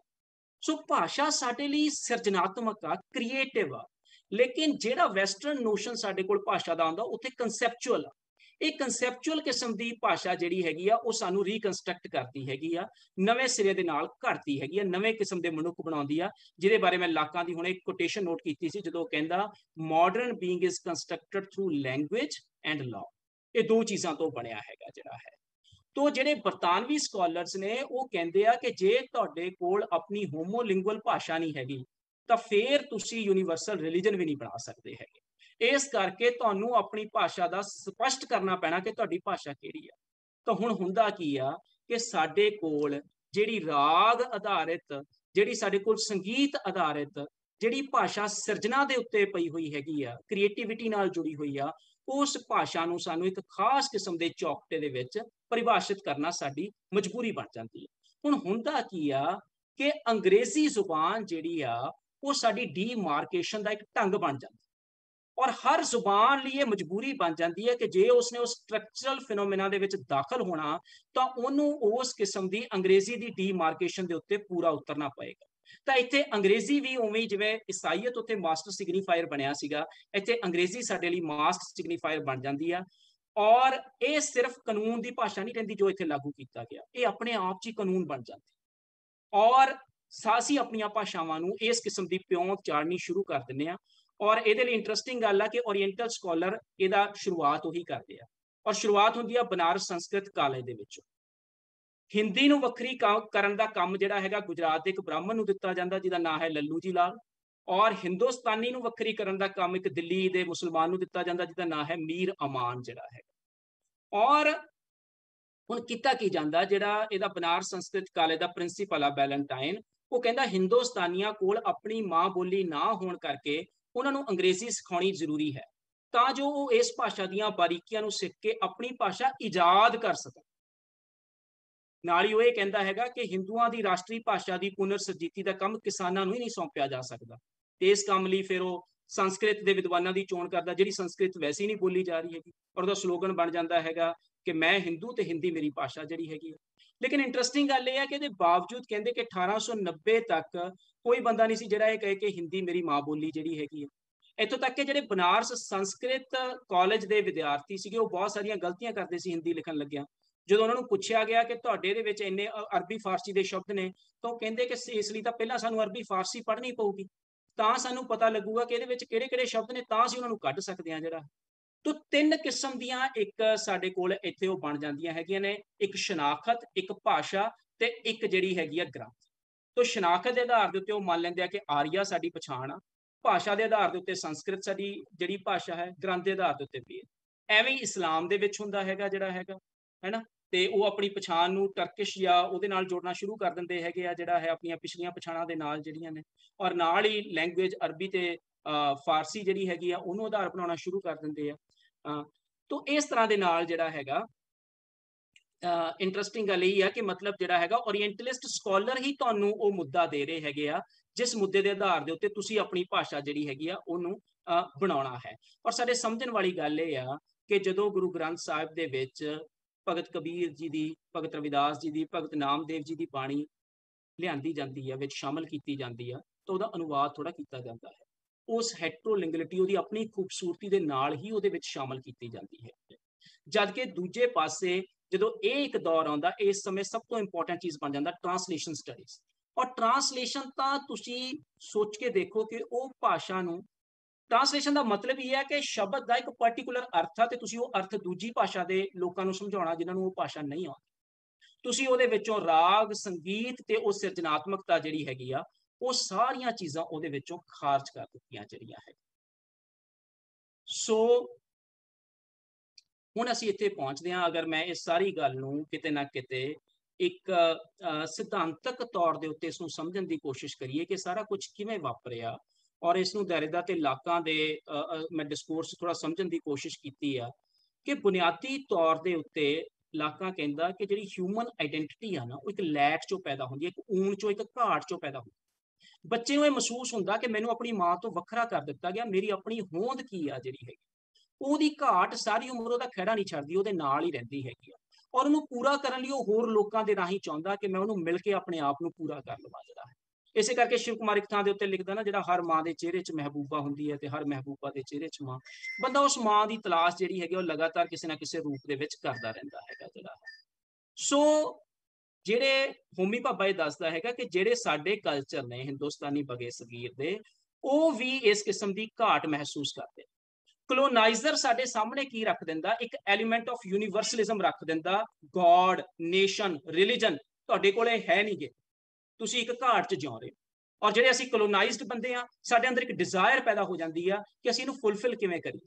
ਅਸੀਂ ਆਪਣੀ ਇਸ ਲੈਕ ਨੂੰ, ਅਸੀਂ ਆਪਣੀ ਘਾਟ ਨੂੰ ਕਿਵੇਂ ਪੂਰਾ ਕਰੀਏ, ਕਿਵੇਂ ਅਸੀਂ ਆਪਣੇ ਰਿਲੀਜਨ ਨੂੰ ਗਲੋਬਲ ਰਿਲੀਜਨ ਬਣਾਈਏ, ਕਿਵੇਂ ਅਸੀਂ ਆਪਣੀ ਆਇਡੈਂਟੀਟੀ ਨੂੰ ਉਸ ਕਿਸਮ ਦਾ ਬਣਾਈਏ ਜਿਹੜੀ ਵੈਸਟਰਨ ਆਇਡੈਂਟੀਜ਼ ਆ, ਔਰ ਇਹਦੇ ਨਾਲ ਸਾਡੀਆਂ ਹਾਈਬ੍ਰਿਡ ਆਇਡੈਂਟੀਜ਼ ਖੁੱਸਣ ਲੱਗਦੀਆਂ ਨੇ, ਅਸੀਂ ਇੱਕ ਕਿਸਮ ਦੀਆਂ ਪਛਾਣਾਂ ਦੇ ਵੱਲ ਚੱਲਦੇ। ਔਰ ਇਹ ਜਦੋਂ ਚੀਜ਼ ਪੈਦਾ ਹੁੰਦੀ ਹੈ, ਮੈਨੂੰ ਲੱਗਦਾ ਕਿ ਇੱਕ ਟਰਾਮਾ, ਇਹਦੇ ਵਿੱਚੋਂ ਇੱਕ ਟਰਾਮਾ ਪੈਦਾ ਹੁੰਦਾ ਜਿਹੜਾ ਹੈਗਾ, ਜਿਵੇਂ ਲਾਕਾਂ ਵੀ ਕਹਿੰਦੇ ਨੇ ਕਿ ਬੱਚੇ ਦੇ ਅੰਦਰ ਇਹ ਬੈਠ ਜਾਂਦੀ ਆ, ਭਾਸ਼ਾ ਉਹਨੂੰ ਉਹਦੇ ਅੰਦਰ ਜਜ਼ਬ ਕਰ ਲੈਂਦੀ ਆ, ਔਰ ਉਹਨੂੰ ਇੱਕ ਟਰਾਮੈਟਿਕ ਸਬਜੈਕਟ ਬਣਾ ਦਿੰਦੀ ਆ, ਔਰ ਇਹ ਵਾਇਲੈਂਸ ਸਾਡੇ ਅੰਦਰ ਵਾਪਰਦੀ ਹੈ। ਜਿਹੜੀ ਮੈਂ ਸ਼ੁਰੂ 'ਚ ਗੱਲ ਕੀਤੀ ਸੀ ਜ਼ੇਕ ਦੀ, ਇਹ ਉਹ ਸੂਖਮ ਹਿੰਸਾ ਜਿਹੜੀ ਸਾਡੇ ਅੰਦਰ ਵਾਪਰੀ ਜਿਹੜੀ ਹੈਗੀ ਆ, ਔਰ ਇਸ ਸੂਖਮ ਹਿੰਸਾ ਨੂੰ ਕਿੰਨੇ ਸਮੇਂ ਤੱਕ ਅਸੀਂ ਆਪਣੇ ਅੰਦਰ ਹੰਢਾਉਂਦੇ ਰਹੇ। ਅਸੀਂ ਨਾ ਤਾਂ ਆਪਣੀਆਂ ਪੁਰਾਣੀਆਂ ਪਛਾਣਾਂ ਤੋਂ ਹੀ ਟੁੱਟ ਸਕੇ ਜਿਹੜਾ ਹੈਗਾ, ਨਾ ਅਸੀਂ ਇਹਨਾਂ ਨਵੀਆਂ ਪਛਾਣਾਂ ਨਾਲ ਪੂਰੀ ਤਰ੍ਹਾਂ ਨਾਲ ਜੁੜ ਸਕੇ ਜਿਹੜਾ ਹੈ। ਤੋ ਇਹਦੇ ਵਿੱਚੋਂ ਹੀ ਉਹ ਜਿਹੜਾ ਮੈਂ ਕਿਹਾ ਤੁਹਾਨੂੰ ਕਿ ਕਿਸ ਤਰ੍ਹਾਂ ਦੇ ਨਾਲ ਪੰਜਾਬ ਜਿਹੜਾ ਹੈ ਉਹ ਬਾਇਪੋਲਰ ਡਿਪਰੈਸ਼ਨ ਬਣਦਾ, ਔਰ ਉਹਦਾ ਨਤੀਜਾ ਅਸੀਂ ਦੇਖਦੇ ਹਾਂ 1947 ਦੇ ਵਿੱਚ, ਜਦੋਂ ਇਹ ਸੂਖਮ ਕਿਸਮ ਦੀ ਛੁਪੀ ਹੋਈ ਹਿੰਸਾ, ਇਹਨੂੰ ਅਸੀਂ ਇਸ ਨਹੀਂ ਕਹਿ ਸਕਦੇ ਹੈਗੇ ਕਿ ਇਹ ਸਿਰਫ ਅੰਗਰੇਜ਼ਾਂ ਦਾ ਕੀਤਾ ਕਰਾਇਆ ਸੀਗਾ ਜਿਹੜਾ ਹੈ, ਸਾਡੇ ਅੰਦਰ ਕਿਤੇ ਨਾ ਕਿਤੇ ਇਹ ਸਾਰੀਆਂ ਚੀਜ਼ਾਂ ਸੂਖਮ ਹਿੰਸਾ ਦੇ ਤੌਰ ਦੇ ਉੱਤੇ ਜਮ੍ਹਾਂ ਹੁੰਦੀਆਂ ਗਈਆਂ। ਔਰ ਇੱਕ ਇਹਦੇ 'ਚ ਇੰਟਰਸਟਿੰਗ ਗੱਲ ਇਹ ਆ ਕਿ ਸੂਖਮ ਹਿੰਸਾ ਨੇ ਜ਼ਾਹਰ ਹਿੰਸਾ ਕਿਸ ਰੂਪ 'ਚ ਬਣਨਾ, ਹੋ ਸਕਦਾ ਇਸ ਹਿੰਸਾ ਆਈ ਕਿਸੇ ਹੋਰ ਪਾਸੇ ਹੋਵੇ, ਪਰ ਇਹਦੇ ਜਾਣ ਦੀ ਦਿਸ਼ਾ ਕੀ ਹੋਊਗੀ ਇਹ ਕੋਈ ਨਿਰਧਾਰਿਤ ਨਹੀਂ ਹੈ, ਇਹ ਕੋਈ ਤੈਅ ਨਹੀਂ ਹੈ। ਔਰ ਅਸੀਂ ਇਸ ਜਿਹੜੀ ਜ਼ਾਹਰ ਹਿੰਸਾ ਜਿਹੜੀ ਹੈਗੀ ਆ ਉਹਦੇ ਵਾਹਕ ਬਣ ਜਾਂਦੇ ਆ ਪੰਜਾਬੀ ਜਿਹੜੇ ਹੈਗੇ ਆ। ਔਰ ਜਿਵੇਂ ਮੈਂ ਪਹਿਲਾਂ ਵੀ ਕਿਹਾ ਸੀਗਾ ਕਿ ਕਿੱਦਾਂ ਗੁਰੂ ਦੇ ਨਾਂ ਤੇ ਜਿਹੜਾ ਵਸਦਾ ਪੰਜਾਬ ਜਿਹੜਾ ਹੈਗਾ ਉਹ ਕਿੱਦਾਂ ਆਪਣੀਆਂ ਆਇਡੈਂਟੀਜ਼ ਤੱਕ ਸੀਮਿਤ ਹੋ ਜਾਂਦਾ ਹੈਗਾ ਜਿਹੜਾ ਹੈ। ਸੋ ਹੁਣ ਇੱਕ ਗੱਲ ਤਾਂ ਇਹ ਆ ਕਿ ਅਸੀਂ ਇਸ ਨੂੰ ਇਹ ਕਹਿ ਕੇ ਛੱਡ ਸਕਦੇ ਹਾਂ ਇੱਥੇ ਵੀ ਗੱਲਬਾਤ ਨੂੰ ਕਿ ਇਹ ਸਾਰਾ ਕੁਝ ਪੱਛਮ ਦੇ ਡਿਸਕੋਰਸ ਦੇ ਵਿੱਚ ਬਣਿਆ, ਉਹਨਾਂ ਦੀ ਇਸ ਸਿਆਸਤ ਦੇ ਕਰਕੇ ਇਹ ਬਣਿਆ, ਔਰ ਇਹਦੇ ਵਿੱਚ ਉਹਨਾਂ ਦੀਆਂ ਬਣਾਈਆਂ ਹੋਈਆਂ ਜਿਹੜੀਆਂ ਚੀਜ਼ਾਂ ਨੇ ਉਹਨਾਂ ਨੂੰ ਅਸੀਂ ਅਡਾਪਟ ਕਰਨ ਕਰਕੇ ਉਹ ਜਿਹੇ ਬਣੇ। ਪਰ ਉੱਤਰ ਬਸਤੀਵਾਦੀ ਦੌਰ ਦੇ ਵਿੱਚ ਜਦੋਂ ਅਸੀਂ ਇਹ ਸਾਰੇ ਦਾ ਸਾਰਾ ਨਵੇਂ ਸਿਰੇ ਤੋਂ ਸਾਰਾ ਕੁਝ ਬੁਣਨਾ ਸੀ, ਇੱਕ ਨਵੀਂ ਕੌਮ, ਨਵੀਂ ਥਾਂ, ਨਵਾਂ ਰਾਸ਼ਟਰ ਅਸੀਂ ਕਹਿਣ ਨੂੰ ਤਾਂ ਅਸੀਂ ਬਣਾਇਆ, ਪਰ ਕੀ ਉਹਦੇ ਵਿੱਚ ਕੁਝ ਨਵਾਂ ਵਾਪਰਿਆ, ਜਾਂ ਅਸੀਂ ਉਸ ਪੁਰਾਣੇ ਨੂੰ ਹੀ ਕਿਸੇ ਨਾ ਕਿਸੇ ਰੂਪ ਦੇ ਵਿੱਚ ਆਪਣੇ ਨਾਲ ਚੁੱਕੀ ਫਿਰੀ ਗਏ ਜਿਹੜਾ ਹੈ। ਸੋ ਇਹ ਇੱਕ ਸਵਾਲ ਜਿਹੜਾ ਹੈਗਾ ਉਸ ਨੂੰ ਮੈਂ ਥੋੜਾ ਜਿਹਾ ਡੀਲ ਕਰਨ ਦੀ ਕੋਸ਼ਿਸ਼ ਕਰੂੰਗਾ, ਤੇ ਥੋੜਾ ਜਿਹਾ ਮੇਰੀ ਹੈ ਕਿ ਸਮਾਂ ਬਹੁਤ ਹੋ ਗਿਆ, ਲੇਕਿਨ ਥੋੜਾ ਜਿਹਾ ਬਰਦਾਸ਼ਤ ਕਰੋ ਮੈਨੂੰ, ਥੋੜਾ ਜਿਹਾ ਹੋਰ ਜਿਹੜਾ ਹੈ। ਤੇ ਮੈਨੂੰ ਲੱਗਦਾ ਕਿ ਆਪਾਂ ਇਹ ਬਰਤਾਨਵੀ ਸਿਆਸਤ ਦੇ ਸਿਰ ਠੀਕਰਾ ਭੰਨ ਕੇ ਅਸੀਂ ਸੁਰਖਰੂ ਨਹੀਂ ਹੋ ਸਕਦੇ ਹੈ। ਹੁਣ ਜਿਹੜੀ ਸਾਡੀ ਇੱਥੇ ਸਿਵਲ ਸੁਸਾਇਟੀ ਬਣਦੀ ਹੈਗੀ ਆ, ਇਹ ਸਿਵਲ ਸੁਸਾਇਟੀ ਜਿਹੜੀ ਬਣਦੀ ਆ ਉਹ ਕਿਸ ਕਿਸਮ ਦੀ ਬਣੀ, ਉਹਦੇ ਬਾਰੇ ਮੈਂ ਦੋ ਗੱਲਾਂ ਤੁਹਾਡੇ ਨਾਲ ਸਾਂਝੀਆਂ ਕਰਨੀਆਂ। ਸਿਵਲ ਸੁਸਾਇਟੀ ਨੂੰ ਗ੍ਰੈਮਸ਼ੀ ਕਹਿੰਦਾ ਹੈਗਾ ਕਿ ਇੱਕ ਆਰਗੈਨਿਕ ਇੰਟੈਲੈਕਚੁਅਲਸ ਦਾ ਸਮੂਹ ਹੁੰਦਾ ਜਿਹਨੇ ਸਟੇਟ ਨੂੰ ਆਪ ਹੁਦਰੀਆਂ ਕਰਨ ਤੋਂ ਰੋਕਣਾ ਹੁੰਦਾ ਜਿਹੜਾ ਹੈ। ਸੋ ਪੰਜਾਬ ਦੇ ਸਿਵਲ ਸਮਾਜ ਦੀ ਸਮੱਸਿਆ ਕੀ ਆ ਕਿ ਇਹ ਦੋ ਪਛਾਣਾਂ 'ਚ ਵੰਡਿਆ ਗਿਆ। ਇੱਕ ਪਾਸੇ ਇਹਨੂੰ ਨੇਸ਼ਨ ਦੀ ਪਛਾਣ ਦੇ ਨਾਲ ਜੋੜ ਦਿੱਤਾ ਗਿਆ ਕਿ ਭਾਈ ਤੂੰ ਸਿਟੀਜ਼ਨ ਆ, ਤੂੰ ਬਰਾਬਰ ਆ, ਪਰ ਦੂਜੇ ਪਾਸੇ ਸਾਡੇ ਕੋਲ ਜ਼ਾਤ ਪਾਤ ਲਿੰਗ ਔਰ ਧਰਮ ਦੀਆਂ ਜਿਹੜੀਆਂ ਪਛਾਣਾਂ ਚੱਲੀਆਂ ਆ ਰਹੀਆਂ ਸੀ ਉਹ ਵੀ ਨਾਲ ਨਾਲ ਚੱਲਦੀਆਂ ਰਹੀਆਂ ਜਿਹੜੀਆਂ ਹੈਗੀਆਂ ਨੇ। ਇਸ ਕਸ਼ਮਕਸ਼ ਕਾਰਨ ਕੀ ਹੋਇਆ ਕਿ ਜਿੱਦਾਂ ਯੂਰਪ ਦੇ ਵਿੱਚ ਇੱਕ ਹੋਮੋਜੀਨੀਅਸ ਟਾਈਮ ਬਣਿਆ, ਜਿਹਨੂੰ ਟਾਈਮ ਆਫ ਕੈਪੀਟਲ ਵੀ ਕਿਹਾ ਜਾਂਦਾ, ਜਿਹਨੂੰ ਪੂੰਜੀ ਨੇ ਬਣਾਇਆ, ਜਿਹਦੇ ਵਿੱਚ ਬੰਦਾ ਸਿਟੀਜ਼ਨ ਬਣ ਗਿਆ ਔਰ ਸਿਟੀਜ਼ਨ ਦੇ ਤੌਰ ਦੇ ਉੱਤੇ ਆਪਣੇ ਆਪ ਨੂੰ ਦੇਖਣਾ ਸ਼ੁਰੂ ਕਰ ਦਿੱਤਾ, ਸਾਡੇ ਕੋਲ ਉਸ ਕਿਸਮ ਦੀ ਸਿਟੀਜ਼ਨ ਵਾਲੀਆਂ ਪਛਾਣਾਂ ਨਹੀਂ ਬਣ ਸਕੀਆਂ। ਸਾਡੇ ਲਈ ਹੋਮੋਜੀਨੀਅਸ ਟਾਈਮ ਇੱਕ ਯੂਟੋਪੀਆ ਬਣ ਗਿਆ। ਸਾਡੇ ਲਈ ਭੂਤ ਵਰਤਮਾਨ ਤੇ ਭਵਿੱਖ ਰਲਗੜ ਸੀਗੇ। ਇੱਕ ਪਾਸੇ ਸਾਡੀ ਨਾਗਰਿਕ ਦੀ ਪਛਾਣ ਸੀ, ਦੂਜੇ ਪਾਸੇ ਸਾਡੀਆਂ ਧਾਰਮਿਕ ਤੇ ਭਾਸ਼ਾਈ ਪਛਾਣਾਂ ਸੀਗੀਆਂ। ਔਰ ਇਹੀ ਜਿਹੜੀ ਚੀਜ਼ ਹੈਗੀ ਆ ਇਸ ਨੇ ਨਵੇਂ ਤਰੀਕੇ ਦਾ ਸਾਨੂੰ ਬਣਤਰ ਦੇ ਵਿੱਚ ਬੰਨਿਆ ਜਿਹੜਾ ਹੈਗਾ। ਤਿੰਨ ਤਰ੍ਹਾਂ ਦੇ ਰਾਸ਼ਟਰਵਾਦ ਜਿਹੜੇ ਸਾਡੇ ਕੋਲ ਬਣੇ, ਇੱਕ ਜਨਸੰਘ ਵਾਲਾ ਰਾਸ਼ਟਰਵਾਦ ਸੀ ਜਿਹੜਾ ਹਾਰਡਕੋਰ ਹਿੰਦੂਇਜ਼ਮ ਦੇ ਉੱਤੇ ਖੜਾ ਸੀਗਾ, ਇੱਕ ਕਾਂਗਰਸ ਦਾ ਸੀ ਜਿਹੜਾ ਸੌਫਟਕੋਰ ਹਿੰਦੂਇਜ਼ਮ ਦੇ ਉੱਤੇ ਖੜਾ ਸੀਗਾ ਜਿਹੜਾ ਹੈ। ਉਹਦੇ ਵੀ ਦੋ ਹਿੱਸੇ ਸੀ, ਇੱਕ ਗਾਂਧੀ ਵਾਲਾ ਜਿਹੜਾ ਹੈ ਔਰ ਇੱਕ ਨਹਿਰੂ ਵਾਲਾ ਜਿਹੜਾ ਸੈਕੂਲਰ ਸਟੇਟ ਨੂੰ ਮੰਨਦਾ ਸੀ। ਪਰ ਨਹਿਰੂ ਵੀ ਜਦੋਂ ਇਹ ਕਹਿੰਦਾ ਹੈਗਾ ਕਿ ਇਹ ਸਾਰੀਆਂ ਚੀਜ਼ਾਂ ਜਿਹੜੇ ਉਹ ਨਵੇਂ ਬਣਾ ਰਹੇ ਆ, ਡੈਮ ਤੇ ਕਾਰਖਾਨੇ, ਇਹ ਮੰਦਰ ਨੇ ਨਵੇਂ ਹਿੰਦੁਸਤਾਨ ਦੇ, ਤਾਂ ਇਹਦੇ ਨਾਲ ਕੀ ਹੋਇਆ, ਇੱਕ ਲਿਬਰਲ ਡਾਇਲੀਮੀਆ ਪੈਦਾ ਹੋ ਗਿਆ। ਇੱਕ ਪਾਸੇ ਅਸੀਂ ਸੋਚਿਆ ਕਿ ਅਸੀਂ ਸੈਕੂਲਰ ਮਾਡਰਨਿਟੀ 'ਚ ਆ ਚੁੱਕੇ ਹਾਂ, ਦੂਜੇ ਪਾਸੇ ਸਾਡੀ ਕਮਿਊਨਿਟੇਰੀਅਨ ਪੋਲਿਟਿਕਸ ਸਾਡਾ ਖਹਿੜਾ ਨਹੀਂ ਛੱਡ ਰਹੀ ਸੀਗੀ ਜਿਹੜੀ ਹੈਗੀ ਹੈ ਨਾ। ਤਾਂ ਕਾਂਗਰਸ ਨੂੰ ਲੱਗਦਾ ਸੀਗਾ ਕਿ ਹੌਲੀ ਹੌਲੀ ਲੋਕ ਇਹ ਕਮਿਊਨਿਟੇਰੀਅਨ ਪੋਲਿਟਿਕਸ ਛੱਡ ਦੇਣਗੇ ਔਰ ਫਿਰ ਇਹਦੀ ਥਾਂ ਦੇ ਉੱਤੇ ਸੈਕੂਲਰ ਮਾਡਰਨਿਟੀ ਨੂੰ ਅਪਣਾ ਲੈਣਗੇ, ਯਾਨੀ ਕਿ ਉਹ ਮੈਜੋਰਿਟੀ ਮਾਈਨੋਰਿਟੀ ਵਾਲਾ ਕਿੱਸਾ ਖਤਮ ਹੋ ਜਾਊਗਾ ਔਰ ਯੂਨੀਵਰਸਲ ਸਿਟੀਜ਼ਨ ਅਸੀਂ ਬਣ ਜਾਵਾਂਗੇ। ਔਰ ਇਹ ਡਾਕਟਰ ਅੰਬੇਡਕਰ ਲਈ ਵੀ ਇੱਕ ਚੈਲੰਜ ਸੀ। ਜਦੋਂ ਸੰਵਿਧਾਨ ਦਾ ਨਿਰਮਾਣ ਕਰ ਰਹੇ ਸੀਗੇ ਤਾਂ ਉਹਨਾਂ ਲਈ ਬੁਨਿਆਦੀ ਜਿਹੜੀ ਸਮੱਸਿਆ ਸੀ ਉਹ ਇਹ ਸੀਗੀ ਕਿ ਇੱਕ ਪਾਸੇ ਤਾਂ ਅਸੀਂ ਇਹ ਕਹਿ ਰਹੇ ਹਾਂ ਕਿ ਸਾਰੇ ਸਿਟੀਜ਼ਨ ਬਰਾਬਰ ਨੇ, ਦੂਜੇ ਪਾਸੇ ਉਹਨਾਂ ਨੂੰ ਇਹ ਵੀ ਪਤਾ ਸੀਗਾ ਕਿ ਜਿਹੜੇ ਹਾਸ਼ੀਆਕ੍ਰਿਤ ਲੋਕ ਨੇ ਉਹਨਾਂ ਦੇ ਇਸ ਮੁਲਕ ਦੇ ਵਿੱਚ ਜਿੱਥੇ ਜਾਤ ਦੇ ਆਧਾਰ ਦੇ ਉੱਤੇ ਹੋਰ ਚੀਜ਼ਾਂ ਦੇ ਆਧਾਰ ਦੇ ਉੱਤੇ ਕਿੱਦਾਂ ਦਬਾ ਕੇ ਰੱਖਿਆ ਜਾਂਦਾ ਹੈਗਾ, ਉਹਨਾਂ ਦੀ ਮੁਕਤੀ ਮੁਮਕਿਨ ਹੀ ਹੈ ਨਹੀਂ ਗੀ। ਤਾਂ ਫਿਰ ਨਾਲ ਨਾਲ ਰਾਖਵਾਂਕਰਨ ਵੀ ਰੱਖਣਾ ਪੈਣਾ ਹੈਗਾ। ਲੇਕਿਨ ਇਹ ਡਾਇਲਮੀਆ ਜਿਹੜਾ ਹੈਗਾ, ਕਨਸੈਪਚੁਅਲ ਐਂਬੀਵੈਲੈਂਸ ਜਿਹਨੂੰ ਕਹਿੰਦਾ ਹੈਗਾ ਹੋਮੀ ਭਾਬਾ, ਉਹ ਦਰਜੇ ਬੰਦੀਆਂ ਦੇ ਵਿੱਚ ਬੰਨੀ ਗਈ ਜਿਹੜੀ ਹੈਗੀ। ਹੋਮੀ ਭਾਬਾ ਦੱਸਦਾ, ਆਪਣਾ ਇੱਕ ਉਹਦਾ ਲੇਖ ਹੈ dissemination time narrative and the margins of a modern nation. ਉਹਦੇ ਵਿੱਚ ਉਹ ਕਹਿੰਦਾ ਹੈਗਾ ਕਿ ਲਿੰਗ, ਜਮਾਤ ਤੇ ਨਸਲ ਦੀਆਂ ਪਛਾਣਾਂ ਕਾਰਨ ਰਾਸ਼ਟਰ ਕਈ ਤਰ੍ਹਾਂ ਦੀਆਂ ਦਰਜਾਬੰਦੀਆਂ ਵਿੱਚ ਵੰਡਿਆ ਜਾਂਦਾ ਹੈ। ਇਹਨਾਂ ਦਰਜਾਬੰਦੀਆਂ ਕਾਰਨ ਵਿਹਾਰਕ ਤੌਰ ਤੇ ਬਰਾਬਰੀ ਨੂੰ ਕਾਇਮ ਰੱਖਣਾ ਮੁਮਕਿਨ ਨਹੀਂ ਰਹਿੰਦਾ। ਇਸੇ ਕਾਰਨ ਬਿਰਤਾਂਤ ਵਾਂਗ ਰਾਸ਼ਟਰ ਵੀ ਆਪਣੇ ਅਤੀਤ ਨੂੰ ਸਮੇਂ ਦੀ ਮਿੱਥ 'ਚ ਗਵਾ ਲੈਂਦੇ ਆ। ਹੁਣ ਇੱਕ ਪਾਸੇ ਪੰਜਾਬ ਦਾ ਇੱਕ ਹਿੱਸਾ ਚਲਾ ਗਿਆ ਪਾਕਿਸਤਾਨ ਦੇ ਵਿੱਚ, ਉਹ ਡੋਮੀਨੇਟ ਹੋ ਗਿਆ ਉੱਥੇ ਜਾ ਕੇ। ਉਹਦੇ ਲਈ ਮੇਨ ਮਸਲਾ ਪੰਜਾਬੀਅਤ ਨਹੀਂ ਰਿਹਾ, ਉਹਦੇ ਲਈ ਇਸਲਾਮੀ ਸਟੇਟ ਦੀ ਜਿਹੜੀ ਹੈਗੀ ਆ ਕਾਇਮ ਕਰਨ ਦੇ ਲਈ ਉਹ ਸੀਮਿਤ ਹੋ ਕੇ ਰਹਿ ਗਿਆ। ਸਾਡੇ ਇੱਧਰ ਜਿਹੜਾ ਬਣਿਆ ਉਹਦੇ 'ਚ ਬਹੁਤ ਗਿਣਤੀ ਹਿੰਦੂ ਪਾਪੂਲੇਸ਼ਨ ਸੀਗੀ। ਸਿੱਖਾਂ ਨੂੰ ਫੇਰ ਲੱਗਿਆ ਕਿ ਪਹਿਲਾਂ ਇੱਕ ਹੋਇਆ ਸੀਗਾ ਸਾਡੇ ਨਾਲ, ਤਾਂ ਫੇਰ ਸਾਡੇ ਤੋਂ ਖੁੱਸ ਗਿਆ ਜਿਹੜਾ ਹੈਗਾ। ਉਹਦੇ 'ਚੋਂ ਫਿਰ ਜਿਸ ਤਰ੍ਹਾਂ ਅਸੀਂ ਦੇਖਦੇ ਹਾਂ ਕਿ ਕਿਸ ਤਰ੍ਹਾਂ ਦੇ ਨਾਲ ਸਾਡੇ ਕੋਲ ਅਕਾਲੀ ਲਹਿਰ ਜਿਹੜੀ ਸ਼ੁਰੂ ਹੁੰਦੀ ਹੈ ਗੁਰਦੁਆਰਿਆਂ ਨੂੰ ਛੁਡਾਉਣ ਦੇ ਲਈ, ਫਿਰ ਉਹਦਾ ਧਿਆਨ ਜਿਹੜਾ ਹੈਗਾ ਸਿਆਸਤ ਵੱਲ ਆ ਜਾਂਦਾ। ਹੁਣ ਇਹ ਜਿਹੜਾ ਸਿਵਲ ਸਪੇਸ ਖਾਲੀ ਹੋਇਆ, ਇਹਨੂੰ ਭਰਨਾ ਤਾਂ ਅਸੀਂ ਸਾਡੇ ਦਲਿਤ ਸਮੂਹਾਂ ਨੇ ਜਾਂ ਸਾਡੀਆਂ ਇੱਥੋਂ ਦੀਆਂ ਜਿਹੜੀਆਂ ਹਾਸ਼ੀਆਕ੍ਰਿਤ ਹੋਰ ਕਮਿਊਨਿਟੀਜ਼ ਹੈਗੀਆਂ ਨੇ ਉਹਨਾਂ ਨੇ, ਪਰ ਉਹਨਾਂ ਦੀ ਥਾਂ ਦੇ ਉੱਤੇ ਇੱਕ ਵਿਚੋਲੇ ਆ ਗਏ। ਔਰ ਇਹਨੂੰ ਜੇ ਸਮਝਣਾ ਹੋਵੇ ਤਾਂ ਇਹਨੂੰ ਮਿਸ਼ੇਲ ਫੂਕੋ ਦੇ ਕੰਸੈਪਟ ਨਾਲ ਸਮਝਿਆ ਜਾ ਸਕਦਾ, ਗਵਰਨਮੈਂਟੈਲਿਟੀ। ਗਵਰਨਮੈਂਟੈਲਿਟੀ ਦਾ ਮਤਲਬ ਹੈਗਾ ਕਿ ਕਿਸ ਤਰ੍ਹਾਂ ਦੇ ਨਾਲ ਸਰਕਾਰਾਂ ਜਿਹੜੀਆਂ ਹੈਗੀਆਂ ਨੇ ਉਹਨਾਂ ਨੂੰ ਇਹ ਪਤਾ ਲੱਗਦਾ ਜਦੋਂ ਕਿ ਨੁਮਾਇੰਦਗੀ ਦੀ ਉਹਨਾਂ ਧਿਰਾਂ ਨੂੰ ਸਾਨੂੰ ਨੁਮਾਇੰਦਾ ਬਣਾਉਣਾ ਪਊਗਾ, ਡੈਮੋਕ੍ਰੇਸੀ ਦੇ ਵਿੱਚ ਆਪਣੇ ਨਾਲ ਬਿਠਾਉਣਾ ਪਊਗਾ, ਤਾਂ ਫਿਰ ਉਹ ਤੁਹਾਨੂੰ ਠੁੰਮਣੇ ਦੇਣੇ ਸ਼ੁਰੂ ਕਰ ਦਿੰਦੇ ਆ ਕੁਝ ਸਹੂਲਤਾਂ। ਤਾਂ ਪੰਜਾਬ ਦੇ ਵਿੱਚ ਉਹ ਬਹੁਤ ਵਾਪਰਿਆ ਹੈ। ਆ ਮੁਫਤ ਫਲਾਣਾ ਤੁਸੀਂ ਸਾਰੇ ਉਹਦੇ ਬਾਰੇ ਜਾਣਦੇ ਹੋ, ਮੈਂ ਉਸ ਡਿਟੇਲ ਦੇ ਵਿੱਚ ਨਹੀਂ ਪੈਣਾ ਚਾਹੁੰਦਾ ਹੈਗਾ ਕਿ ਕਿਸ ਤਰ੍ਹਾਂ ਦੇ ਨਾਲ ਉਹ ਸਾਰੇ ਦਾ ਸਾਰਾ ਹੋਇਆ।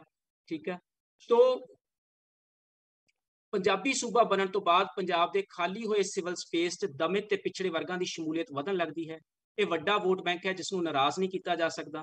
ਇਸ ਲਈ ਘੱਟ ਗਿਣਤੀਆਂ ਤੇ ਹਾਸ਼ੀਆਗਤ ਲੋਕਾਈ ਦੀ ਨੁਮਾਇੰਦਗੀ ਦੇ ਮਸਲੇ ਨੂੰ ਥੋੜ੍ਹ ਚਿਰੀਆਂ ਸਹੂਲਤਾਂ ਦਾ ਠੁੰਮਣਾ ਦਿੱਤਾ ਜਾਣ ਲੱਗਦਾ ਹੈ ਤਾਂ ਕਿ ਉਹਨਾਂ ਦੀ ਨੁਮਾਇੰਦਗੀ ਦੇ ਸਵਾਲ ਤੋਂ ਟਾਲਾ ਵੱਟਿਆ ਜਾ ਸਕੇ ਜਿਹੜਾ ਹੈਗਾ। ਔਰ ਜਦੋਂ ਵਾਰ-ਵਾਰ ਪ੍ਰੋਫੈਸਰ ਅਵਤਾਰ ਸਿੰਘ ਇਹ ਗੱਲ ਕਹਿੰਦੇ ਹੁੰਦੇ ਆ, ਮੈਨੂੰ ਯਾਦ ਆਉਂਦੀ ਆ ਕਿ ਕਿਉਂ ਨਹੀਂ ਅਸੀਂ ਪ੍ਰੋਫੈਸਰ ਹਰਜੀਤ ਗਿੱਲ ਨੂੰ ਸੁਣਦੇ, ਕਿਉਂ ਨਹੀਂ ਪ੍ਰੋਫੈਸਰ ਓਬਰਾਏ ਨੂੰ ਸੁਣਦੇ, ਉਹਨਾਂ ਦੀਆਂ ਗੱਲਾਂ ਨੂੰ ਕਿਉਂ ਨਹੀਂ ਪੰਜਾਬ ਉਹਨਾਂ ਨੂੰ ਪੁੱਛਦਾ ਹੈਗਾ। ਉਹਦਾ ਕਾਰਨ ਇਹ ਆ ਕਿ ਉਸ ਆਰਗੈਨਿਕ ਇੰਟੈਲੈਕਚੁਅਲ ਜਿਹਨੇ ਕਿ ਸਾਡੀ ਸਿਵਲ ਸੁਸਾਇਟੀ ਬਣਨਾ ਸੀਗਾ ਪੋਸਟ ਕਲੋਨੀਅਲ ਪੀਰੀਅਡ ਦੇ ਵਿੱਚ, ਉਹ ਨਹੀਂ ਬਣ ਸਕਿਆ। ਉਹਦੀ ਥਾਂ ਦੇ ਉੱਤੇ ਇਹ ਜਿਹੜੀ ਹੈਗੀ ਇੱਕ ਵਿਚੋਲੇ ਪੈਦਾ ਹੋ ਗਏ ਜਿਨ੍ਹਾਂ ਨੇ ਡੇਰਾਵਾਦ ਜਾਂ ਹੋਰ ਬਹੁਤ ਸਾਰੇ ਸਿੱਖੀ ਦੇ, ਹਿੰਦੂਇਜ਼ਮ ਦੇ ਹੋਰ ਅਲੱਗ-ਅਲੱਗ ਤਰ੍ਹਾਂ ਦੇ ਇੰਸਟੀਟਿਊਸ਼ਨ ਜਿਹੜੇ ਹੈਗੇ ਆ। ਔਰ ਇਹਨਾਂ ਨੇ ਕੀ ਕੀਤਾ ਹੈਗਾ, ਇਹਨਾਂ ਨੇ ਉਹ ਵਿਚੋਲਗੀ ਨਿਭਾਉਣੀ ਸ਼ੁਰੂ ਕਰ ਦਿੱਤੀ ਜਿਹੜੀ ਹੈਗੀ ਆ। ਔਰ ਇਹਦੇ ਨਾਲ ਕੀ ਹੋਇਆ ਕਿ ਸੱਤਾ ਨੂੰ ਇਹ ਕੰਮ ਬੜਾ ਰਾਸ ਆਇਆ ਜਿਹੜਾ ਹੈ। ਔਰ ਆਪਣੀ ਆਖਰੀ ਗੱਲ ਮੈਂ ਹੁਣ ਇੱਥੇ ਖਤਮ ਕਰਦਾ ਹੈਗਾ ਜਿਹੜਾ ਹੈਗਾ ਕਿ 20ਵੀਂ ਸਦੀ ਦੇ ਆਖਰੀ ਦਹਾਕੇ 'ਚ ਸਿਵਲ ਸਮਾਜ ਦੀਆਂ ਬੇਤਰਤੀਬੀਆਂ ਜਦੋਂ ਆਪਣੀ ਇੰਤਹਾ ਤੇ ਪਹੁੰਚ ਗਈਆਂ ਤਾਂ ਹਰੇ ਇਨਕਲਾਬ ਦੀ ਰਹਿੰਦ ਖੂੰਹਦ ਤੇ ਗੌਰਵਮਈ ਅਤੀਤ ਦੇ ਦਗਮਚਿਆਂ ਨਾਲ ਨਿਰਵਾਹ ਕਰ ਸਕਣਾ ਮੁਮਕਿਨ ਨਾ ਰਿਹਾ। ਅਰਥਚਾਰੇ ਦੀ ਖੜੋਤ ਨੇ ਪੰਜਾਬ ਦੇ ਸਿਵਲ ਸਮਾਜ ਅੱਗੇ ਉਹ ਸ਼ੀਸ਼ਾ ਰੱਖ ਦਿੱਤਾ ਜਿਸ ਤੋਂ ਪੰਜਾਬ ਲੰਬੇ ਸਮੇਂ ਤੋਂ ਭੱਜਦਾ ਆ ਰਿਹਾ ਸੀ। ਸੱਤਾ ਧਿਰਾਂ ਨੂੰ ਇਹ ਸਥਿਤੀ ਰਾਸ ਆਈ ਕਿਉਂਕਿ ਉਸਨੂੰ ਜਵਾਬਦੇਹ ਬਣਾਉਣ ਵਾਲਾ ਸਿਵਲ ਸਮਾਜ ਖੁਦ ਆਪਣੀ ਹੀ ਹੋਂਦ ਦੀ ਲੜਾਈ ਲੜ ਰਿਹਾ ਸੀ। ਸਮਕਾਲੀ ਪੰਜਾਬ ਅੰਦਰ ਜਮਹੂਰੀਅਤ ਦੇ ਬੁਨਿਆਦੀ ਸਵਾਲਾਂ ਨੂੰ ਸਰਕਾਰੀ ਤੰਤਰ ਦੇ ਤਾਣੇ ਬਾਣੇ ਵਿੱਚ ਬੁਰੀ ਤਰ੍ਹਾਂ ਉਲਝਾ ਦਿੱਤਾ ਗਿਆ ਹੈ। ਇਸ ਨਾਲ ਪੰਜਾਬ ਦਾ ਸਿਵਲ ਸਮਾਜ ਆਪਣੇ ਨਿੱਜੀ ਹਿੱਤਾਂ ਦੀ ਪੂਰਤੀ ਤੱਕ ਸੀਮਿਤ ਹੋ ਕੇ ਰਹਿ ਗਿਆ ਹੈ। ਸਭ ਲਈ ਨੁਮਾਇੰਦਗੀ ਦੇ ਸਵਾਲ ਨੂੰ ਅਣਡਿੱਠ ਕਰਕੇ ਕੁਝ ਸਮੂਹ ਆਪੋ ਆਪਣੇ ਭਾਈਚਾਰਿਆਂ ਜਾਂ ਬਰਾਦਰੀ ਲਈ ਸਹੂਲਤਾਂ ਲੈਣ ਵਾਲੇ ਅੰਦੋਲਨਾਂ ਤੱਕ ਸੀਮਿਤ ਹੋ ਗਏ ਨੇ। ਪੰਜਾਬੀ ਨੌਜਵਾਨਾਂ ਦਾ ਪੰਜਾਬ ਨੂੰ ਬੇਦਾਵਾ ਦੇ ਕੇ ਹਰ ਹਿੱਲੇ ਪ੍ਰਵਾਸੀ ਹੋਣ ਦਾ ਸੁਪਨਾ ਪੰਜਾਬੀ ਸਿਵਲ ਸਮਾਜ ਦੇ ਕਿਸੇ ਆਸਵੰਦ ਭਵਿੱਖ ਦੀ ਕੰਸੋ ਨਹੀਂ ਦਿੰਦਾ। ਪੰਜਾਬ ਦੀਆਂ ਸਿਆਸੀ ਧਿਰਾਂ ਲਈ ਸਿਵਲ ਸਮਾਜ ਦੀ ਇਹ ਬਣਤਰ ਬੇहद ਮਾਕੂਲ ਹੈ। ਬਹੁਤ ਬਹੁਤ ਸ਼ੁਕਰੀਆ।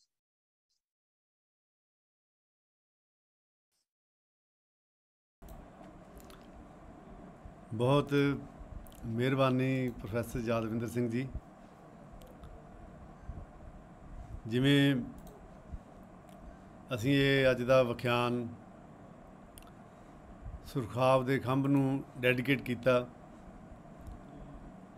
ਤੇ ਮੈਂ ਪੰਜਾਬ ਦਰਸ਼ਨ ਦੇ ਸਰੋਤਿਆਂ ਨੂੰ, ਦਰਸ਼ਕਾਂ ਨੂੰ ਦੱਸਣਾ ਚਾਹੁੰਦਾ ਕਿ ਉਹਦਾ ਖਾਸ ਕਾਰਨ ਸੀ ਜਿਹੜਾ ਉਹਨਾਂ ਦੇ ਵਿਖਿਆਨ ਵਿੱਚੋਂ ਉਜਾਗਰ ਵੀ ਹੋਇਆ ਕਿ ਜਦੋਂ ਵੀ ਮੈਂ ਪ੍ਰੈਸ ਸਾਹਿਬ ਨਾਲ ਗੱਲ ਕੀਤੀ, ਜਦ ਵੀ ਮੈਂ ਉਹਨਾਂ ਨੂੰ ਕਿਤੇ ਮਿਲਿਆ ਜਾਂ ਜਦੋਂ ਵੀ ਕਿਤੇ ਉਹਨਾਂ ਨੂੰ ਸੁਣਿਆ, ਅਤੇ ਜਦੋਂ ਤੁਸੀਂ ਕਿਸੇ ਨੂੰ ਸੁਣਦੇ ਆ, ਕਿਸੇ ਨਾਲ ਗੱਲ ਕਰਦੇ ਆ ਤਾਂ ਤੁਹਾਡੇ ਜ਼ਿਹਨ ਦੇ ਵਿੱਚ ਕੋਈ ਚੀਜ਼ ਉੱਭਰਦੀ ਆ ਅਤੇ ਪਤਾ ਨਹੀਂ ਕਿਉਂ ਉਹਨਾਂ ਨੂੰ ਦੇਖਦਿਆਂ ਵੀ, ਸੁਣਦਿਆਂ ਵੀ, ਗੱਲ ਕਰਦਿਆਂ ਵੀ ਮੇਰੇ ਅੰਦਰ ਉਹ ਸੁਰਖਾਵ ਦਾ ਖੰਭ ਆਉਂਦਾ ਰਿਹਾ।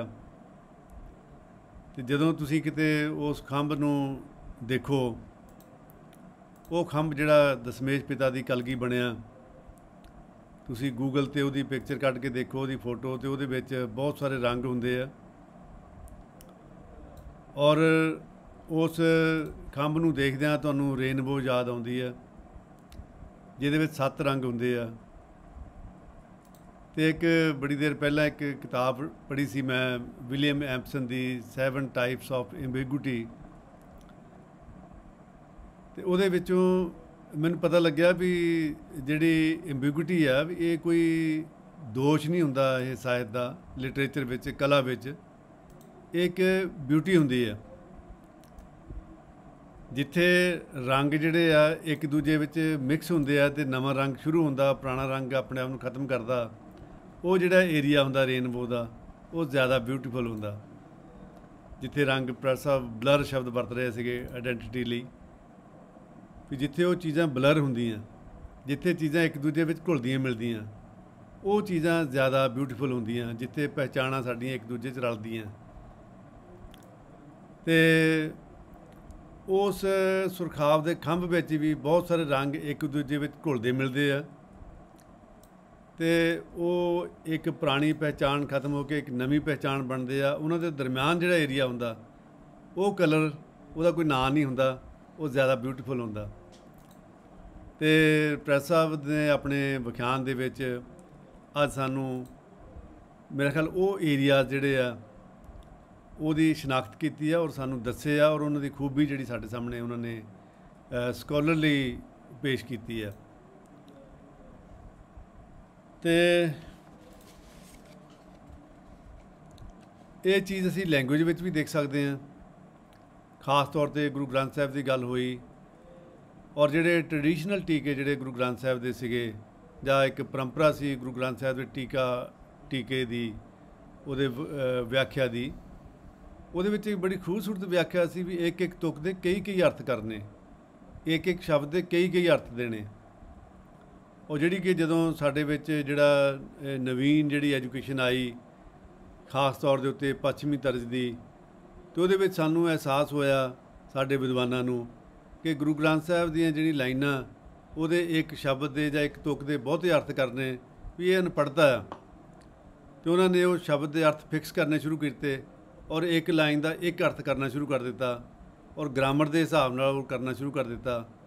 ਅਤੇ ਉਹਦੇ ਨਾਲ ਗੁਰੂ ਗ੍ਰੰਥ ਸਾਹਿਬ ਦੀ ਵਿਆਖਿਆਵਾਂ ਦੇ ਕਈ ਸਕੂਲ ਬਣ ਗਏ, ਕਈ ਮਤਭੇਦ ਪੈਦਾ ਹੋ ਗਏ, ਇੱਥੋਂ ਤੱਕ ਉਹ ਮਤਭੇਦ ਕਤਲੋਗਾਰ ਤੱਕ ਪੁੱਜ ਗਏ।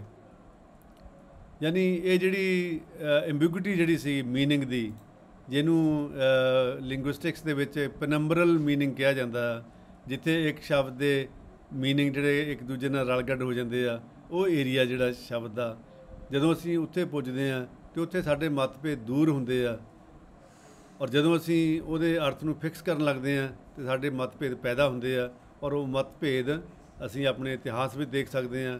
ਅਸੀਂ ਜੋ ਕਿ ਕੱਲ੍ਹ ਤੱਕ ਦੇਖ ਸਕਦੇ ਹਾਂ ਵੀ ਕਿਸ ਤਰ੍ਹਾਂ ਉਹ ਕਤਲੋਗਾਰ ਤੱਕ ਜਾਂ ਕਤਲਾਂ ਤੱਕ ਉਹ ਸਿਲਸਿਲਾ ਚਲਾ ਜਾਂਦਾ, ਔਰ ਸਾਡੇ ਵਿੱਚ ਕਿਸ ਤਰ੍ਹਾਂ ਉਹ ਦੁਫੇੜ ਪੈਦਾ ਹੁੰਦੇ ਆ। ਤਾਂ ਮੇਰਾ ਖਿਆਲ ਹੈ ਵੀ ਇਹ ਜਿਹੜੀ ਬਲਰ, ਜਿੱਥੇ ਚੀਜ਼ਾਂ ਇੱਕ ਦੂਜੇ ਨਾਲ ਬਲਰ ਕਰਦੀਆਂ, ਧੁੰਦਲੀਆਂ ਹੁੰਦੀਆਂ, ਇੱਕ ਨਵੀਂ ਪਹਿਚਾਣ ਬਣਦੀ ਆ, ਪੁਰਾਣੀ ਪਹਿਚਾਣ ਗੁੰਮ ਹੁੰਦੀ ਆ, ਉਹ ਜਿਹੜਾ ਏਰੀਆ ਜਿੱਥੇ ਉਹਦਾ ਕੋਈ ਨਾਂ ਨਹੀਂ ਰਹਿੰਦਾ ਹੈ, ਅਤੇ ਉਹ ਏਰੀਆ ਜਿਹੜੇ ਸਾਨੂੰ ਆਪਣੇ ਸਮਾਜ ਵਿੱਚ ਆਪਣੀਆਂ ਜਿਹੜੀਆਂ ਸਾਡੇ ਸਮਾਜ ਦੇ ਯੂਨਿਟ ਜਿਹੜੇ ਹੈਗੇ ਆ, ਉਹਨਾਂ ਦੇ ਵਿੱਚ ਉਹ ਏਰੀਆ ਸਾਨੂੰ ਸ਼ਨਾਖਤ ਕਰਨੀ ਚਾਹੀਦੀ, ਜਿੱਥੇ ਅਸੀਂ ਇੱਕ ਦੂਜੇ ਨਾਲ ਘੁਲ ਮਿਲ ਸਕਦੇ ਹਾਂ। ਮੇਰਾ ਖਿਆਲ ਘੁਲ ਮਿਲਣਾ ਜਿਹੜਾ ਉਹੀ ਮੁਹੱਬਤ ਦੀ ਨਿਸ਼ਾਨੀ ਹੁੰਦੀ ਆ, ਔਰ ਮੁਹੱਬਤ ਜਿਹੜਾ ਜ਼ਿੰਦਗੀ ਦਾ ਆਧਾਰ ਵੀ ਆ।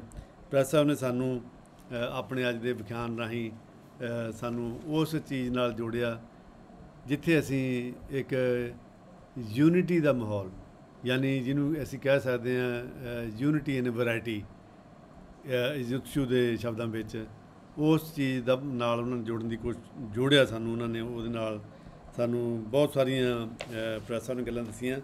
ਇੱਕ ਮੈਂ ਹੋਰ ਇੱਕ ਪ੍ਰੈਸ ਜਾਣਕਾਰੀ ਲਈ ਆਪਣੇ ਦਰਸ਼ਕਾਂ ਦੇ ਦੱਸਣਾ ਚਾਹੁੰਦਾ ਕਿ ਇੱਕ ਬੜੀ ਜ਼ਬਰਦਸਤ ਮਿਸਾਲ, ਇੱਕ ਉਦਾਹਰਣ ਹੈ ਕਿ ਜਿਸ ਵੇਲੇ ਅੰਗਰੇਜ਼ਾਂ ਨੇ ਇੱਕ ਸਾਬਣ ਬਣਾਇਆ ਸੀਗਾ ਪੀਅਰ ਸੋਪ, ਔਰ ਉਹਦੇ ਉੱਤੇ ਇੱਕ ਕਵਿਤਾ ਸੀ ਵਾਈਟ ਮੈਨਸ ਬਰਡਨ। ਉਹਦੀ ਕਵਿਤਾ ਉਹ ਸਾਬਣ ਦੇ ਉੱਤੇ ਉਹ ਲਾਈਨ ਲਿਖੀ ਗਈ ਵਾਈਟ ਮੈਨਸ ਬਰਡਨ, ਔਰ ਉਹਦੇ ਉੱਤੇ ਸਾਬਣ ਦੇ ਉੱਤੇ ਉਹਦੇ ਕਵਰ ਦੇ ਉੱਤੇ ਇੱਕ ਤਸਵੀਰ ਬਣਾਈ ਸੀ, ਇੱਕ ਗੋਰਾ ਉਹ ਕਿਸੇ ਭਾਰਤੀ ਨੂੰ ਉਹ ਆਪਣੀ ਸਾਬਣ ਦੀ ਟਿੱਕੀ ਦੇ ਰਿਹਾ, ਔਰ ਉਹ ਕਹਿ ਰਿਹਾ ਵੀ ਅਸੀਂ ਤੁਹਾਨੂੰ ਕਲੀਨਲੀਨੈਸ, ਅਸੀਂ ਤੁਹਾਨੂੰ ਸਾਫ਼ ਰਹਿਣਾ, ਤੁਹਾਨੂੰ ਅਸੀਂ ਸਿਵਲਾਈਜੇਸ਼ਨ ਦੱਸ ਰਹੇ ਹਾਂ। ਔਰ ਇਸ ਚੀਜ਼ ਨੂੰ ਮੰਨਿਆ ਗਿਆ ਵੀ ਸਿਵਲਾਈਜੇਸ਼ਨ ਉਹਨਾਂ ਕੋਲ ਹੈ, ਸਾਡੇ ਕੋਲ ਨਹੀਂ ਹੈ।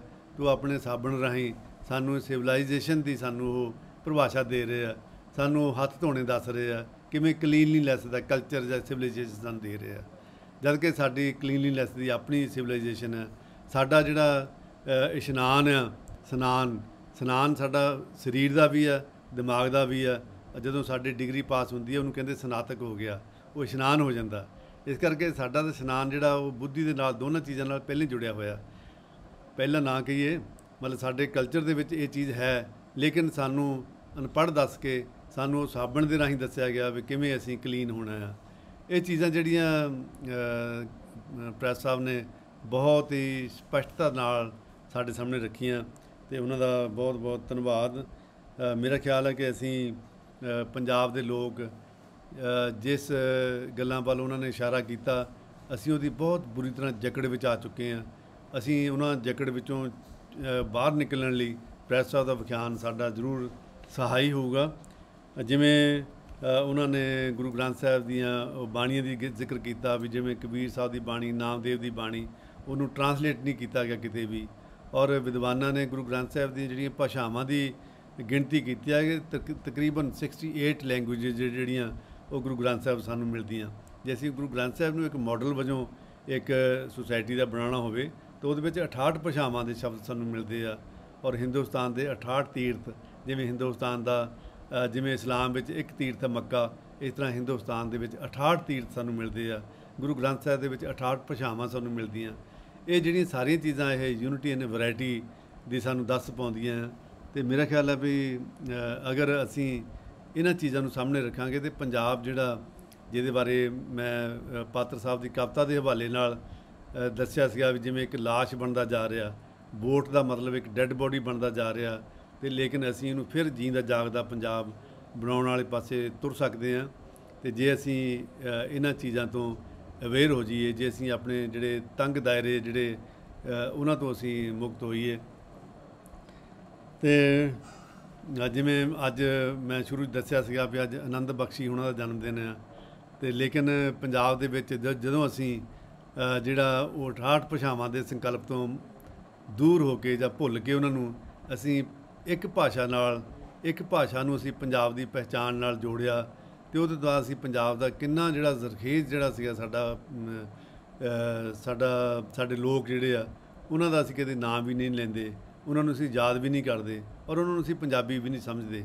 ਸਾਹਿਲ ਲੁਧਿਆਣਵੀ ਦਾ ਪੰਜਾਬ ਵਿੱਚ ਕਦੇ ਵੀ ਨਾਂ ਨਹੀਂ ਲਿਆ ਜਾਂਦਾ, ਉਹਨੂੰ ਪੰਜਾਬੀ ਸਮਝਿਆ ਹੀ ਨਹੀਂ ਜਾਂਦਾ ਜਿਵੇਂ। ਔਰ ਹਿੰਦੁਸਤਾਨ ਦੀ ਕੋਈ ਫਿਲਮ ਜਿਹੜੀ ਆ ਇੱਕ ਦੌਰ ਦੀ ਫਿਲਮ, ਉਹ ਸਾਹਿਲ ਲੁਧਿਆਣਵੀ ਤੋਂ ਬਿਨਾਂ ਕਦੇ ਵੀ ਮੁਕੰਮਲ ਨਹੀਂ ਸੀ ਹੁੰਦੀ। ਔਰ ਮੈਂ ਦੇਖਿਆ ਵੀ ਸਾਡੇ ਵੱਡੇ ਹਿੰਦੁਸਤਾਨ ਦੇ ਸੰਗੀਤਕਾਰ, ਗੀਤਕਾਰ ਔਰ ਸਾਡੇ ਕਵੀ ਜਿਹੜੇ ਆ ਉਹ ਕਿੰਨੇ ਪੰਜਾਬ ਨੂੰ ਪਿਆਰ ਕਰਦੇ ਸੀਗੇ ਔਰ ਪੰਜਾਬ ਨਾਲ ਜੁੜੇ ਹੋਏ ਸੀਗੇ। ਉਹਨਾਂ ਨੇ ਪੰਜਾਬ ਨੂੰ ਉਹਨਾਂ ਗੀਤਾਂ ਵਿੱਚ, ਉਹਨਾਂ ਕਵਿਤਾਵਾਂ ਦੇ ਵਿੱਚ ਕਿਵੇਂ ਪੇਸ਼ ਕੀਤਾ। ਲੇਕਿਨ ਅਸੀਂ ਅੱਜ ਪੰਜਾਬੀ ਦੀ ਪਰਿਭਾਸ਼ਾ ਇੰਨੀ ਨੈਰੋ ਕਰ ਲਈ ਆ ਕਿ ਅਸੀਂ ਉਹਨਾਂ ਨੂੰ ਉਹਦੇ ਵਿੱਚੋਂ, ਉਸ ਪਰਿਭਾਸ਼ਾ ਵਿੱਚੋਂ ਬਾਹਰ ਕੱਢ ਦਿੱਤਾ। ਅਤੇ ਜੇ ਅਸੀਂ ਤਰੱਕੀ ਕਰਨੀ ਹੈ, ਜੇ ਅਸੀਂ ਵਿਕਾਸ ਕਰਨਾ ਹੈ ਪੰਜਾਬ ਨੇ, ਜੇ ਅਸੀਂ ਪੰਜਾਬ ਨੇ, ਵਿਕਾਸ ਤਾਂ ਬਹੁਤ ਦੂਰ ਦੀ ਗੱਲ ਆ, ਤਰੱਕੀ ਬਹੁਤ ਦੂਰ ਦੀ ਗੱਲ ਆ। ਜੇ ਪੰਜਾਬ ਨੇ ਜਿਉਣਾ ਹੈ ਤਾਂ ਸਾਨੂੰ ਆਪਣੇ ਦਿਲ ਦੇ ਦਾਇਰੇ ਜਿਹੜੇ ਆ ਉਹ ਥੋੜ੍ਹੇ ਮੋਕਲੇ ਕਰਨੇ ਪੈਣਗੇ। ਸਾਨੂੰ ਆਪਣੀਆਂ ਪਰਿਭਾਸ਼ਾਵਾਂ ਜਿਹੜੀਆਂ ਉਹ ਪ੍ਰੋਫੈਸਰ ਸਾਹਿਬ ਦੇ ਇਸ ਅੱਜ ਦੇ ਵਿਖਿਆਨ ਦੇ ਰੂਬਰੂ ਕਰਨੀਆਂ ਪੈਣਗੀਆਂ, ਅਤੇ ਸਾਨੂੰ ਆਪਣੀਆਂ ਉਹ ਮੁੜ ਕੇ ਛੱਡਣੀਆਂ ਪੈਣਗੀਆਂ, ਅਤੇ ਫਿਰ ਅਸੀਂ ਜੀ ਸਕਦੇ ਹਾਂ, ਅਸੀਂ ਜੀਣ ਜੋਗੇ ਹੋ ਸਕਦੇ ਹਾਂ। ਅਤੇ ਪ੍ਰੈਸ ਸਾਹਿਬ ਬਹੁਤ ਬਹੁਤ ਤੁਹਾਡਾ ਮਿਹਰਬਾਨੀ, ਤੁਸੀਂ ਇੰਨਾ ਸਮਾਂ ਦਿੱਤਾ ਔਰ ਇੰਨੀ ਮਿਹਨਤ ਵਾਲਾ, ਔਰ ਬਹੁਤ ਹੀ ਮੇਰਾ ਖਿਆਲ ਹੈ ਵੀ ਇਹ ਚੀਜ਼ਾਂ ਜਿਹੜੀਆਂ ਤੁਸੀਂ ਬੜੇ ਸਰਲਤਾ ਦੇ ਨਾਲ ਸਾਨੂੰ ਸਮਝਾ ਦਿੱਤੀਆਂ, ਇਹ ਕਾਫੀ ਔਖੀਆਂ ਸਮਝਣੀਆਂ। ਅਤੇ ਮੈਂ ਦੇਖ ਰਿਹਾ ਸੀਗਾ ਵੀ ਕਈ ਦਰਸ਼ਕ ਜਿਹੜੇ ਸਾਡੇ ਉਹ ਕਮੈਂਟ ਲਿਖ ਰਹੇ ਸੀਗੇ ਵੀ ਬਹੁਤ ਔਖੀਆਂ ਗੱਲਾਂ ਪ੍ਰੈਸ ਸਾਹਿਬ ਨੇ ਬੜੀ ਸਰਲਤਾ ਦੇ ਨਾਲ ਸਾਨੂੰ ਸਮਝਾ ਦਿੱਤੀਆਂ। ਸਾਡੇ ਸਧਾਰਨ ਸਰੋਤੇ ਜਿਹੜੇ ਆ ਉਹਨਾਂ ਦੇ ਵੀ ਇਹ ਮਸਤਕ ਤੱਕ ਗੱਲਾਂ ਪੁੱਜੀਆਂ। ਅਤੇ ਇਹ ਪ੍ਰੈਸ ਸਾਹਿਬ ਦਾ ਮੈਂ ਸਮਝਦਾ ਵੀ ਉਹਨਾਂ ਦਾ ਕਮਾਲ ਆ ਜਿਹੜਾ ਉਹਨਾਂ ਨੇ ਹਾਸਲ ਕੀਤਾ ਹੋਇਆ ਵੀ ਕਿਵੇਂ ਉਹ ਗੱਲਾਂ ਜਿਹੜੀਆਂ ਉਹ ਆਮ ਪਾਠਕ ਨੂੰ, ਆਮ ਸਰੋਤੇ ਨੂੰ ਸਮਝਾਉਣੀਆਂ। ਪ੍ਰੈਸ ਸਾਹਿਬ ਦੇ ਅੱਜ ਦੇ ਵਿਖਿਆਨ ਨੂੰ ਜਿਨ੍ਹਾਂ ਲੋਕਾਂ ਨੇ ਬਹੁਤ ਪਿਆਰ ਨਾਲ ਸੁਣਿਆ ਬਹੁਤ ਸਾਰੇ ਲੋਕਾਂ ਨੇ, ਲੇਕਿਨ ਜਿਨ੍ਹਾਂ ਨੇ ਕੋਈ ਕੌਮੈਂਟ ਕੀਤਾ, ਪ੍ਰੈਸ ਸਾਹਿਬ ਦੀ ਤਾਰੀਫ ਕੀਤੀ ਆ ਨਾਲ ਤੇ ਉਹਨਾਂ ਦੇ ਨਾਮ ਮੈਂ ਜ਼ਰੂਰ ਦੱਸਣਾ ਚਾਹੁੰਦਾ। ਇੱਕ ਪ੍ਰੈਸ ਸਾਹਿਬ ਦਾ ਸਟੂਡੈਂਟ ਆ ਰਮਨਦੀਪ ਸਿੰਘ ਤੇ ਗੁਰਬਚਨ ਸਿੰਘ ਸਾਗਰੀ, ਇਹ ਅੰਡੇਮਾਨ ਬੈਠੇ ਇਹ ਸੁਣ ਰਹੇ ਸੀਗੇ।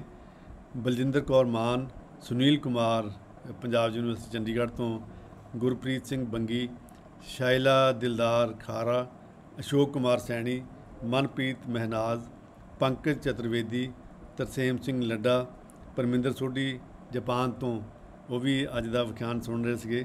ਦਵਿੰਦਰ ਸਿੰਘ, ਸੁਰਿੰਦਰ ਖੰਨਾ ਲੁਧਿਆਣੇ ਤੋਂ, ਹਰਕਮਲ ਕੌਰਪਾਲ, ਪਰਮਿੰਦਰ ਸਿੰਘ, ਪ੍ਰੋਫੈਸਰ ਰਣਜੀਤ ਸਿੰਘ ਬਾਜਵਾ, ਗੁਰੂ ਨਾਨਕ ਦੇਵ ਯੂਨੀਵਰਸਿਟੀ ਦੇ ਸਾਬਕਾ ਪ੍ਰੋਫੈਸਰ, ਇਹ ਹਰ ਲੈਕਚਰ ਸਾਡਾ ਬਹੁਤ ਧਿਆਨ ਨਾਲ ਸੁਣਦੇ ਆ ਔਰ ਉਹ 'ਤੇ ਕੌਮੈਂਟ ਵੀ ਕਰਦੇ ਹੁੰਦੇ ਆ। ਜਤਿੰਦਰਪਾਲ ਸਿੰਘ ਚੰਡੀਗੜ੍ਹ ਤੋਂ, ਅਸ਼ਵਿੰਦਰ ਕੌਰ USA ਤੋਂ, ਸਵਰਨਜੀਤ ਸਿੰਘ ਬਰਾੜ ਕੈਨੇਡਾ ਤੋਂ, ਇਹ ਵੀ ਸੱਜਣ ਹਰ ਅੱਜ ਤਾਂ ਨਹੀਂ ਲਾਈਵ ਸੁਣ ਰਹੇ, ਲੇਕਿਨ ਹਰ ਸ਼ਨੀਵਾਰ ਨੂੰ ਇਹ ਕੰਮ ਤੋਂ ਆ ਕੇ ਸਿੱਧਾ ਦੱਸਦੇ ਹੁੰਦੇ ਆ ਮੈਂ ਆ ਕੇ ਤੁਹਾਡਾ ਲੈਕਚਰ ਸੁਣਦਾ ਹੁੰਦਾ। ਅਤੇ ਜਸਪਾਲ ਫਿਰਦੌਸੀ ਪੰਜਾਬ ਯੂਨੀਵਰਸਿਟੀ ਚੰਡੀਗੜ੍ਹ ਦੇ research scholar, Jaswinder Kaur Bhatti Canada ਤੋਂ, principal Jasvir Kaur, Mohan Begowal, professor Harjinder Singh Sekhon Lyallpur Khalsa college Jalandhar ਤੋਂ, ਅਤੇ ਕਸ਼ਮੀਰ ਸਿੰਘ ਪੰਜਾਬੀ ਯੂਨੀਵਰਸਿਟੀ ਪਟਿਆਲਾ। ਇਹ ਸਾਰੇ ਸੱਜਣਾਂ ਨੇ ਲੈਕਚਰ ਸੁਣਿਆ ਔਰ ਨਾਲ ਕੋਈ ਟਿੱਪਣੀ ਕੀਤੀ। ਅਤੇ ਹੁਣੇ ਮੇਰੇ ਸਾਹਮਣੇ ਆ ਰਹੇ ਆ ਮੇਰੇ ਵੱਡੇ ਭਾਈ ਸਾਹਿਬ ਤਰਲੋਚਨ ਸਿੰਘ ਦੁਪਾਲਪੁਰੀ USA ਤੋਂ ਬੈਠੇ, ਉਹ ਵੀ ਇਹ ਲੈਕਚਰ ਸੁਣ ਰਹੇ ਸੀਗੇ। ਅਤੇ ਮਨਪ੍ਰੀਤ ਮਹਿਨਾਜ਼, ਉਹ ਵੀ ਬਹੁਤ ਧੰਨਵਾਦ ਤੁਹਾਨੂੰ ਭੇਜ ਰਹੇ ਆ। ਹੋਰ ਵੀ ਬਹੁਤ ਸਾਰੇ ਸੱਜਣਾਂ ਨੇ ਤੁਹਾਨੂੰ ਧੰਨਵਾਦ ਭੇਜਿਆ ਪ੍ਰੈਸ ਸਾਹਿਬ। ਅਤੇ ਮੈਂ ਇੱਕ ਸਪੈਸ਼ਲ ਥੈਂਕਸ ਕਰਨਾ ਚਾਹੁੰਦਾ, ਅਤੇ ਉਹ ਥੈਂਕਸ ਮੈਡਮ ਨਵਜੋਤ ਕੌਰ ਦਾ ਅਤੇ ਪ੍ਰੈਸ ਸਾਹਿਬ ਦੇ ਬੱਚਿਆਂ ਦਾ ਅਨਹਦ ਅਤੇ ਅਦਬ ਦਾ। ਬਹੁਤ ਪਿਆਰੇ ਬੱਚੇ ਜਿਨ੍ਹਾਂ ਨੇ ਪ੍ਰੈਸ ਸਾਹਿਬ ਨੂੰ ਵੇਲ ਦਿੱਤੀ ਅਤੇ ਉਹਨਾਂ ਨੂੰ ਸਾਡੇ ਸਪੁਰਦ ਕੀਤਾ, ਉਹਨਾਂ ਦਾ ਬਹੁਤ ਧੰਨਵਾਦ। ਅਤੇ ਪੰਜਾਬ ਦਰਸ਼ਨ ਦੇ ਸਹਿਜ ਅਤੇ ਸੋਹਜ ਨੂੰ ਬਰਕਰਾਰ ਰੱਖਣ ਵਾਲੇ ਸਾਡੇ ਦੋ ਸੱਜਣ ਪਰਮਿੰਦਰ ਅਤੇ ਹਰਪ੍ਰੀਤ, ਉਹਨਾਂ ਦਾ ਬਹੁਤ ਧੰਨਵਾਦ। ਅਤੇ ਸਾਡੀ ਪੰਜਾਬ ਦਰਸ਼ਨ ਦੀ ਸਿਰਜਕ ਟੀਮ ਦੇ ਮੈਂਬਰਾਂ ਹਰਮੀਤ ਕੌਰ, ਜਸਕਰਨ, ਕਮਲੇਸ਼ ਪੰਜਾਬੀ ਯੂਨੀਵਰਸਿਟੀ ਪਟਿਆਲੇ ਤੋਂ, ਦਿਲਦਾਰ ਅਤੇ ਮਹਿਤਾਬ, ਇਹਨਾਂ ਦਾ ਬਹੁਤ ਧੰਨਵਾਦ। ਅਤੇ ਅਖੀਰ ਵਿੱਚ ਪੰਜਾਬ ਦਰਸ਼ਨ ਦਾ ਆਸਰਾ ਕੁਲਵਿੰਦਰ ਕੌਰ, ਉਹਨਾਂ ਦਾ ਬਹੁਤ ਧੰਨਵਾਦ। ਅਤੇ ਪ੍ਰੈਸ ਸਾਹਿਬ ਤੁਸੀਂ ਮੈਂ ਹੁਣ ਕੀ ਕਹਾਂ ਵੀ ਤੁਸੀਂ ਇੰਨੇ ਸਾਡੇ ਜਿਹਨੂੰ ਕਹਿੰਦੇ ਵੀ ਦਿਮਾਗ ਦੇ ਬੰਦ ਦਰਵਾਜ਼ੇ ਖੋਲ੍ਹੇ ਔਰ ਬਹੁਤ ਸਾਰੀਆਂ ਹਸਤੀਆਂ ਦੇ ਹਵਾਲਿਆਂ ਦੇ ਨਾਲ ਤੁਸੀਂ ਗੱਲਾਂ ਨੂੰ ਸਪਸ਼ਟ ਕੀਤਾ। ਅਤੇ ਪੰਜਾਬ ਦਰਸ਼ਨ ਦੀ ਤੁਸੀਂ ਇਹ ਦੇਖਿਆ ਹੋਣਾ ਕਿ ਅਸੀਂ ਵਾਰ ਫੋਕਸ ਜਿਹੜਾ ਪੰਜਾਬ 'ਤੇ ਹੀ ਕਰਦੇ ਹਾਂ, ਅਤੇ ਉਹ ਇਸ ਕਰਕੇ ਕਰਦੇ ਹਾਂ ਵੀ ਬਹੁਤ ਸਾਰੇ ਲੋਕ ਜਿਹੜੇ ਉਹਨਾਂ ਨੇ ਤਾਂ ਸੋਚ ਲਿਆ ਵੀ ਅਸੀਂ ਪੰਜਾਬ ਛੱਡ ਕੇ ਬਾਹਰ ਚਲੇ ਜਾਣਾ, ਲੇਕਿਨ ਉਹ ਲੋਕ ਜਿਹੜੇ ਪੰਜਾਬ ਛੱਡ ਕੇ ਬਾਹਰ ਨਹੀਂ ਜਾਣਗੇ, ਜਿਨ੍ਹਾਂ ਨੇ ਆਪਣੇ ਆਪ ਨੂੰ ਪੰਜਾਬ ਨਾਲ ਜੋੜ ਲਿਆ ਵੀ ਅਸੀਂ ਇੱਥੇ ਰਹਿਣਾ, ਜਾਂ ਜਿਹੜੇ ਲੋਕ ਬਾਹਰ ਚਲੇ ਜਾਂਦੇ ਆ ਉਹਨੂੰ ਲੱਗਦਾ ਵੀ ਉਹ ਬਾਹਰ ਚਲੇ ਗਏ, ਉਹ ਬਾਹਰ ਗਏ ਨਹੀਂ। ਉਹਨਾਂ ਦੀ ਸੁਰਤ, ਉਹਨਾਂ ਦਾ ਜਿਹੜਾ ਅਹਿਸਾਸ, ਉਹਨਾਂ ਦੀ ਸੋਚ ਹਮੇਸ਼ਾ ਪੰਜਾਬ ਵਿੱਚ ਰਹਿੰਦੀ ਆ। ਮੈਂ ਦੇਖਿਆ ਵੀ ਅਮਰੀਕਾ ਦੇ ਵਿੱਚ ਜਿੰਨੀਆਂ ਵੀ ਅਖਬਾਰਾਂ ਪੰਜਾਬੀ ਛਪਦੀਆਂ, ਉਹਨਾਂ ਵਿੱਚ ਖਬਰਾਂ ਜਿਹੜੀਆਂ ਉਹ ਪੰਜਾਬ ਦੀਆਂ ਛਪਦੀਆਂ। ਮੈਂ ਇੱਕ ਬੜੀ ਹੱਸਦਾ ਹੁੰਦਾ, ਇੱਕ ਵਾਰੀ ਮੈਂ ਉਹ ਪੰਜਾਬ ਟਾਈਮਸ ਦੇ ਵਿੱਚ ਇੱਕ ਖਬਰ ਪੜ੍ਹੀ ਕਿ ਗੁਰਾਇਆਂ ਕੋਲ ਗੰਨਿਆਂ ਦੀ ਟਰੈਲੀ ਉਲਟੀ। ਮੈਂ ਬੜਾ ਹੈਰਾਨ ਹੋਇਆ ਵੀ ਉੱਥੇ ਕੈਲੀਫੋਰਨੀਆ 'ਚ ਮਤਲਬ ਕਿ ਖਬਰ ਛਪ ਰਹੀ ਆ ਵੀ ਗੁਰਾਇਆਂ ਕੋਲ ਗੰਨਿਆਂ ਦੀ ਟਰੈਲੀ ਉਲਟ ਗਈ। ਅਤੇ ਇਸ ਤਰ੍ਹਾਂ ਪੰਜਾਬ ਦੀਆਂ ਖਬਰਾਂ ਜਿਹੜੀਆਂ ਉਹ ਸਾਡੇ ਲੋਕ ਜਿਹੜੇ ਬਾਹਰ ਚਲੇ ਵੀ ਗਏ, ਉਹ ਅਸਲ ਵਿੱਚ ਬਾਹਰ ਨਹੀਂ ਗਏ, ਉਹ ਪੰਜਾਬ ਵਿੱਚ ਹੀ ਆ। ਉਹ ਰੂਹਾਨੀ ਤੌਰ 'ਤੇ, ਮਾਨਸਿਕ ਤੌਰ 'ਤੇ ਪੰਜਾਬ ਵਿੱਚ ਰਹਿੰਦੇ ਆ। ਅਤੇ ਜਿੱਥੋਂ ਅਸੀਂ ਟੁੱਟ ਨਹੀਂ ਸਕਦੇ ਹੈ, ਜਿੱਥੋਂ ਸਾਨੂੰ ਟੁੱਟਣਾ ਚਾਹੀਦਾ ਵੀ ਨਹੀਂ ਹੈ, ਉਸ ਧਰਤੀ ਨੂੰ, ਉਸ ਲੁਕਾਈ ਨੂੰ ਖੂਬਸੂਰਤ ਬਣਾਉਣਾ, ਉਹਨੂੰ ਜ਼ਿੰਦਾ ਰੱਖਣਾ, ਇਹ ਸਾਡਾ ਸਾਰਿਆਂ ਦਾ ਫਰਜ਼ ਬਣਦਾ। ਤੇ ਅਸੀਂ ਇਸ ਕਰਕੇ ਹਰ ਵਿਖਿਆਨ ਆਪਣਾ ਕਿਸੇ ਨਾ ਕਿਸੇ ਢੰਗ ਨਾਲ ਪੰਜਾਬ ਦੇ ਉੱਤੇ ਫੋਕਸ ਕਰਦੇ ਹਾਂ। ਤੇ ਪ੍ਰੈਸ ਸਾਹਿਬ ਨੇ ਪੰਜਾਬ ਨੂੰ ਬਹੁਤ ਹੀ ਬਰੀਕੀ ਨਾਲ ਸਮਝਿਆ ਤੇ ਸਮਝਾਇਆ। ਉਹਨਾਂ ਦਾ ਬਹੁਤ ਬਹੁਤ ਧੰਨਵਾਦ। ਪ੍ਰੈਸ ਸਾਹਿਬ, ਜਾਣ ਲੱਗੇ ਤੁਹਾਡੇ ਮਨ 'ਚ ਕੋਈ ਗੱਲ ਆਉਂਦੀ ਹੋਵੇ, ਤੁਸੀਂ ਸਾਡੇ ਦਰਸ਼ਕਾਂ ਨਾਲ। ਮੈਂ ਬੇहद ਸ਼ੁਕਰਗੁਜ਼ਾਰ ਹਾਂ ਸਾਰੇ ਪੰਜਾਬ ਦਰਸ਼ਨ ਦੀ ਟੀਮ ਦਾ, ਜਿਹੜਾ ਤੇ ਪਤਾ ਨਹੀਂ ਮੈਂ ਕਿਹੋ ਜਿਹੀਆਂ ਗੱਲਾਂ ਉਗੜੀਆਂ ਦੁਗੜੀਆਂ ਜਿਹੀਆਂ ਕੀਤੀਆਂ ਜਿਸ ਹਿਸਾਬ ਨਾਲ ਵੀ ਜਿਹੜੀਆਂ ਹੋ ਸਕੀਆਂ, ਤੇ ਤੁਸੀਂ ਇਸ ਨੂੰ ਕਬੂਲ ਫਰਮਾਇਆ। ਮੇਰੇ ਲਈ ਇਹੀ ਸਭ ਤੋਂ ਵੱਡੀ ਮਾਣਮੱਤੀ ਗੱਲ ਆ। ਔਰ ਤੁਸੀਂ ਉਸ ਪਲੇਟਫਾਰਮ ਤੇ ਮੈਨੂੰ ਥਾਂ ਦਿੱਤੀ ਜਿੱਥੇ ਕਿਸੇ ਸਮੇਂ ਪ੍ਰੋਫੈਸਰ ਹਰਜੀਤ ਗਿੱਲ ਹੋਣੀ, ਪ੍ਰੋਫੈਸਰ ਗੌਡ, ਪ੍ਰੋਫੈਸਰ ਭਗਵਾਨ ਜੋਸ਼ ਹੋਣੀ, ਨੈਣ ਸੁਖ ਹੋਣੀ ਆਪਣੀ ਗੱਲਬਾਤ ਰੱਖ ਚੁੱਕੇ ਆ। ਸੋ ਮੇਰੇ ਲਈ ਇਹ ਬੜੀ ਮਾਣਮੱਤੀ ਗੱਲ ਆ ਕਿ ਤੁਸੀਂ ਮੈਨੂੰ ਜਿਹੜਾ ਹੈ ਇਸ ਕਾਬਲ ਸਮਝਿਆ ਜਿਹੜਾ ਹੈ। ਔਰ ਮੈਂ ਸਾਰੀ ਨਾ ਸਿਰਫ ਪੰਜਾਬ ਦਰਸ਼ਨ ਦੀ ਟੀਮ ਦਾ, ਬਲਕਿ ਉਹ ਸਾਰੇ ਸਰੋਤਿਆਂ ਦਾ, ਜਿਹੜੇ ਦਰਸ਼ਕਾਂ ਦਾ, ਜਿਹੜੇ ਇਸ ਨੂੰ ਦੇਖ ਰਹੇ ਤੇ ਸੁਣ ਰਹੇ ਸੀ, ਉਹਨਾਂ ਸਾਰਿਆਂ ਦਾ ਬੇहद ਸ਼ੁਕਰਗੁਜ਼ਾਰ। ਬਹੁਤ ਬਹੁਤ ਸ਼ੁਕਰੀਆ।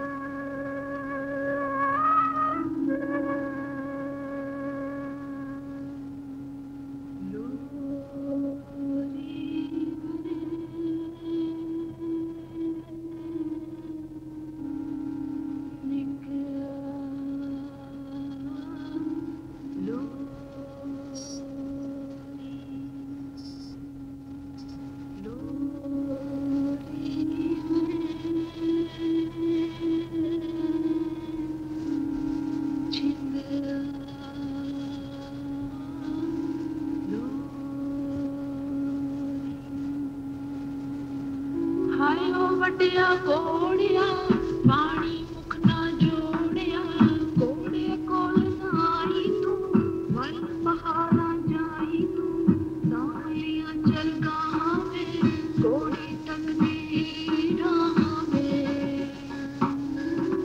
ਔੜ ਨਾ ਲਹੂ ਲੁਹਾਨਨੀ ਲੱਗ ਪਿਆ ਗੁਰਲਾਨਨੀ, ਉਸੀਆਂ ਖਾਂ ਤਰਨੀ ਜਾਂਦੀ ਰੰਗਾ ਡੁੱਕਿਆ ਕੋੜਾ ਨੀ, ਖੂਨ ਨਦੀ ਵਿੱਚ ਦੌੜਾ ਨੀ, ਖੂਨ ਨਦੀ ਵਿੱਚ ਬਹੁਤਾ ਨੀ, ਨੀਲ ਨਦੀ ਵਿੱਚ ਦੌੜਾ ਨੀ, ਸੌ ਜਾ ਕੋੜਾ ਦੀਂਦਾ ਏ ਨਦੀਆਂ ਪਾਣੀ ਪੀਂਦਾ ਏ, ਸੌ ਜਾ ਨਿੱਕਿਆ ਸੌ ਜਾਵੇ ਕੋੜਾ ਹੁਣ ਕੁਲਾਉਂਦਾ ਵੇ, ਹਾਏ ਉਹ ਵੱਡਿਆ ਕੋੜਿਆ ਪਾਣੀ ਮੁਖ ਨਾ ਜੋੜਿਆ, ਕੋੜਿਆ ਕੋਲ ਨਾਈ ਵੇ ਵੱਲ ਪਹਾੜਾਂ ਜਾਈ ਵੇ, ਧੁੱਪਾਂ ਜੋਗੀ ਕੋੜਿਆ ਨਦੀ ਨੇ ਤੈਨੂੰ ਰੋੜਿਆ, ਸੌ ਗਿਆ ਮੇਰਾ ਲਾਲ ਨੀ, ਸੌ ਗਿਆ ਲਾਲ ਗੋਪਾਲ ਨੀ, ਸੌ ਜਾ ਨਿੱਕਿਆ ਸੌ ਜਾਵੇ, ਸੌ ਜਾ ਸੁਪਨਾ ਆਉਂਦਾ ਵੇ, ਇਸ ਨਦੀ ਦੇ ਪਾਣੀ ਨੂੰ ਕੋੜਾ ਨਾ ਲਾਉਂਦਾ ਵੇ, ਲੋਰੀ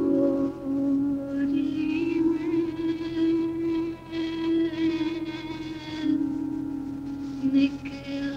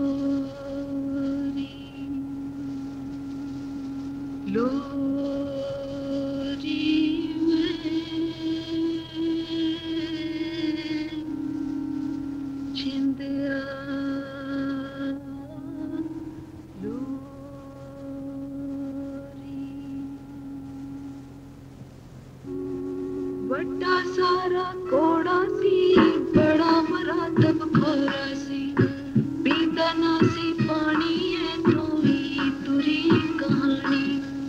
ਪਾਣੀ ਟਾਣਾ ਹੇਠਲਾ ਗੂੜੇ ਕਾਲੇ ਰੰਗ ਦਾ, ਕੋੜਾ ਪਹੁੰਚਾ ਪੁੱਲ ਦੇ ਕੋਲ, ਜਾ ਕੇ ਲੱਗਾ ਕਰਨ ਗਲੋਲ। ਕੀ ਜਾਣੇ ਕੋਈ ਕਿਵੇਂ, ਕੀ ਨਦੀਆਂ ਦੇ ਜੀਏ,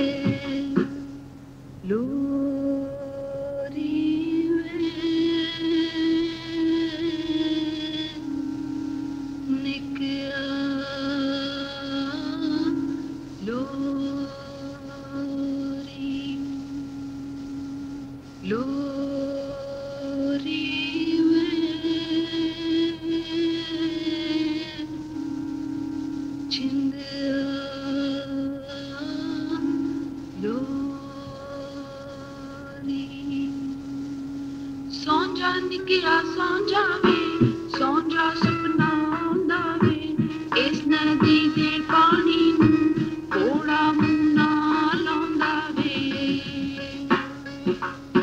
ਸੌਂ ਜਾ ਨਿੱਕਿਆ ਸੌਂ ਜਾਵੇ, ਸੌਂ ਜਾ ਸੁਪਨਾ ਆਉਂਦਾ ਵੇ, ਕੋੜਾ ਲੱਗ ਪਿਆ ਕੁਰਲਾਉਣ, ਪੌੜ ਤਾਂ ਹੋ ਗਏ ਲਹੂ ਲੁਹਾਨ। ਖੂਬਾਂ ਅੱਖਾਂ ਅੰਦਰ ਵੇ, ਚਾਂਦੀ ਰੰਗਾ ਖੰਜਰ ਵੇ, ਡੁੱਬਣ ਲੱਗਾ ਕੋੜਾ ਵੇ, ਖੂਨ ਨਦੀ ਵਿੱਚ ਦੌੜਾ ਵੇ, ਖੂਨ ਨਦੀ ਵਿੱਚ ਦੌੜਾ ਵੇ, ਖੂਨ ਨਦੀ ਵਿੱਚ ਬੋਤਾ ਵੇ, ਨੀਰ ਨਦੀ ਵਿੱਚ ਦੌੜਾ ਵੇ।